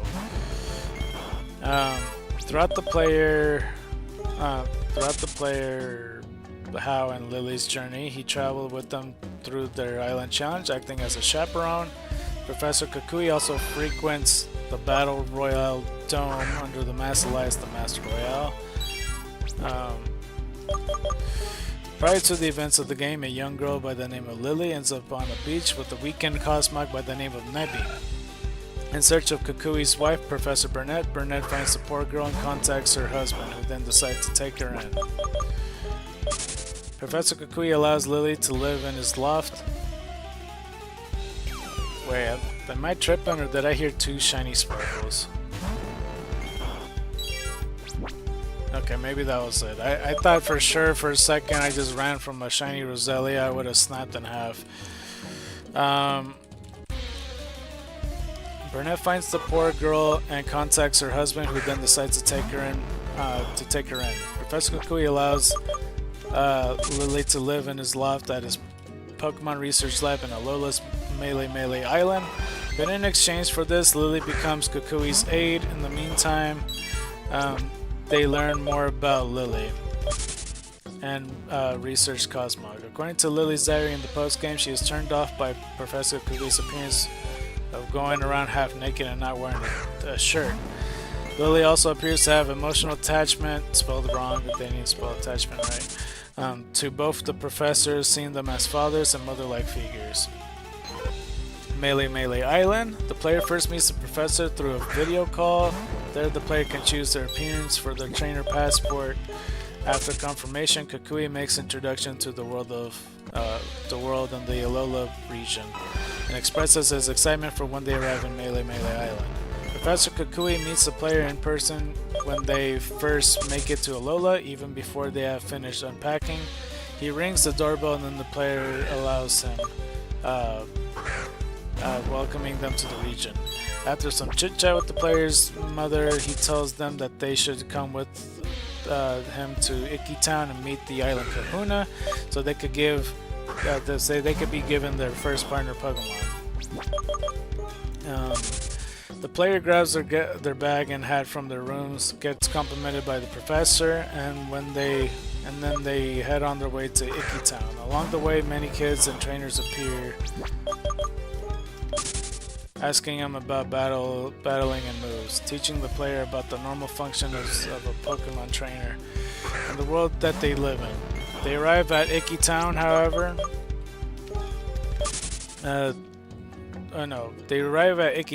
They can't seem to spot the Kahuna around. Professor Kukui suggests the player that they should go find them themselves, so he sends them off to Mahalo Trail,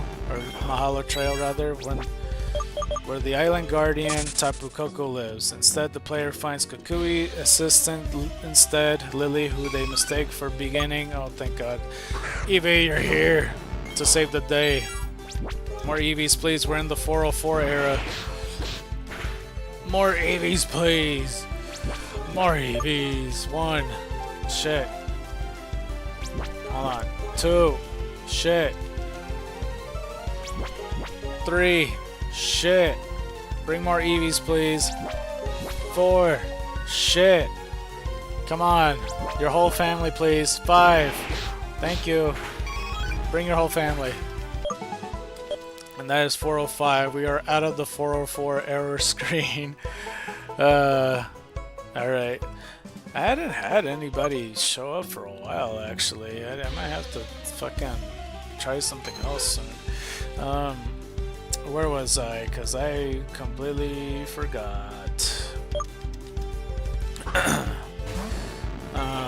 Instead, the player finds Kukui's assistant instead, Lily, who they mistake for... I don't know what this word is. I think they meant to put begin the kahuna. They put B in the kahuna. I don't fucking know. They misspell so much. He introduces the two of each other. Kahuna Hala appears and offers the player first Pokemon. In celebration of becoming a Pokemon trainer, Kukui gives the player their very own Pokédex and the trainer passport that he told them over the video call. After this, the group meets the Kahuna's grandson, Hao, who will journey with them around the islands. The following day, Professor Kukui meets the player at their house again, telling them that there is... oh wow, another Eevee. Telling him that there is to be a festival at Iki Town to celebrate... Oh no. Yeah, no, to celebrate the start of the Island Challenge. I ran out of this, huh? Unfortunate. This time they walk a different pathway, as we got 406.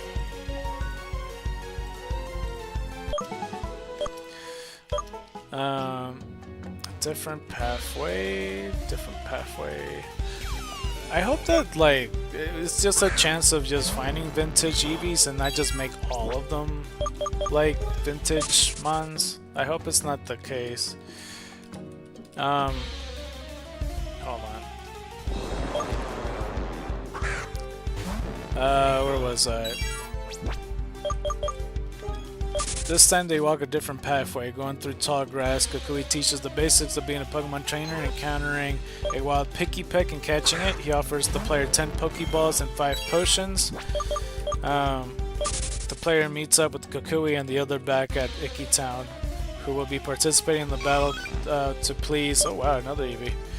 Tapu Koko. After the battle against Hao, Kukui explains the concept of the Island Challenge, as we are getting so many Eevees today. So many. That is... This is the well-balanced shit that I needed compared to yesterday. I swear, we only had 40, dude. That's insane. We're making some strides, dude. Where was I? The player meets up with Kukui and the others back at Iki Town, who will be participating in the battle to please Tapu Koko. After the battle against Hao, Kukui explains the concept of the Island Challenge, and then they must travel across all 4 Alola Islands. Kukui brings the player and Lily back home to Route 1 so they can prepare for the following day. He instructs Lily to bring them to his Pokemon Research Lab the next day so he can power up their Pokédex. Before they can get inside, loud sounds are heard. Kukui is having his Rockruff attack himself, causing him not only to ruin his clothes, but the lab itself. Lily makes a quick comment about having to patch the house and sew his clothes again inside the professor. The professor then upgrades the player's Pokédex with a Pokemon by the name of Rotom. Create him the Rotom Pokédex. Kukui and Lily explain to the player how the Pokemon and the upgraded Pokédex work and that they will need it for their journey. Professor Kukui then brings the player and Lily over to Alola's trainer school to learn more about being a trainer. Professor Kukui travels with the player, Hao and Lily throughout the island of Melee on Route 2. I feel like I read that too fast. On Route 2, he guides them to their first round with Lilium, I forgot how you say it, at Verdant Cavern after some trouble with Team Skull and defeating the Totem Pokemon. The player earns the very first Z Crystal and can now perform Z moves, congratulating the player on their victory. Oh wow, another Eevee. I feel like I've been saying that a lot, but I get surprised every time. It's incredible.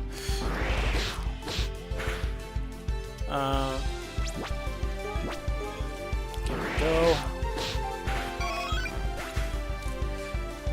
408. Incredible. could we actually hit 100? That'd be insane. That would be incredibly insane. Or maybe even more than 100. Where was I? The players earn their very first Z move, or Z cross one cannot perform Z moves. Congratulating the player on, this is like the 19th and 20th Bremen, on their victory. Kukui gives a tutorial on how to initiate Z moves using Rockruff to activate Breakneck Blitz. After the explanation, he informs the player that he lost sight of Lily, and that they should have a go look for her. In the meantime, he waits for Hao to accomplish her tiles. On Route 3, the player finds Lily at Melee Meadow and brings her back to Kukui. That's like 20 or 21st Bremen. Let's see here. The group reforming once more to head back down to Iki Town. Kukui provides the player with some words of advice before they fight Hala in the grand trial. The group watches the player battle against the Kahuna and succeeds. As a reward, the professor offers Team 54 false swipes. He encourages the player to continue catching and battling Pokemon as they prepare to go to Akala. They ask the player to talk to their mother and meet him at Haoli Marina. Kukui asks Lily to help prepare his boat as he takes off. At the marina, the boat is already to go, however, Hao calls it old, in which Kukui takes some offense. They hopped on board and set to Akala Island. And now, from Akala Island, at Hiahia City's port, the group is met with Kahuna Olivia and Captain Malos Olivia, who recognizes Kukui, jokingly compliments his sense of fashion, saying he'll scare people away without a shirt on. Lily gets fearful at their presence, worried about Nebi, to which Kukui reassures Lily that Olivia is a good person and one of the Kahunas. The group splits off and Professor heads to the Dimensional Research Lab as Hao and the player continue on their island challenge. Let's see. The player makes their way to the Battle Royale Dome at Royale Avenue. There they are approached by a masked wrestler who calls himself the Masked Royale. The player is confused by this, mistaking them for Professor Kukui. The Royale invites them to join him in a Battle Royale and proceeds to explain the basics. Hao, who is also visiting the Battle Royale Dome, gets excited and asks if he can join the two in a four-way match, in which the Royale accepts his offer. Looking for a fourth member, the Royale looks around the lobby. He picks out Gladion, a character that the player has met before, and returns to the dome after he gets stronger. The Masked Royale brings in Rockruff in the four-way tutorial on Battle Royales. After the fight, regardless of winner, he says he enjoyed the battle with them. He says he enjoyed the battle with them. He asks Hao and the player on how their island challenge is doing. Unaware of the position he's in, Hao comments saying that it's likely because of their trial amulets that all trial goers own. The Master Rail takes his leave and is never seen again after this. Once the player has finished Malo's trial at Lush Jungle, he smells the scene of Malo's cooking from the trial and congratulates the player of defeating Totem Uranus, rewarding them Team 67 for Smart Strike.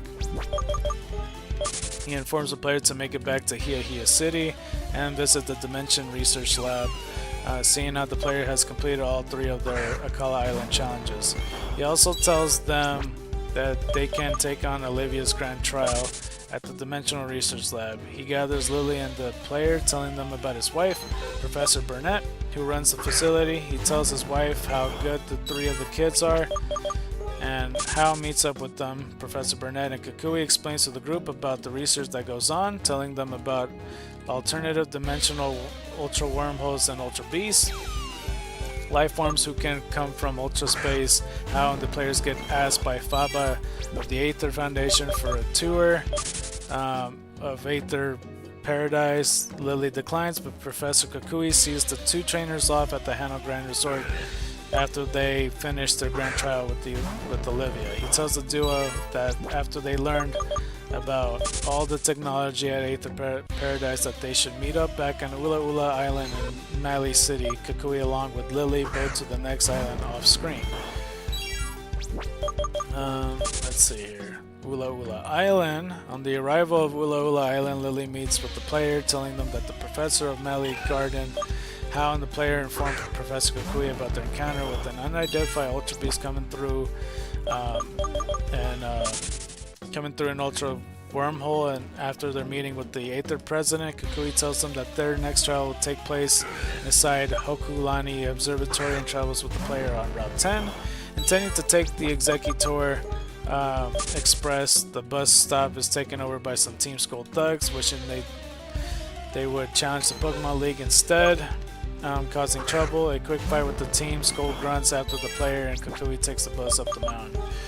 He directs the player to a specific spot of Mount Hakulani. The professor directs their attention to the other mountain, on Ula Ula Mount. Wait, what the fuck? Hold on. The professor directs their attention to the other mountain of Ula Ula, Mount Lanakila. It is here that Kukui plans to build a Lola's own Pokemon League. Kukui believes that the time has come for Alola to make a name for itself in the world, and that establishing a Pokemon League will help achieve that. He then introduces the player to Lane, an old friend of his he has traveled with, and how he was once captain who runs the PC store system in Alola. Professor Kukui leaves the mountain to check up on How. Later, after their trial with Sophocles, the player is asked by Lane to return the professor's master Kukui, who is at Mali's garden. There, Kukui is confronted by the boss of Team Skull, Guzma, who calls both of Professor and himself fellow rejects who never could become captains. The boss then criticizes Kukui's idea of building a Pokemon League. Kukui then reveals he chose not to become a captain because he had other goals to pursue. Those goals are what led him to build the league.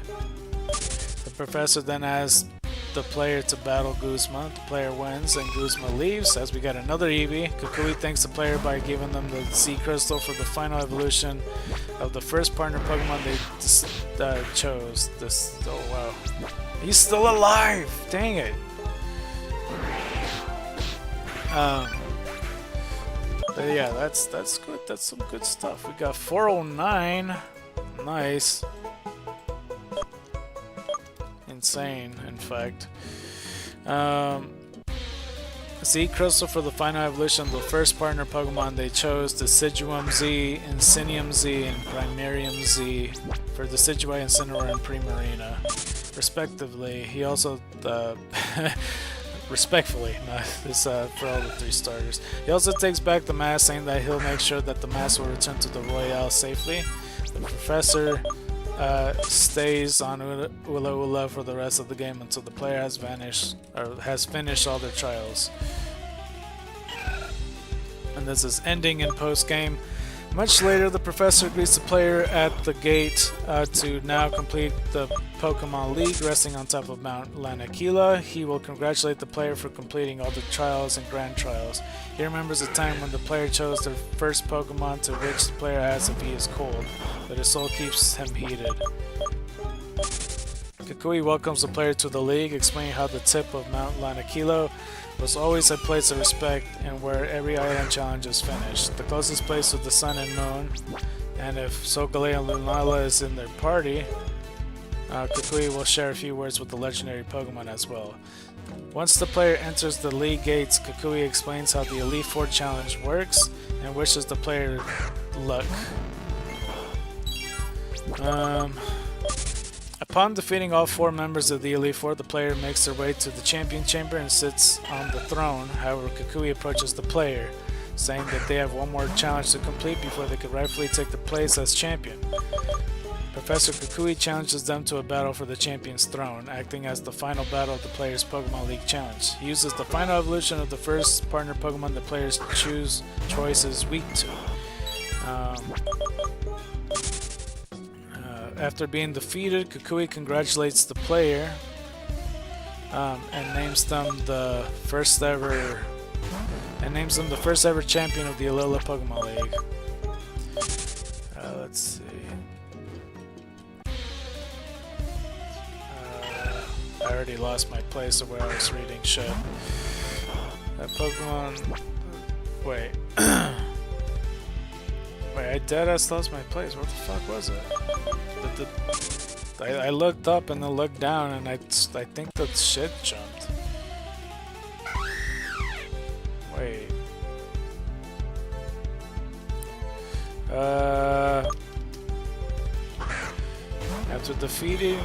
After being defeated, Kukui congratulates the player and names them the first ever champion of the Alola Pokemon League.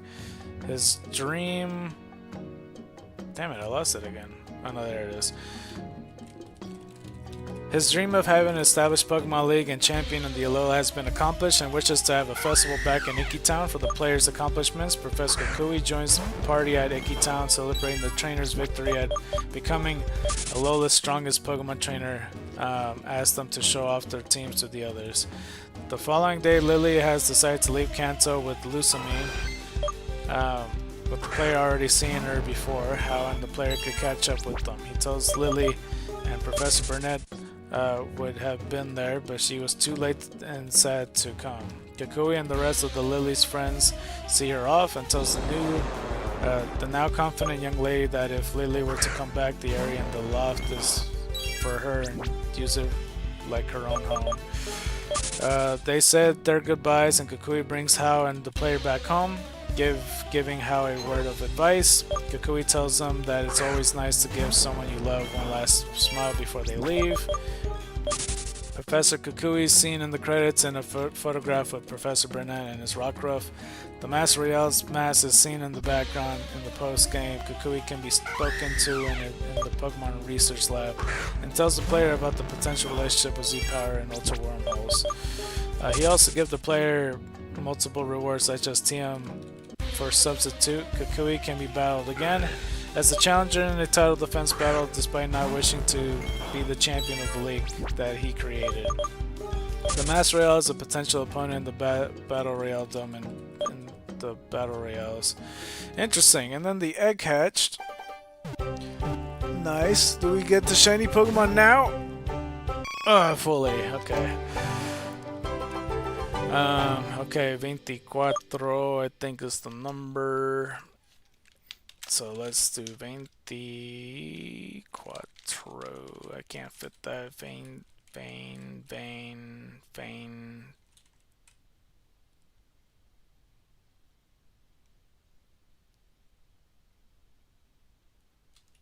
4. How do I...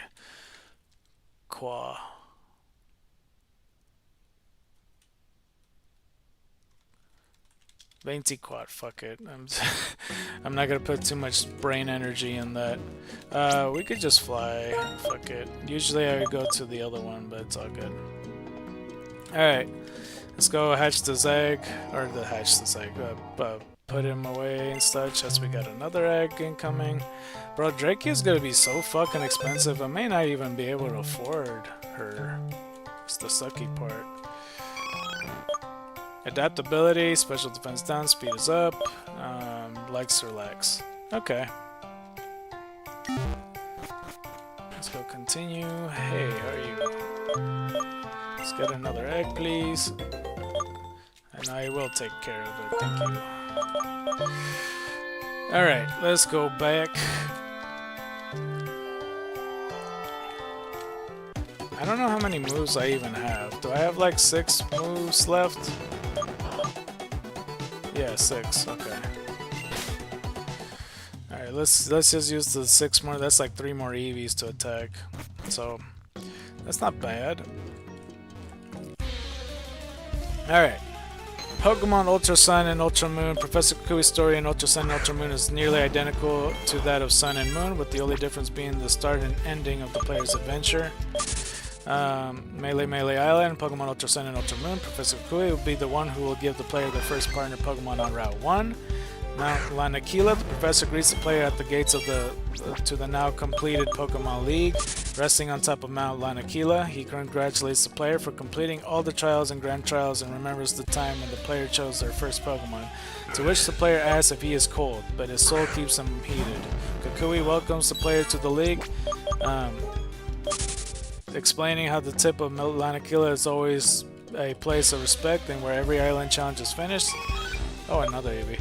The close. I just said it again. Damn it. The closest place to the sun and moon. Once player enters the league gates, Kukui explains how the Elite Four challenge works and wishes the player luck. And yeah, upon defeating all the Elite Four members of the Elite Four, as we got ourselves 410, we need 90 more to go. 90 more EVs, and we got like about an hour and a half of streaming to do, something like that. So we still got time. Where was I? After defeating the Elite Four, basically, the player makes the way to the Champion's Chamber, sits on the throne. However, when the player sits on the Champion's throne after defeating all four... Oh, wow, there's another one. Okay, hold up. Let's just take the time to do this. Baton pass?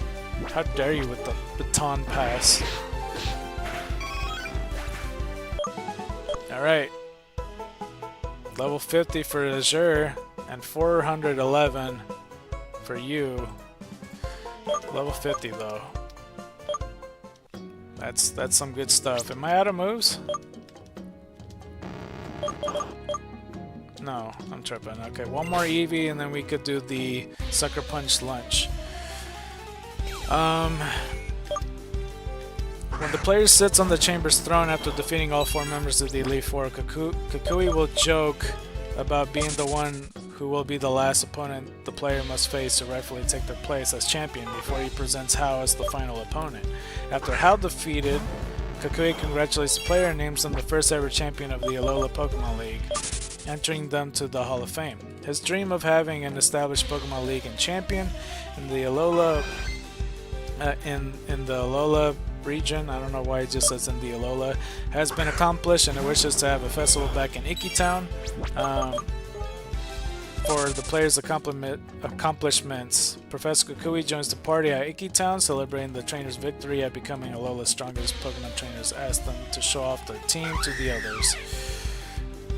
Like in the original games, Kukui can be battled during the title defense battle, and he uses Final Evolution of the first partner Pokemon the player choice is weak to. He can also appear as an opponent at the battle tree. Alright, and he shows the capture tutorial holding the Rockruff to catch a Picky Peck. Let's see. Then two Pokemon entering the tutorial. I don't know when the fuck Rockruff. It just shows Rockruff. Why is this two Pokemon? Mask Royale says Rockruff. And then the Pokemon League battle, which is Lycanroc, Alola Ninetales, Braviary, Magnezone, Snorlax, and Incineroar. If you were to, you know, pick Rowlet as your starter. Lycanroc we covered, Alola Ninetales we covered, Braviary we covered, Magnezone we covered, Snorlax I don't know if we covered, I don't think we did. We can make him a grass type because his giant form has like mold on it and stuff.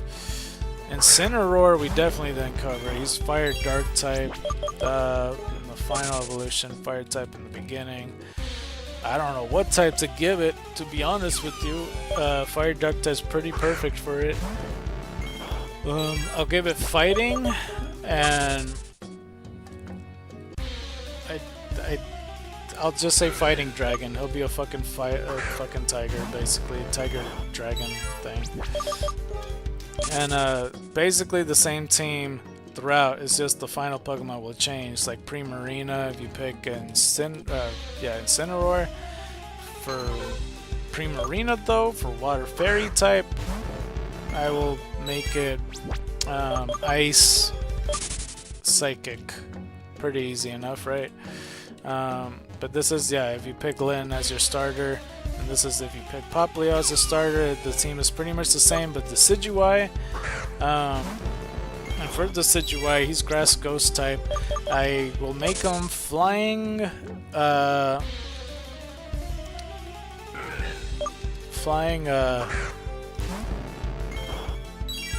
Fighting type, I guess, Or should I? No, Flying Dark. We could turn this around and make this into a different triangle. That'd be cool. The title Defense is more likely the same exact team. Yeah, it is the same team pretty much. And let's see, I'm just making sure. I mean, he has a good, well-balanced team. There's no commonalities, I don't think. Yeah, like there's 2 normal types, but I don't fucking know. I don't think that's enough. Let's see here. This is Ultra Sun and Ultra Moon. He uses a Rockruff to catch a Grubbin in this one. And then in this Route 2, whatever this is supposed to be, he uses Rockruff again with 2 Pokemon. I don't know why they don't show the second one, but another Rockruff from the Master Royale. Title Defense is pretty much the same teams as what I stated before, with Lycanroc, Alolan Ninetales, Braviary, Magnezone. Oh, the OBS disconnected for a second there. What the fuck? Battle Tree. He has 4 Pokemon to use out of these Pokemon.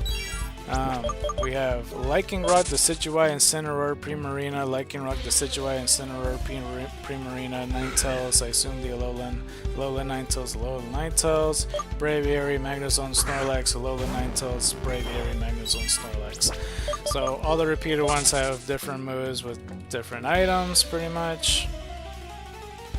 This is the Mask Royale in the Dome. He uses 3 Pokemon. And he has Alolan, Ninetales, Snorlax, Magnezone, Braviary, Crabominable, and Lycanroc. None of them are listed in a picture. These are all just like graphs and such. And then there's the starter Pokemon given, Pikipek and Rockruff in the intro. Cutiefly is also in the intro. Reciting in the laboratories, probably where Murkrow, Snubbull, Corsola, Levdisc, Rockruff, and Stuffle. Interesting enough. And yeah, and then in the demo he gives you a Pikachu, and that's pretty much it. That was a lot. That was a lot to discuss. I didn't think it was gonna take this long to talk about Sun and Moon. There's 2 more trainers to talk about though, unfortunately. Because one of them I know is gonna take a really long ass time to discuss. But it is How. How is the next one to be talked about. And I know they're going to repeat the same story I just read, so if in case it does do that, I'll skim through it and I'll only read the important bits, but I might be quiet trying to skim through it. But How is a character introduced in Pokemon Sun and Moon. He is the grandson of the island Kahuna. For Melee Island, Hala. He serves as one of the player's friends and rivals in Pokemon Sun and Moon, Ultra Sun and Ultra Moon. Alright, apparently he's 11 years old, that's nice. And here comes the hard part when it's in the core series. How is a young, big-hearted boy that quickly becomes the player's friend as soon as they move to Alola region? At the start of the story, the Pokemon loving boy is often laid back and enjoys Pokemon battles for fun, but over the course of his island challenge, he begins to feel more serious. How has a huge appetite, especially for Alola's famous local specialty Malasadas, always looking for nearby Malasada shops. How is typically excited about the Pokemon people and locations he finds, stating that he took the island challenge the moment he had the chance to. He loves Pokemon battles and battles that players at almost any opportunity, but remembers to heal up the player's party before any begin. How often means well, but his sense of curiosity and excitement can irritate others and cause himself to struggle in certain actions and consequences. In Pokemon Masters EX, his character description claims that he's often optimistic and his smile can be infectious. How has a sense of humor that others such as Lily may not respond to very well. In response, this has led to playful name calling, telling Lily that she is a stick in the sand. And over the course of the Alola based games, despite knowing that it's okay to have fun with Pokemon battles, Hal begin to take his strength and training more seriously. All of Hal's Pokemon battles with the player can be lost without consequences of losing, with the story progressing in either direction. I didn't know that. I didn't think that usually when you lose the battle they just reset you. I guess they just continue. With exception to the final battle in either game, where the player must win to progress. Hal learns from the player Ngl and trains with his grandfather Hala, who provides Hal with the Z-Ring partway through the story. Hal takes great notice of his strength, wishing to get better to help others when necessary. He enjoys the company of his friends, the player and Lily, who he travels with throughout the story. Hal lives in Icky Town on Melee Island. His currently known relatives include his grandfather Hala, the kahuna of the island, who he lives with.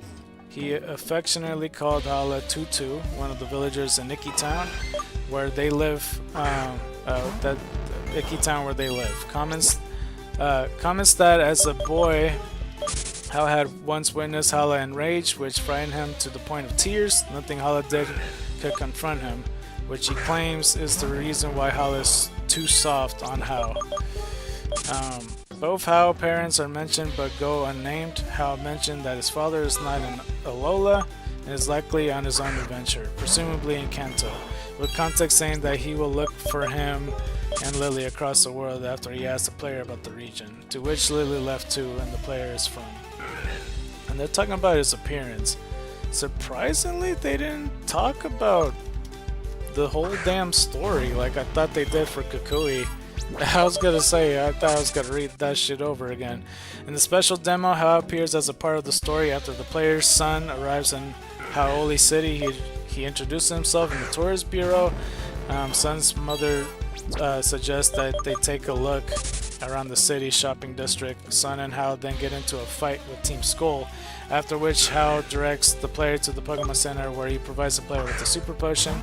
On Sunday nights, Hal will appear near the Malasada shop. And that Pokemon Sun and Moon.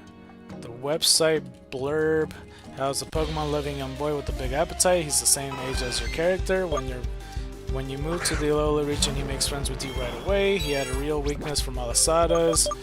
A famous treat in the Alola region, and he is always in search of Malasada shops. He is a big-hearted boy who really loves Pokemon.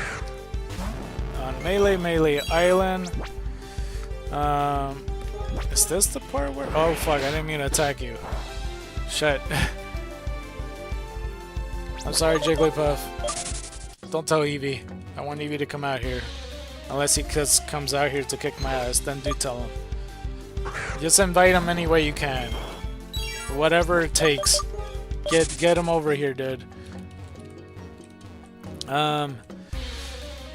First many players have chosen the first partner, revealing they already have one. How will challenge the player using the first partner Pokemon weak to that of the player's choice. Upon losing, he quickly shrugs off his defeat as he says that he is having fun. How's happy-to-go-lucky attitude affects the most of his early battles, and he didn't mind losing and he wants to enjoy his adventure. He embarks on the island challenge at the same time as the player and completes the challenge at around the same pace. He travels along with the player, Professor Kukui, and Lily through Melee Island. After the player goes to a trainer school, Hal brings the player and Lily to Hau'oli City, where he helps the player upgrade the Rotom Pokédex with the Poke Finder and the Alola Tourist Bureau. After this, the group 3 meet back up, take group picture using Rotom Deck's new feature.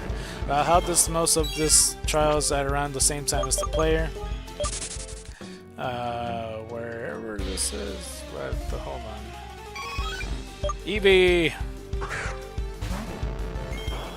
I lost my place, fuck. I got one more Dark Pulse. Dang it. Of course he doesn't die.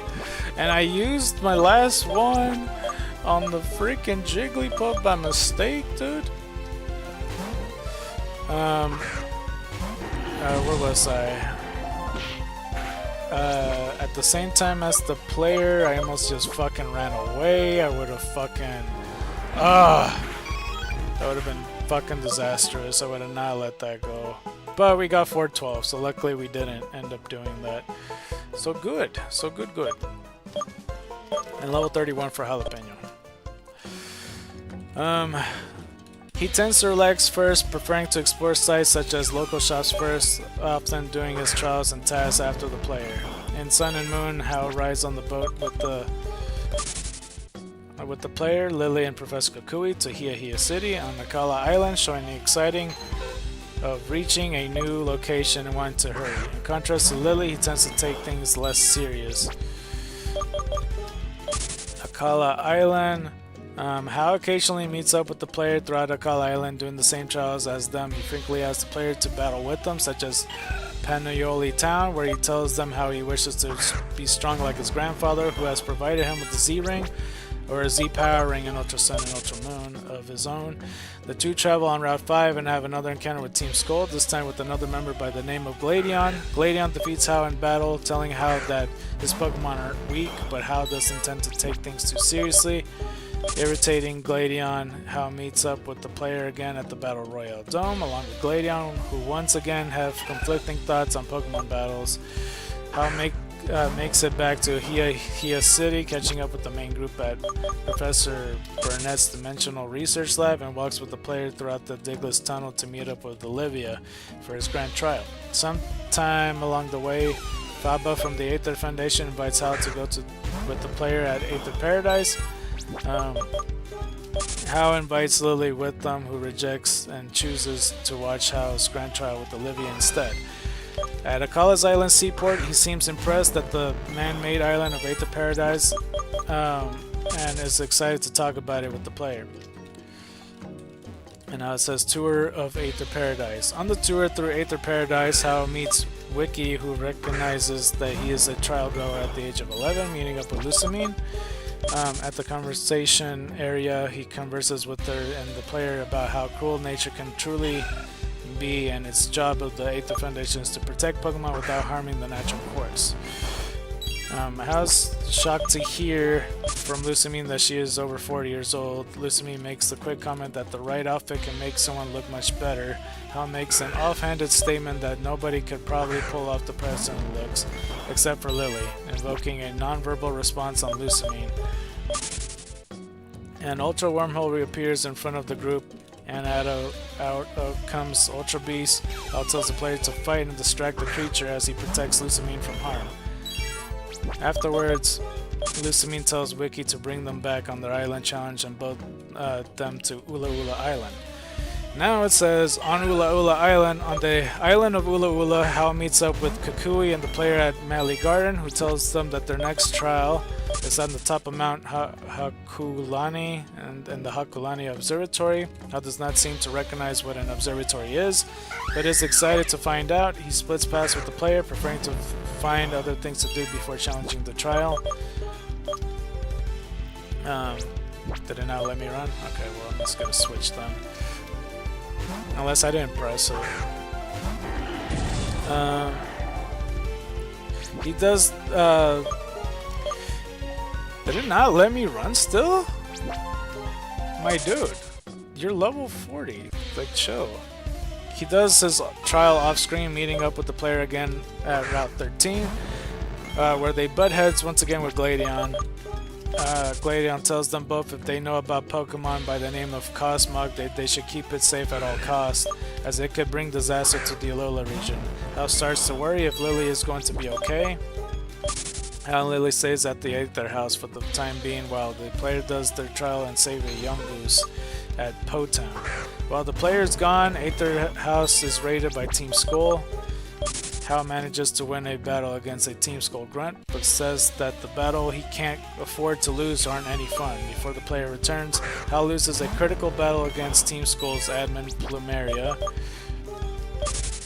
when she and her grunts kidnap Lily, and is left depressed and in doubt of his own skills as we got another Eevee. Because of this, he feels weak for being unable to save Lily, who in turn... Bro, I didn't even fucking do the I forgot to heal. It's all good. At least we got an Eevee. That's the good thing. Okay. Bring your whole family. I'm gonna say it, boom burst it to your soul. The whole family here. 413.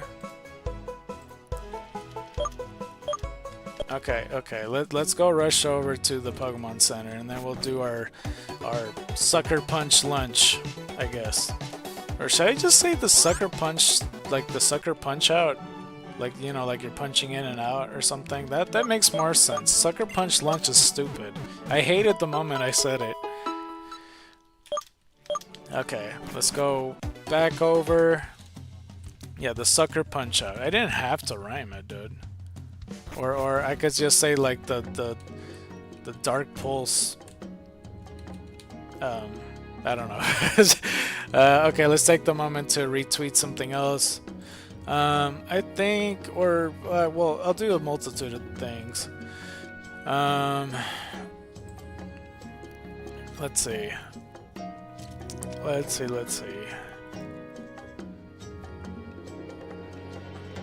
There's some stuff going on. I don't know what the hell. Let's see here. I'm trying to find the. Okay, so I didn't retweet that. I thought I did.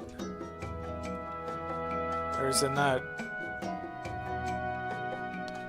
That I don't even know. I definitely retweeted that.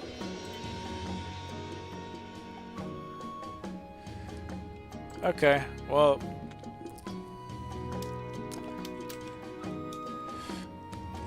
Congrats is incoming.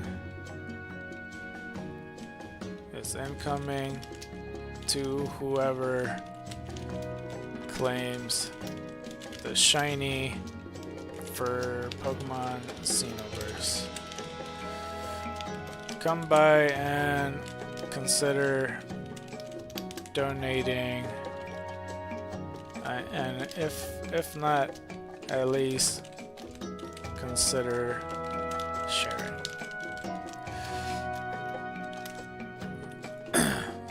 Hashtag at least consider sharing, Pete.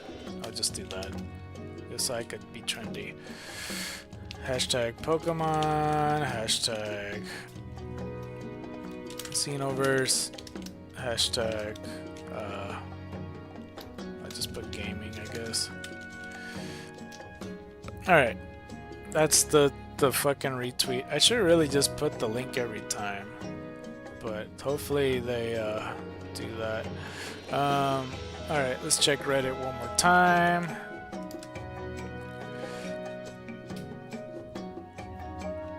It doesn't seem like I got anything. Yeah. Wait, did I? Hold on, let me check right quick. Oh no, that's me. Okay. Turns out no. Okay, let's see if the fucking Facebook scammers are still at it, because I told them no. And if he continues to message me after I said no, then I don't know what to do. I'm still getting friend requests. I got 2 messages. He just put okay, thank you, basically.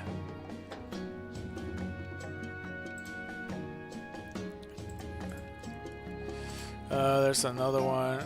So the Colombia probably one of those stuff I need. I'm just gonna ignore her. She's asking me where I'm from. Yeah, all good, bruh. Thanks though. Anyway, we're okay. Here, that's where. All right. Hopefully that works out. Let's go continue back on it. We got pretty much about an hour if you want to claim the hysteric if you're coming. So like, you know, just hopefully that's gonna be a thing. Alright, let's just take off. So where was I? Hal loses a critical battle against... Wait, did I make it there? Did I? Before the player returns, Hal loses a critical battle. Wait, but it says the battles he can't afford. What part am I in? Hal starts to worry if Lily's gonna be okay. I know I read that part. Hal and Lily stays at the 8th house for the time being while the player does their trial and saves a young goose at Po Town. While the player's gone, 8th house is raided by Team Skull. I did read that as well. Hal manages to win a battle against Team Skull Grunt, but says the battle he can't afford to lose aren't any fun. Before the player returns, Hal loses a critical battle against Team Skull admin Plumeria when she and her grunts kidnap Lily, and is left depressed and in doubt of his own skills because of this. He feels weak for being able to save Lily, who in turn willingly went with Team Skull to protect Hal, Nebby, and any children involved. Gladian overhears this conversation and berates both Hal and the player for being unable to protect Nebby and Lily, telling them to go to Aether Paradise with them. And then it says, rescue at Aether Paradise. Hal joins the player and Gladion in their attempt to rescue Lily and Nebby from the Aether Foundation, although he starts to doubt about himself and at first hesitates to accompany them because because he would probably feel like a burden. During the infiltration in Aether Paradise, he's constantly irritated by Gladion's orders and lack of explaining. Both constantly end up arguing. He goes with the player to Secret Lab B to learn more about Cosmog. Hal manages to take down several Aether Foundation employees with Gladion and the player before reaching Lily. Glad to hear that she is unharmed. He ends up surprised when Lucamine reveals that Lily and Gladion were her children. Lucamine attempts to open ultra wormholes across Alola using the Capture Nebby. At this time, Gladion orders Hal to keep Guzma busy while he deals with the recently arrived Nihilego, but Lucamine and Guzma manage to achieve their objective and escape. The group takes rest at Aether Paradise for the night, under the protection of Wiki. The following morning, Lily takes on a new appearance, to which Hal compliments her new look, in parallel to Lily, who wishes to change herself. Hal expresses his intentions to hold back the Island Challenge and train himself with Hala instead. After everything that happened, Hal has realized how weak he is, especially when compared to the player Gladion. He must get his act together if he wants to achieve his goals. Hal stops his journey and Island Challenge sets out to train with Hala. And then the ending. Wait, did I skip a part? What the fuck? No, I didn't skip it. I feel like there was a whole part where I'm supposed to talk about Lucamine, but I guess not. When the player is about to enter the Pokemon League building, Hal catches up to them and challenges the player to another battle to decide who will face the League first. This time Hal takes the fight more seriously and asks the player to use all their strength upon losing. Hal reveals that the time he really wanted to beat the player and reaffirms his determination to get even stronger. He finally takes battles more seriously. Hal says goodbye to the player and spurs them on for his Pokemon League challenge. The day after the player becomes the champion, Hal decides to spend time with the player and everyone else at the festival. The following day, Hal runs into the player's house, telling them about a disaster and that the two of them need to go to the Howleys Marina immediately. As it turns out, Lily is leaving for Kanto without having been able to say it to either the player or Hal. Who is devastated by this, Hal tells her that he will write the biggest of letters for when she leaves, and in response, Lily offers Hal an unknown present. Hal, the player, and Kukui say goodbye to Lily as she takes off on the back of the ferry, leaving Hal in tears. The group 3 sits down and Hal talks about his emotions. Kukui saying that it's okay and it's best to give people one last smile as they leave. Professor Kukui takes the two kids back to their parents.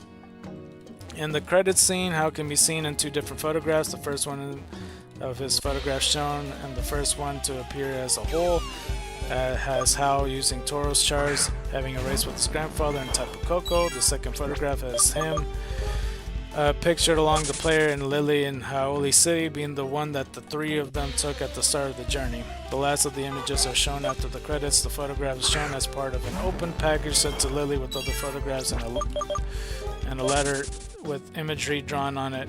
The words "the end" slowly appears on the screen. And in the post game, as the start of the post-game, Hal appears at the player's house to give to the Z Crystals to the first partner Pokemon they didn't choose at the start of the game, saying that he got them as a reward. Rewards after having finally had a serious battle with his grandfather. After asking the player with their mom about the Kanto, he decides to train hard to one day travel there to find both Lily and his father, who was a strong trainer who have hated being the son of a kahuna and thus have moved out of Alola. Hal also warns that he will try to beat the player and snatch them their champion title. Not that he is strong enough afterwards. Hal can be found in Icky Town, trainer and pair of reformed Team Skull Grunts in a lowland sumo.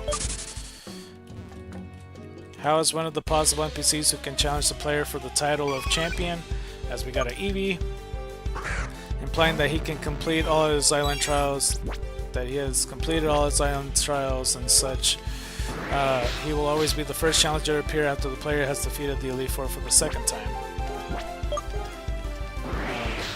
There, Hal has achieved everything he wanted, but he warns that he will still has an opponent to defeat the player.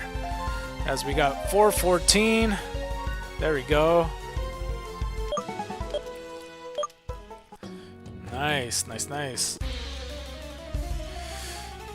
Oh, another Eevee back to back. Let's go.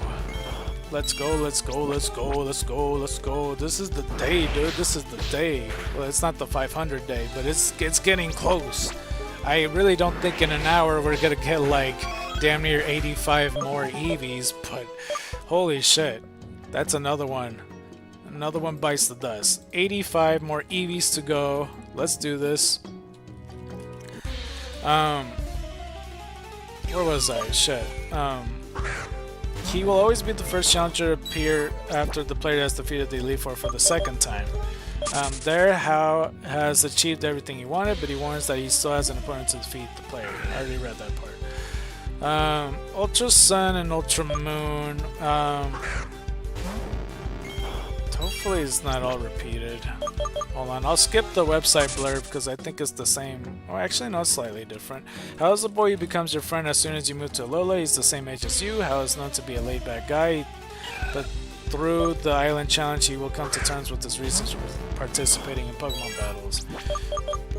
After the player has obtained their first partner Pokemon, and Professor... I didn't mean to go down. What the fuck? Pokemon...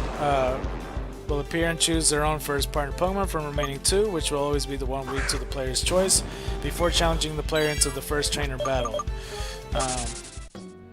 When his grandfather shows up late in Icky Town, Hal berates him for his lateness. After the player has defeated Hala instead of boarding Kukui's boat, Hal will invite the player to ride Mantine to Akala Island. On Ula Ula Island, Hal will give the player a Lycanium Z after battling them after the arrival on the island. After the player defeats Guzma in Melee Garden, Guzma notices Hal and tells him that he shouldn't take the island challenge just because he's a Kahuna grandson. After the Aether Paradise incident, Hal realizes that he keeps failing to protect those he cares about and becomes even more determined to become strong. To become stronger, I should say. When Necrozma fuses with Nebby during the game climax and Ultra Beast starts appearing... shit, the text started scrolling up. It started appearing around Alola. Hal and Hala are seen coming face to face with Blacephalon and Ultra Sun and Stack Attack and Ultra Moon. At Mahalo Trail, Hala chooses to entrust the battle to his grandson, who is soon joined in the battle by Tapu Koko. After the Necrozma crisis is over and the player starts taking on Mina's trial, the player encounters Hal and his fully evolved first partner Pokemon in Hau'oli Cemetery. Also taking on Mina's trial, he then tells the player that they should have a serious battle once they're both done with their island challenge. Later during Mina's trial, he also shows up outside the Aether house, encountering the player and Guzma there. He encourages Guzma to become something no one ever been before giving the player one last warning of their upcoming series battle after the player has cleared Mina's trial. Hala will show up and reveal that he and Hal has finally had an all-out battle in which Hal had managed to defeat his grandfather. After the player defeated the Elite Four instead of Professor Kukui, challenging him to test the player's worthiness, Hal will appear to face the player as their final challenger at the Pokemon League to determine the Alola's region's first champion. This time Hal takes the fight much more seriously. I just got a text message, that's why I'm distracted. Let's see here. After the player has defeated the Elite Four instead of Professor Kukui, challenges them to test the player's worthiness, Hal will appear to face the player as their final challenger at the Pokemon League to determine the Alolas region first champion. Alright, I know I reread that, but I got hella distracted, my bad. This time, Hal takes the fight much more seriously and asks the player... where is it? And asks the player to use all their strength. He also once again appears in the title defense battles, not being the strongest possible challenger. During the post-game, Hal accompanied the player to Pony Grove to help the Ultra Recon squad deal with the group of Blacephalon and Stakataka that have appeared there. Regardless of how this player fares against the Ultra Beast, Hal eventually managed to catch one, giving it to the Ultra Recon squad for research purposes. After Ultra Beast incident at Pony Grove has been solved, Hal can be found at Icky Town going through the memories of his island challenge with his first partner Pokemon. The Z crystals he gave to the player in Sun and Moon are now obtained from Hala instead. Let's see here. Oh fuck.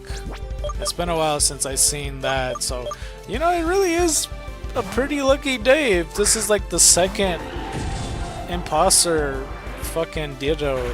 I don't know why I said Ditto all weird. That's not bad, you know, because usually I'd be seeing like 6 to 12 of them. Because that's like a rare ability, Ditto. Anyway, Pokemon House team slightly differs based on the player's first partner Pokemon choice. He chooses the first partner Pokemon that is weak to the player's first partner Pokemon, whereas Eevee evolves into Evolution with the type advantage over the player's chosen first partner Pokemon, as seen throughout Ultra Sun and Ultra Moon.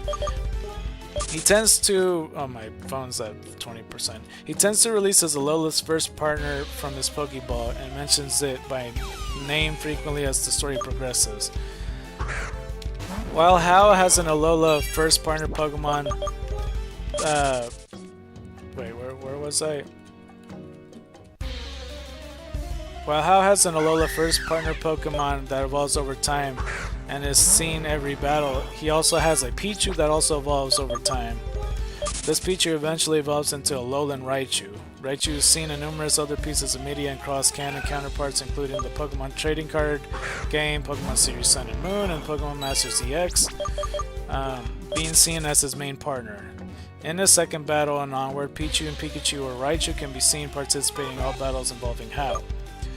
Hal owns a Tauros in Ultra Sun and Ultra Moon, which has also made appearances across the core series, such as Pokemon Masters EX. In Sun and Moon's end credits, a Tauros can be seen ridden on by Hal in a photograph. In this image, Hal is wearing ride gear and Tauros is wearing gear itself that resembles the same one used by the player for Poke Bride, implying that this Tauros was summoned through the Bride Pager. Okay, let me go. The player will not black out in battles against Hal, and the story will progress regardless of the outcomes, except for battling taking place at Mount Lanakila or the Pokemon League. Okay, interesting. And I'm gonna skip all these battles, because like now I'm at the battle page, and I'm gonna go to the Mount Lanakila ones, and no, the one after that, just pretty much Ultra Sun and Ultra Moon, to be honest with you. I mean, unless I do the championship rematch, I suppose. Yeah, we could do that. We could count those. So let's see. There's just gonna be a lot. Like a lot to scroll through. 7 battles. Shit, me, man. And there's Mount Lanakila, I think. Hold on. Title defense. Okay, now we're here. 5 Pokemon. So he has Alolan Raichu, Flareon, Komala, Crabominable, and Primarina. Now we talked about Raichu already. We made him a water ice type throughout and made like the original Gorochu as the primal Raichu in Paradox form. Flareon, as we mentioned, is like fire rock type and fire ghost. Komala is his grass type. Crabominable, I just made him. Didn't I say like water dark or some shit? And Primarina, we said like ice psychic, I think. Now with the Litten team, or like the, you know, if the player chooses Litten, is Alolan Raichu, Vaporeon, Komala, Crabominable, and Decidueye. Which, as a reminder, Vaporeon I made Water Dragon and Water Ground, I'm pretty sure. And for Decidueye, like, we made him, like, Dark Fighting? Wait, which one was it? No. Dark Flying, that's what it was. Let's see. And then the Popplio one. Alolan Raichu, Leafeon, Komala, Crabominable, and Incineroar, which is the first time they ever used like the primary types without using the primary evolutions, because it's always been Vaporeon, Flareon, and Jolteon, and now they're using Leafeon instead, which makes sense. You know, they want to be against the starter Pokemon, but Leafeon, as a reminder, is Grass Ground and Grass Fighting, and like the Xenoversal region thingy that I'm making in my headcanon. Incineroar, we made like fucking Dragon Fighting or some shit. Okay. Let's see. And now we're at Ultra Sun and Ultra Moon, so let me just go to the fucking champion section if you don't mind. Let's see here. I'm trying to find it. Diglett Tunnel? I forgot about that. I hella forgot there's Diglett Tunnel in that game. Melee City. He has 5 Pokemon in Melee City. Wow. Aether Paradise. Pokemon League. There you are. Champion Battle.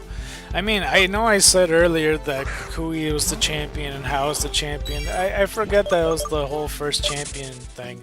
I still counted, though, that they were supposed to be at a champion's level. One of these winners was going to be the champion of Alola.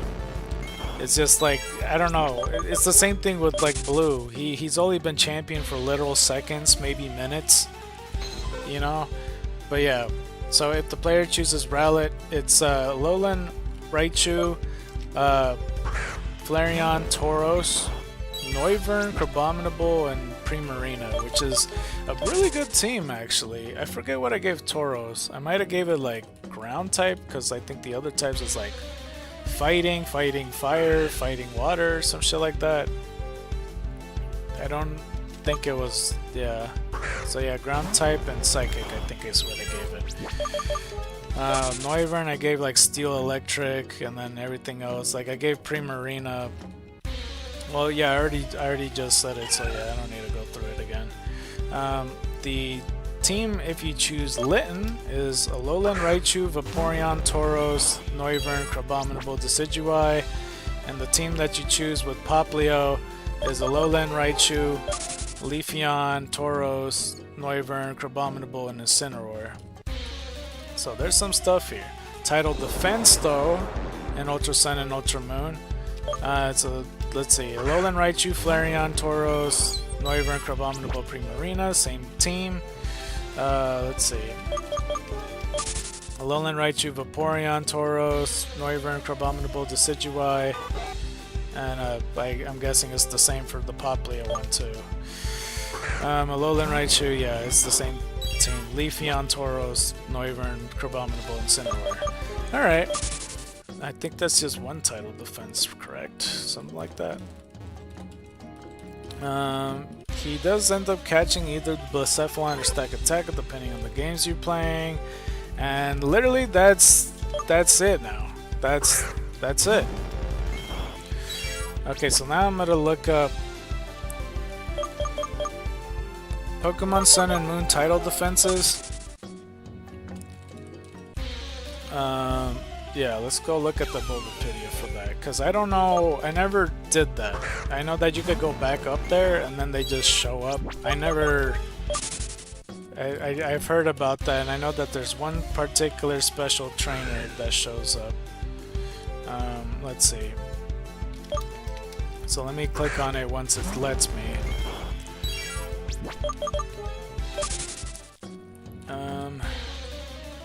Okay, can I click it now? Faba is one of the people that you could do the title defense. Interesting. He has Slowbro, Bruxish, Alolan Raichu, Alakazam, and Hypno. I might as well do it because he could potentially be champion since I'm being fair to the other rule. Slowbro we covered. Bruxish we didn't cover. It was Water Psychic in this one. I will make it Dragon? Fairy type. Yeah? Yeah. Alolan Raichu is... Well, I already covered that. Alakazam is Steel type if you forgot. And then Hypno is Poison Dark. I remember that much. As we killed another Eevee. 416. This feels like a while since I've been on doing that. Interesting though. Alright, let's see here. Wait, what? Wait, Gladion is starter dependent? Gladion's the next opponent though. Interesting. I think. I mean, well, besides How, but we're not going to cover How again. Crobat, Weavile, Porygon Z, Lucario, and Savioli Fire type. So, Crobat I already mentioned. Weavile, I straight up forgot what I gave him. I think it was like... Because the other form is Poison Fighting. And I think I gave it like Steel... Psychic or some shit like that. I might have said the same exact thing last time. Porygon C, I made it like Psychic Electric or Psychic Steel or some shit like that. Lucario I already mentioned. Savioli, I don't even know, man. I think Savioli has to be included in the Evolutions, Simipan, Reggie shit, along with the... What was the other one? The Oricorios? Savioli, I think I would just have to add a type, to be honest. So maybe along with Fire, you could add Poison, so it has more explosive power. Don't you think? Then it would be like the strongest Fire. I like that logic. You know, Savioli is just designed to make himself attack stronger, just by design. I'm doing this. I like that idea. He has the fire memory in the RKS system. Gladion has the same team. Wait, does he? Wait, hold up. Oh no, yeah, he does, I think. Five? Yeah, same team, except Savioli is water type. So, with that logic, he's not letting me go, bruh. Let me go, bruh. Alright. You wanna fucking attack that badly, bro? Here. Fucking asshole. Bitch motherfucker. I have to heal now. Why do you have to do that, bro? Like, why? Like, pourquoi, my dude? Like, pourquoi? Let's do... I only have one potion. Okay, you know what? Let's do Citrus Berry. Okay, that did quite a bit actually. I thought I was for sure gonna do 10. Okay, okay, so Savioli water type. The easy thing is just to make it ice. Is there anything? I think what we could do isn't there like a machine that like if you boost like, you know, air into water, it makes it more? Like, obviously it would spray farther or whatever, and it's probably the same logic when it comes to fire, but I swear there's like a hydrogen machine that powers up water, so maybe water flying is the best combination for the RKS system. Don't you think? Is the logic logicking? Because if we can't do that, then yeah, water ice, and then just, you know, make the water pressure where you could change the temperature so you can make it hot. So like when you melt the ice super rapidly. I don't know. I think I like the water flying thing better, to be honest. But yeah, I like that idea. So for the Poplio, in case you chose that, same team, except Savioli is grass type. See, that's gonna be harder to explain, because I can't just say grass fire. That shit will make no fucking sense. What would power up a grass type move? Usually sunlight, I imagine. So, I mean, water as well. Like soil. There's like multitude of things. So it's like, I don't know. Oh, there we go. Eevee time. I'm trying to think to myself, what would make sense? Let's go through the types. So, let's do Sucker Punch while we're at it. Please don't miss. So there's grass, fire, water, electric, flying, bug. I ran out, motherfucker. Rock, ground, steel, ice, fighting. As we got another number 417. Fighting, psychic, dark, poison.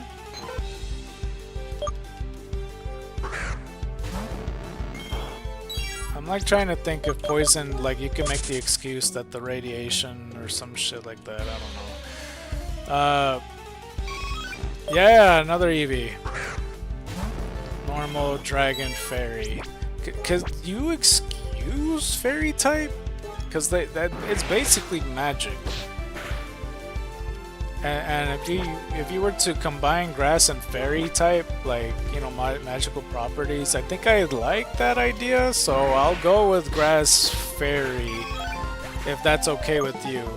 You could insert, like, grass water, as we get 418, like grass water, or fucking, you could put, like, grass fire a little bit, if you want to go the sunlight route, or, I guess, grass electric, but that's also like the Heliolisk type of deal with that. You have to excuse that to make it work. There's also the ground with, you know, soil. That's just, I don't know, that's just what makes it hard. Alright, anyway. Hapu is the next challenger. I think I already covered her Pokemon though. Yeah, I don't need to repeat. How is here, which I could skip over because we already covered that. Kukui's here, which we could already cover that, so we don't need to do it again. Mo, which we covered that. Plumeria is here. Alright, we could do Plumeria. She's trying to take the title. Gengar, Alolan Muck, Crobat, Toxic Pex, and Salazzle. So it's like a poison deck, wow. Marble snaps in the brain. We already covered Gengar. Muck, what did I say for Muck? Like fucking Ice Fairy? Did I say that? Or did I just say Ice Water? No, I said Ice Fairy. I definitely said Ice Fairy. Yeah. Crobat, Dragon, Dark, I already said that. Toxic Pex, I don't think I made. Poison Water, I think I'll just make it Steel no, I can't do Steel Poison. Steel Bug. I think that's the easy route, and we already did Salazzle, making it interesting and stuff. I forgot what we gave it. Didn't we give it like fucking shit, what's fucking Psychic Ground? No, Psychic Elect, no, shit, I forgot what I gave it. Psychic Dragon, no? Is that what it was? How the fuck did I forget already? And then I see one of the trainers that I really would like to talk about, but I see also Sophocles. Tristan? A fucking child is in the title defense thing? Who the fuck is you? He has Emolga, Sharpedo, he has Alolan Executor, he has Magmortar, he has a Tauros. He's like a little Gary Oak, what the fuck? We made Grass Steel for Emolga, we did Dragon Steel for Sharpedo, Executor, I think we made it like Fire Flying because we made the eggs into a bird. Magmortar's Water type, and we already covered Tauros. Dude, Tristan's off from my fucking head, dude. I didn't think that. Okay, Ultra Sun and Ultra Moon, I'll take a look at it. I'm pretty sure Gladion has... Oh no, he has a different team. Crobat, Zoroark, Porygon Z, Lucario, Venusaur, and Sylveoli. Zoroark we said... I forget what we said. Ice? Ghost? No, we can't do ghost. There's a Hisuian form that's normal ghost. Shit. Ice fire type? Sure, okay, I'll try to remember that. Porygon Z, Lucario, Venusaur we made into a fire ground type. We made the whole Kanto line into a ground type trio. And then Savioli, which is fire poison. If we're doing that logic. Okay, so the Litten team, as we got our like 20-second, but man, it's been a while actually, what the fuck? Okay. Let's see here. So there's Crobat, Zoroark, Porygon Z, Lucario, Charizard, and the Savioli as another Eevee shows up. But this Savioli is water type and flying. We're gonna make that a rule. I don't know if you guys know what I'm talking about when it comes to that shit though. I think there is a hydrogen machine that produces a lot more water with that. Something like that. Something like that. Alright, well that's another one. We're at 419. Alright. Level 32. Seed Bomb. Seed Bomb. How much power? 60, 70, 60. I like Flame Wheel. That's my reasoning for Incinerate. I don't give a fuck about burning berries, bro. Flame Wheel's the Quilava move, bro. That's betrayal if I do that. That's injustice if I do that. Okay, anyway, Gladion has Crobat, Zoroark, Porygon Z, Lucario, Blastoise, and Savioli Grass,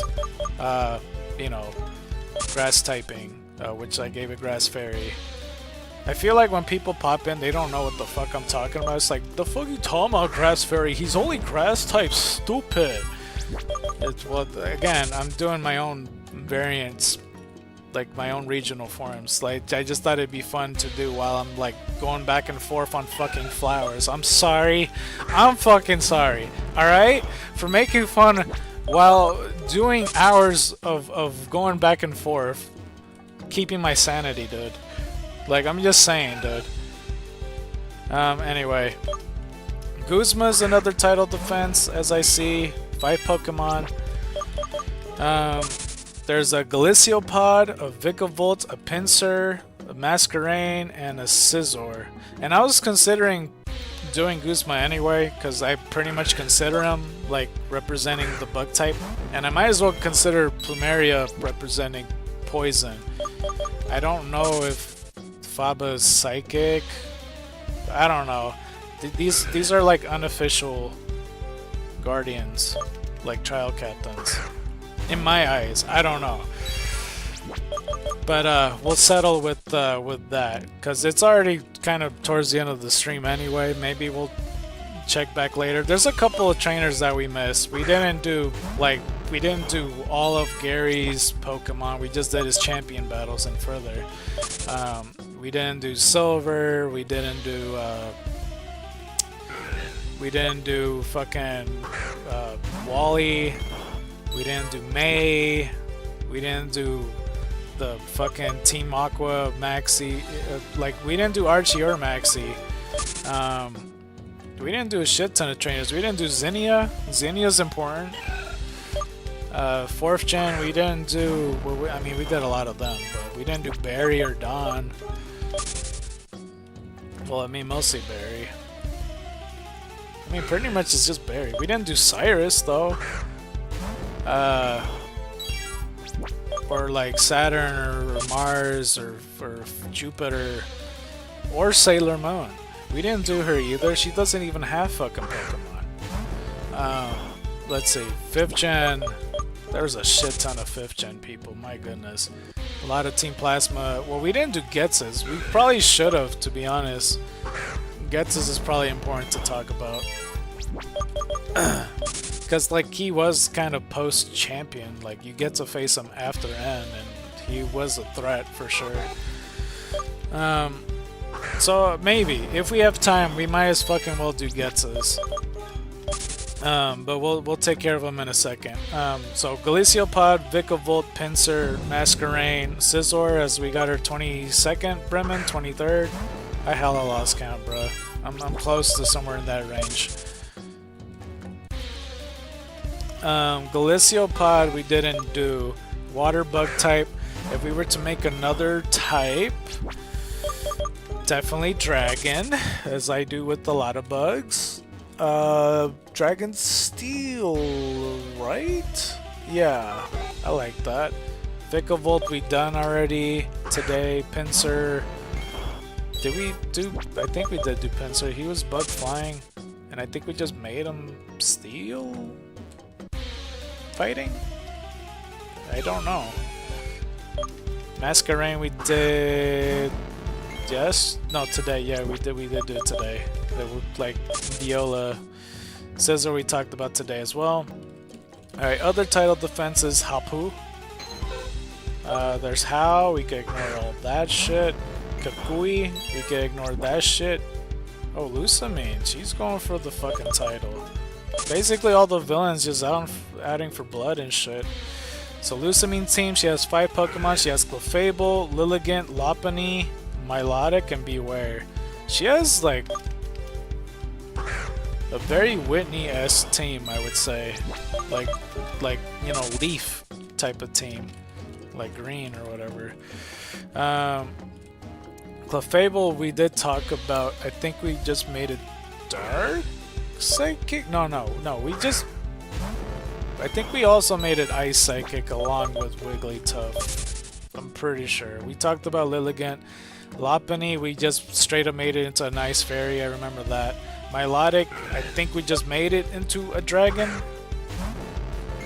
I'm pretty sure. Beware we did today. And yeah, that's Lusamine. Plumeria's rematch. What kind of? I don't know. Let's see. There's Gengar, Alolan Muck, Crobat, Toxapex, and Salazzle. Yeah, it's the same exact team.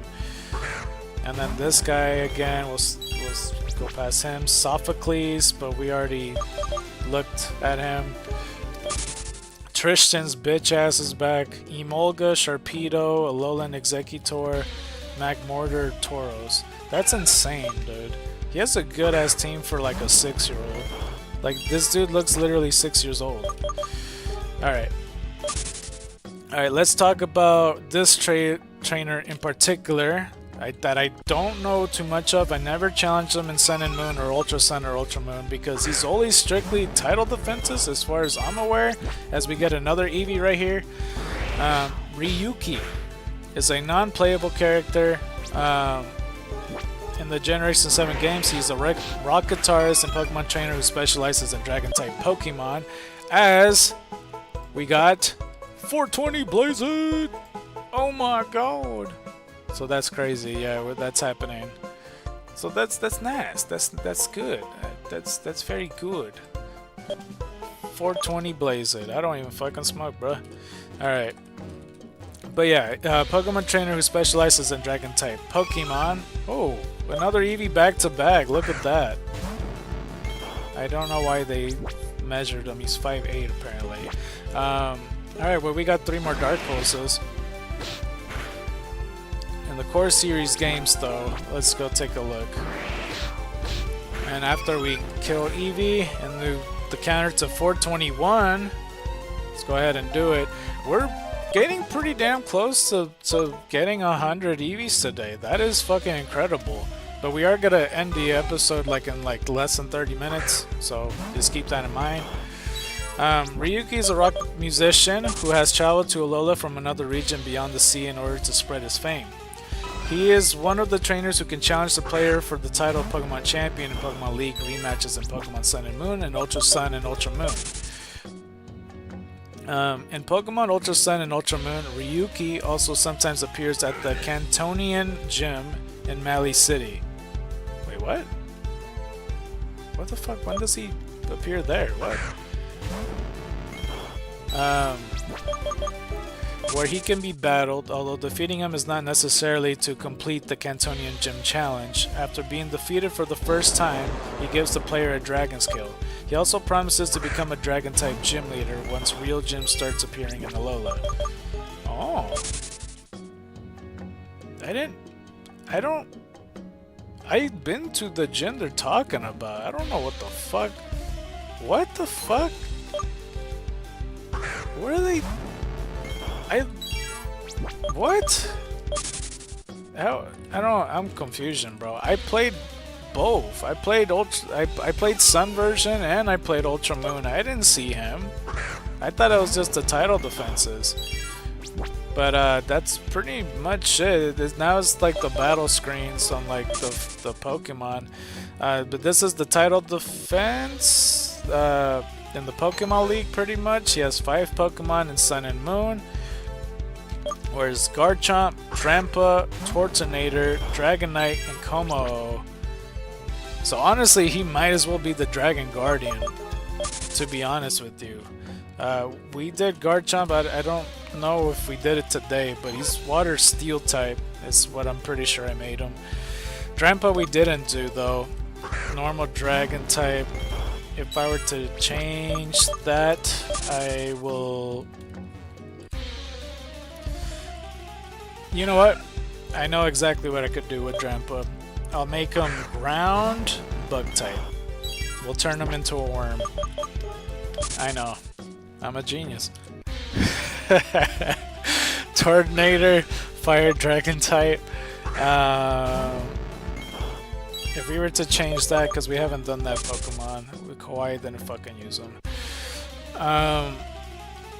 Fire Dragon, we'll make it Water Rock.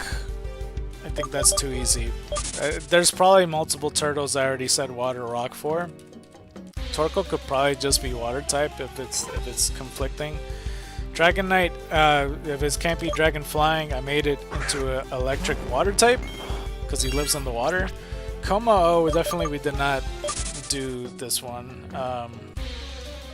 It's Dragon Fighting type. I'll make it Steel type for sure. I don't know what else to call it. Or let's do Steel Flying for the reason that he could use his clangs to like summon wind, you know, because the sound based moves. Because there's no sound type, so like that's as close as we're gonna get. Like he could like focus on the wind and shit. Then again, oh, no, yeah, no, never mind. He's Dragon Flying. This is Ultra Sun and Ultra Moon. Cantonian Gym pre-Hall of Fame. He has 3 Pokemon. Tornado, Drampa, and Gabite. Level 29. Bro, I fucking skipped that part of the game, or what the fuck? I don't remember this. I didn't do this, I don't think. Post-Hall of Fame, though. 5 Pokemon. Garchomp, Drampa, Tornado, Dragonite, Como. Okay, he has the same team, pretty much. Interesting. Oh, title defense. Oh, I guess you could just go back to the Cantonian Gym. Okay, this is the actual Cantonian defense in Ultra Sun and Ultra Moon.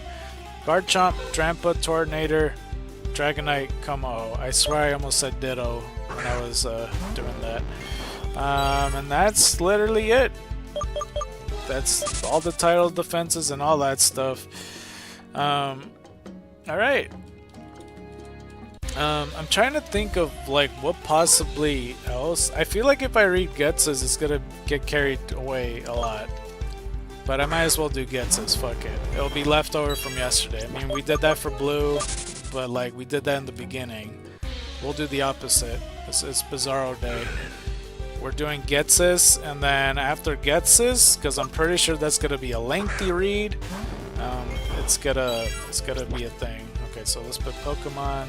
Gets's, because he in my opinion, I think he could have beat Alder without Reshiram or Zekrom. Like, that's how strong he was. He was a threat, bro. He used a Hydreigon and shit.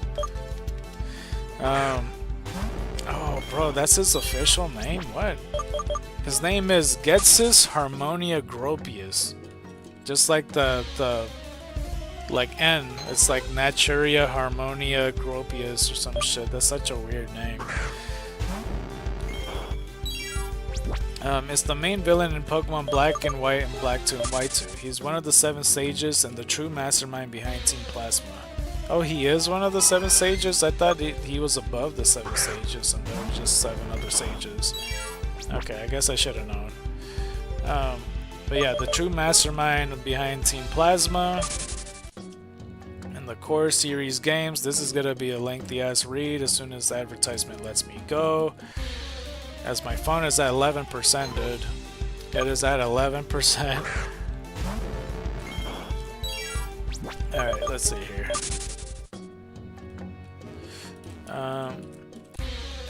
Come on. There we go. And it's a spoiler warning for Pokemon Black, White, and Black 2 and White 2. For those that don't know. And also, like, if you're here for Shiny Hysteric, please put in the comments. Let me know, you know, saying hi and everything. And also let me know, like, if you have Pokemon Xenoverse and if you would like to try to get the Shiny Hysteric. If it's just one person or the highest bidder, then, well, the priority is the highest bidder. But if nobody pays, that's fine too. It's just whoever claims it. You don't have to donate. It's just in case, like that's like I said, the priority. But in case of whether it's tied or whether there is multiple people but they have not donated, we will determine it by a wheel or a random number generator, just depending on how many people there are.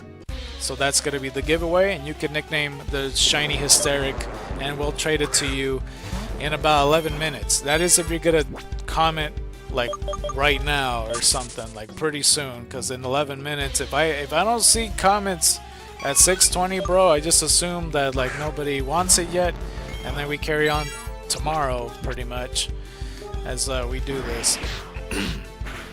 As we get another Eevee right here, and we ran out of moves. Shit, man.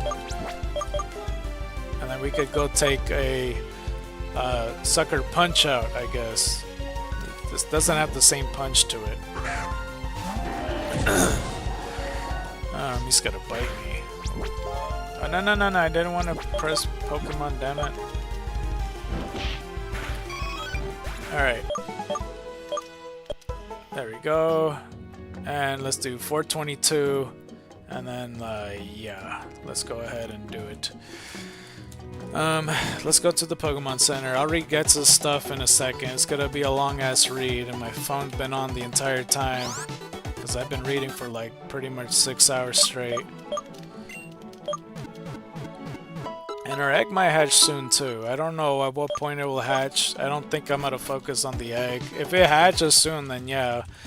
But by the time it hits 6:30, that's when I'm gonna call it, pretty much. Like, or somewhere around there, like a good stopping point. Okay, I mean, I don't think I need a, like, retweet or anything like that. Let me take the time, because like I said, I like to do promotional stuff, but let me also, like, reply to some things, too. Let's see here.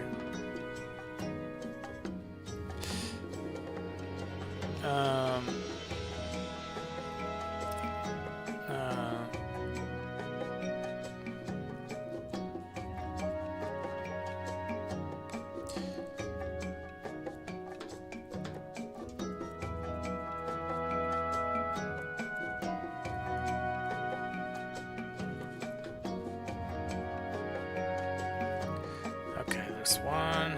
Okay, let me check this one. Because I didn't check throughout this whole stream, and usually I do, like 3 or 4 times or some shit. Because I get comments every now and then. Or not comments, but messages. Hopefully this doesn't take too much time, though. I'll try to speed it up. But if you guys are here, just, you know, consider PayPal, do Zelle, Venmo, Cash App, Patreon, GoFundMe. And then, like, preferably GoFundMe, because you can see the progress bar and all that. And, you know, $1 would come a very long way even still. Or even saying hi in the chat and everything. Just let me know that you're here. And again, if you want to know about the Shiny Hysteric, just let me know that you would want it. And let me know if you have Pokemon Xenoverse. Because if you don't have Pokemon Xenoverse, how the fuck am I gonna trade you the Shiny Hysteric? Because it's a Fakemon. You know what I mean? Like it's not gonna work. Let's see. I'm just waiting for this fucking app to fully load. Oh, bro, this is gonna take like... Okay, finally. Okay, there's nothing there. Okay, what about this app? Anybody there?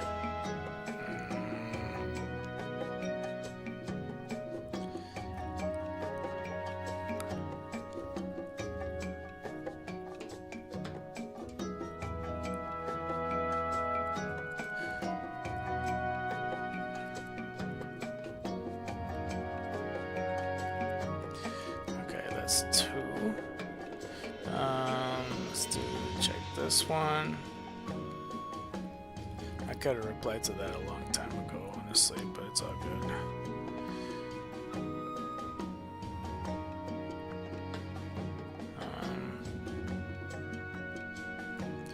I think I'm getting sidetracked currently. Oh shit. Dang it.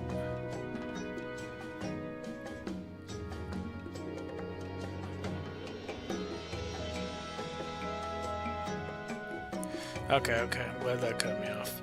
I was in a path. Okay, let's go check this one. This one takes a while to load.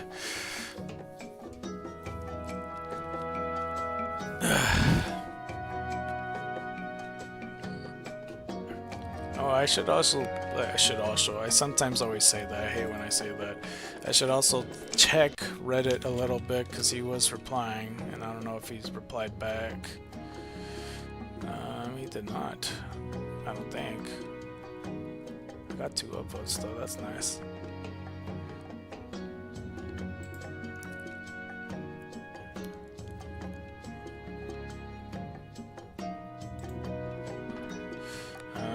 Okay, the app fully loaded. Okay, let's check this one. Anybody here?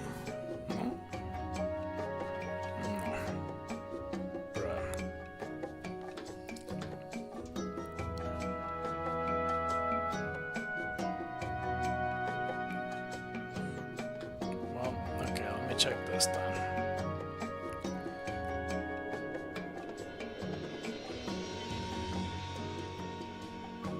Yeah, this app takes a while to load too. What the hell? Oh man, we did a good job today. That's a new record. I got like what, like 90 almost Eevees today? That's crazy. That's insane, in fact. I'm debating whether I should start a little earlier tomorrow, because I think tomorrow is the 500 day. Maybe. Oh, I do got a message here. Oh, never mind, it's not a message. It's a notification of a different type.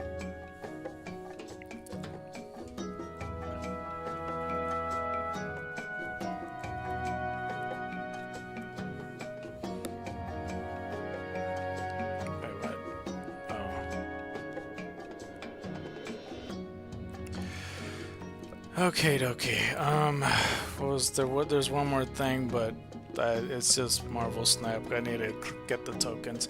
But let's just continue. We'll read the Gets Us thing in a second. We got like 14 minutes left. 4 more minutes left if you want to claim that Shiny Hysteric though. So be sure to do that if you really want to. The egg might hatch very soon too. I haven't been really keeping track how long ago it was, but it should be relatively close. I really think so. I really think so. Let's see. Nose pass.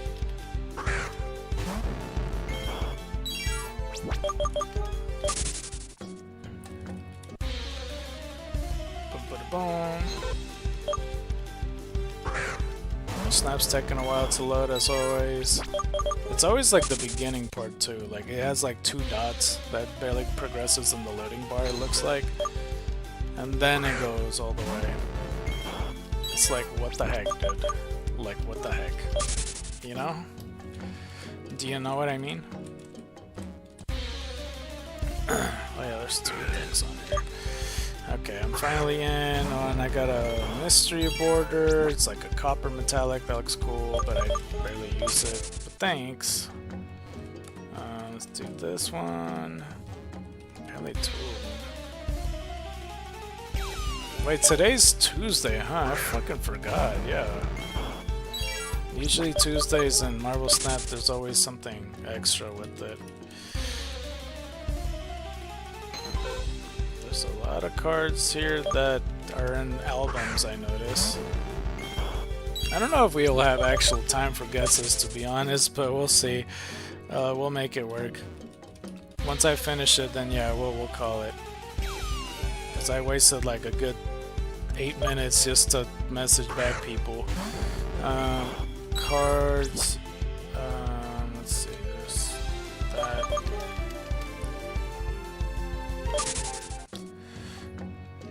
Frankie Ray Nova.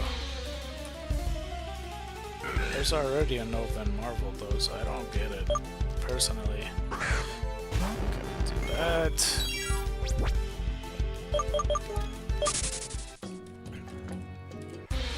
And that's pretty much it from that side.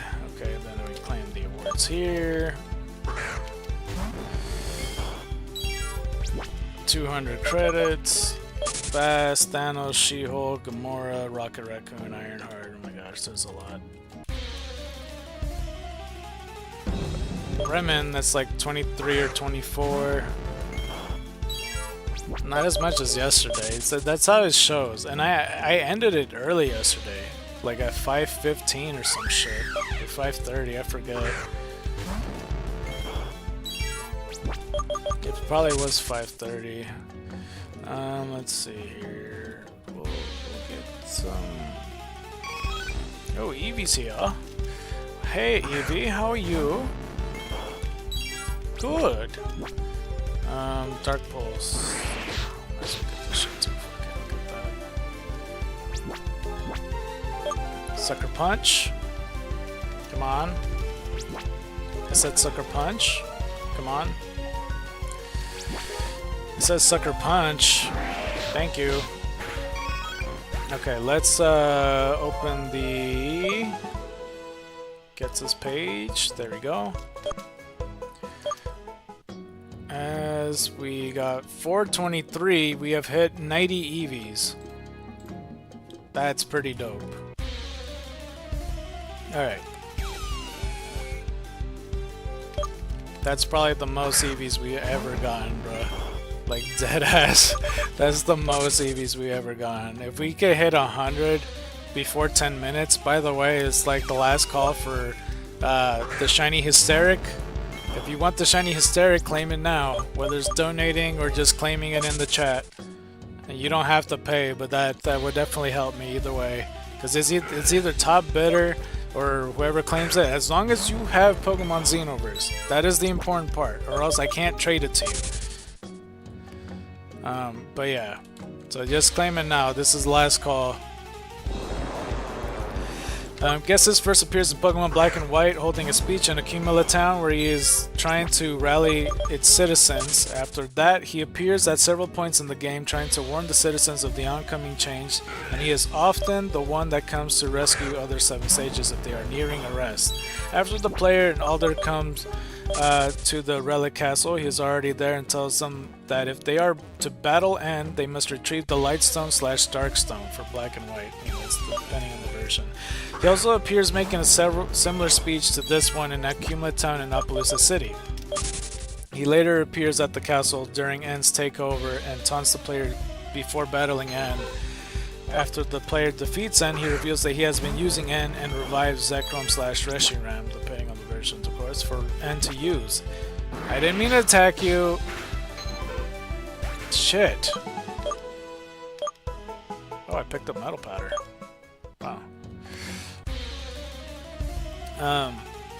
For N to use and calls N a disappointment, he reveals that his and Team Plasma motives for stealing Pokemon was a lie all along, and that gets us one to ensure that he was the only person in Unova with Pokemon. so he could dominate the region. This was previously foreshadowed by him referring to himself during speeches. Referring to Team Plasma's goals before correcting himself and saying Team Plasma. As this is our 25th to 24th Bremen. Wait, I don't think I said it correctly. This was previously foreshadowed by him referring to himself during speeches referring to Team Plasma's goals before correcting himself and saying Team Plasma. According to a grunt in the castle, he was even learning of ways to manipulate hearts of people. Alder and Charon both hear the truth from Ghetsis. Ghetsis battles the player in a rage despite N's protest. After the battle, Alder and Charon arrest Ghetsis and takes him away. He is not seen again in this game. During the post-game, Charon reveals that the Shadow Triad had helped Ghetsis to escape when the player meets the Shadow Triad for the final time on Marvelous Bridge. They reveal that Ghetsis is currently on the run. He has lost everything, including his Pokemon, and only the Shadow Triad are still loyal to him. For some reason, he has ordered the Shadow Triad to stop looking for him. My game was laggy, bro. I looked up and it was just paused.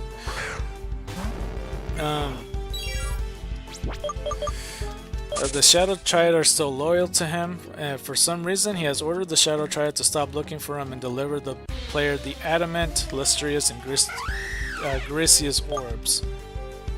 Maybe because he wanted to go back in time or some shit, I don't know.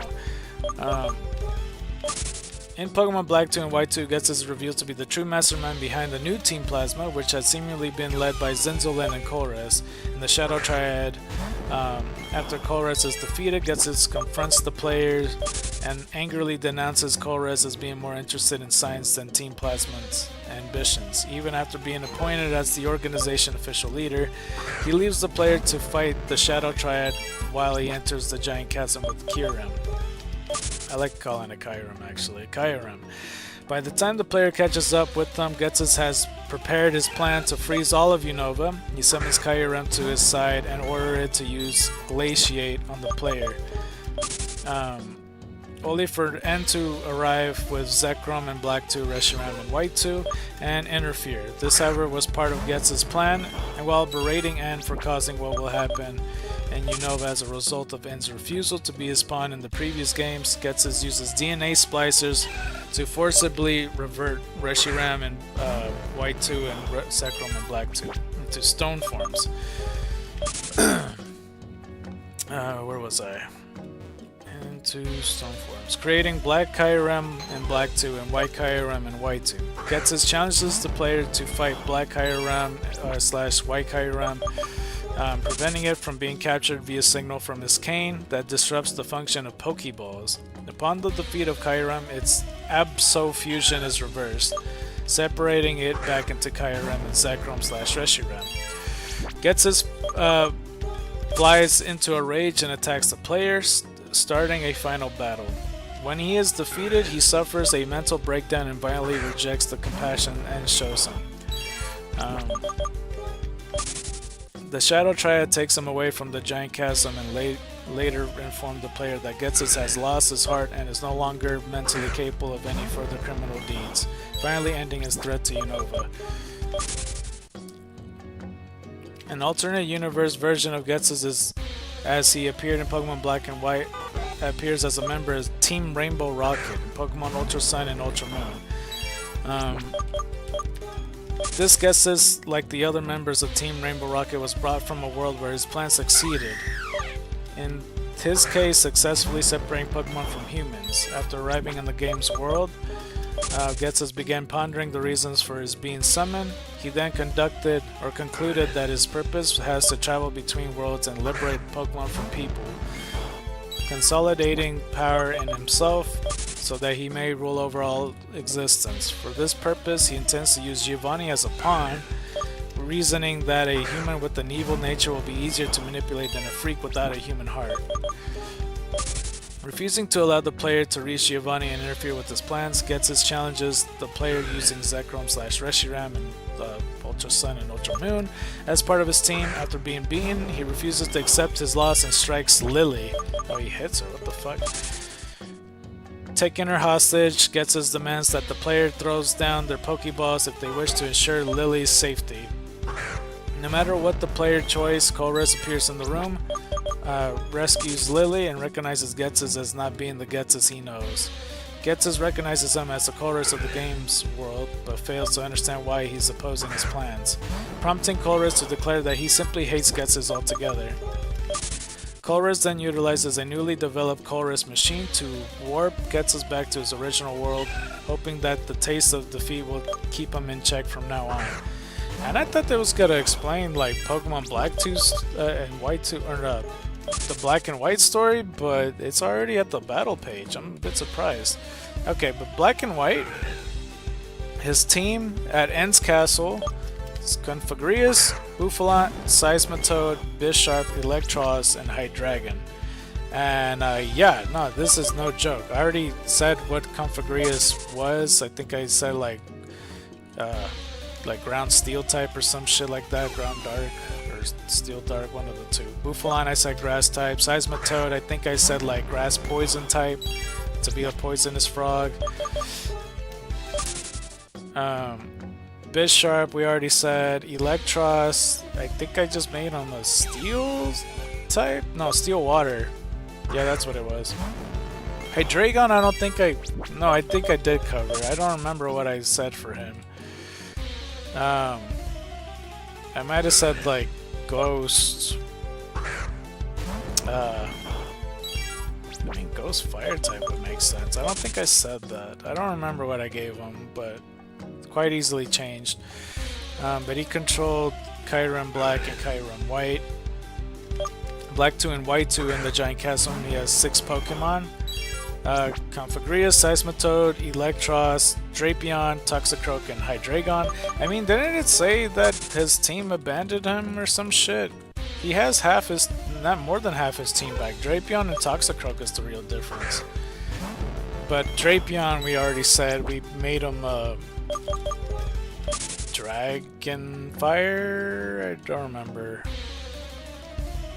No, Dragon Ground, that's what we said. Toxicroak, I think we made him Water Grass, I think. And yeah, let's see here. Where's the other team? Here's Ultra Sun. I don't know if there's a real difference between the two. Confagrius, Bouffalant, Bisharp, Hydreigon, and Zekrom. Interesting. I think I did say Zekrom to have a type. All the other Pokemon we did mention already. Zekrom, I think I gave him like fucking... what did I say? I think I said Dark type along with something else. Dark Rock type, I think. In Ultra Moon, he has Confagrius, Bouffalant, Bisharp, Hydreigon, and Reshiram, which I remember this one being Ice Steel type. I mean, I wasn't really too clever with it, was I? But interesting enough. But yeah, that is pretty much it. So we're gonna call it pretty soon. I don't know if the egg is gonna hatch, but that gets this, you know. And pretty much tomorrow we're gonna be, you know, tackling to get as close as we can to 500, and we might even hit 500 tomorrow. Who knows? We might get as far as we possibly can, because I definitely would like to get 70 Eevees tomorrow. We're gonna stop around the same time, I believe, as much as we can. So we'll do that. We will do that. But yeah, I guess might as well just try to find one more Eevee and then call it a day, just like that, and perfect timing. So yeah, if you like this episode, don't forget to press that like button. If you really like this episode, please consider subscribing. You haven't considered subscribing yet, and please watch another one of my videos. I play the video games, and if you like playing video games, you might like my stuff. With that being said, in the next one, we're gonna be doing what I already said, and then the egg's gonna hatch very, very soon, I imagine, because it's been like a good hour or so. Hold on, let me check how many. It's 11. Okay, we're good. But yeah, thank you guys so much for watching. I don't think I even increased the counter, but we made it to 424. 89 Eevees left. Hopefully I didn't miscount. It'd be cool if it was 425. I'm tempted to go back, but I'm gonna try to control it because I said I was gonna end it off at 6:30. But tomorrow may be the big 500, so be sure to be there. White Tigers and Dragons to you though, and you've been Scarred by the Night. I'm out.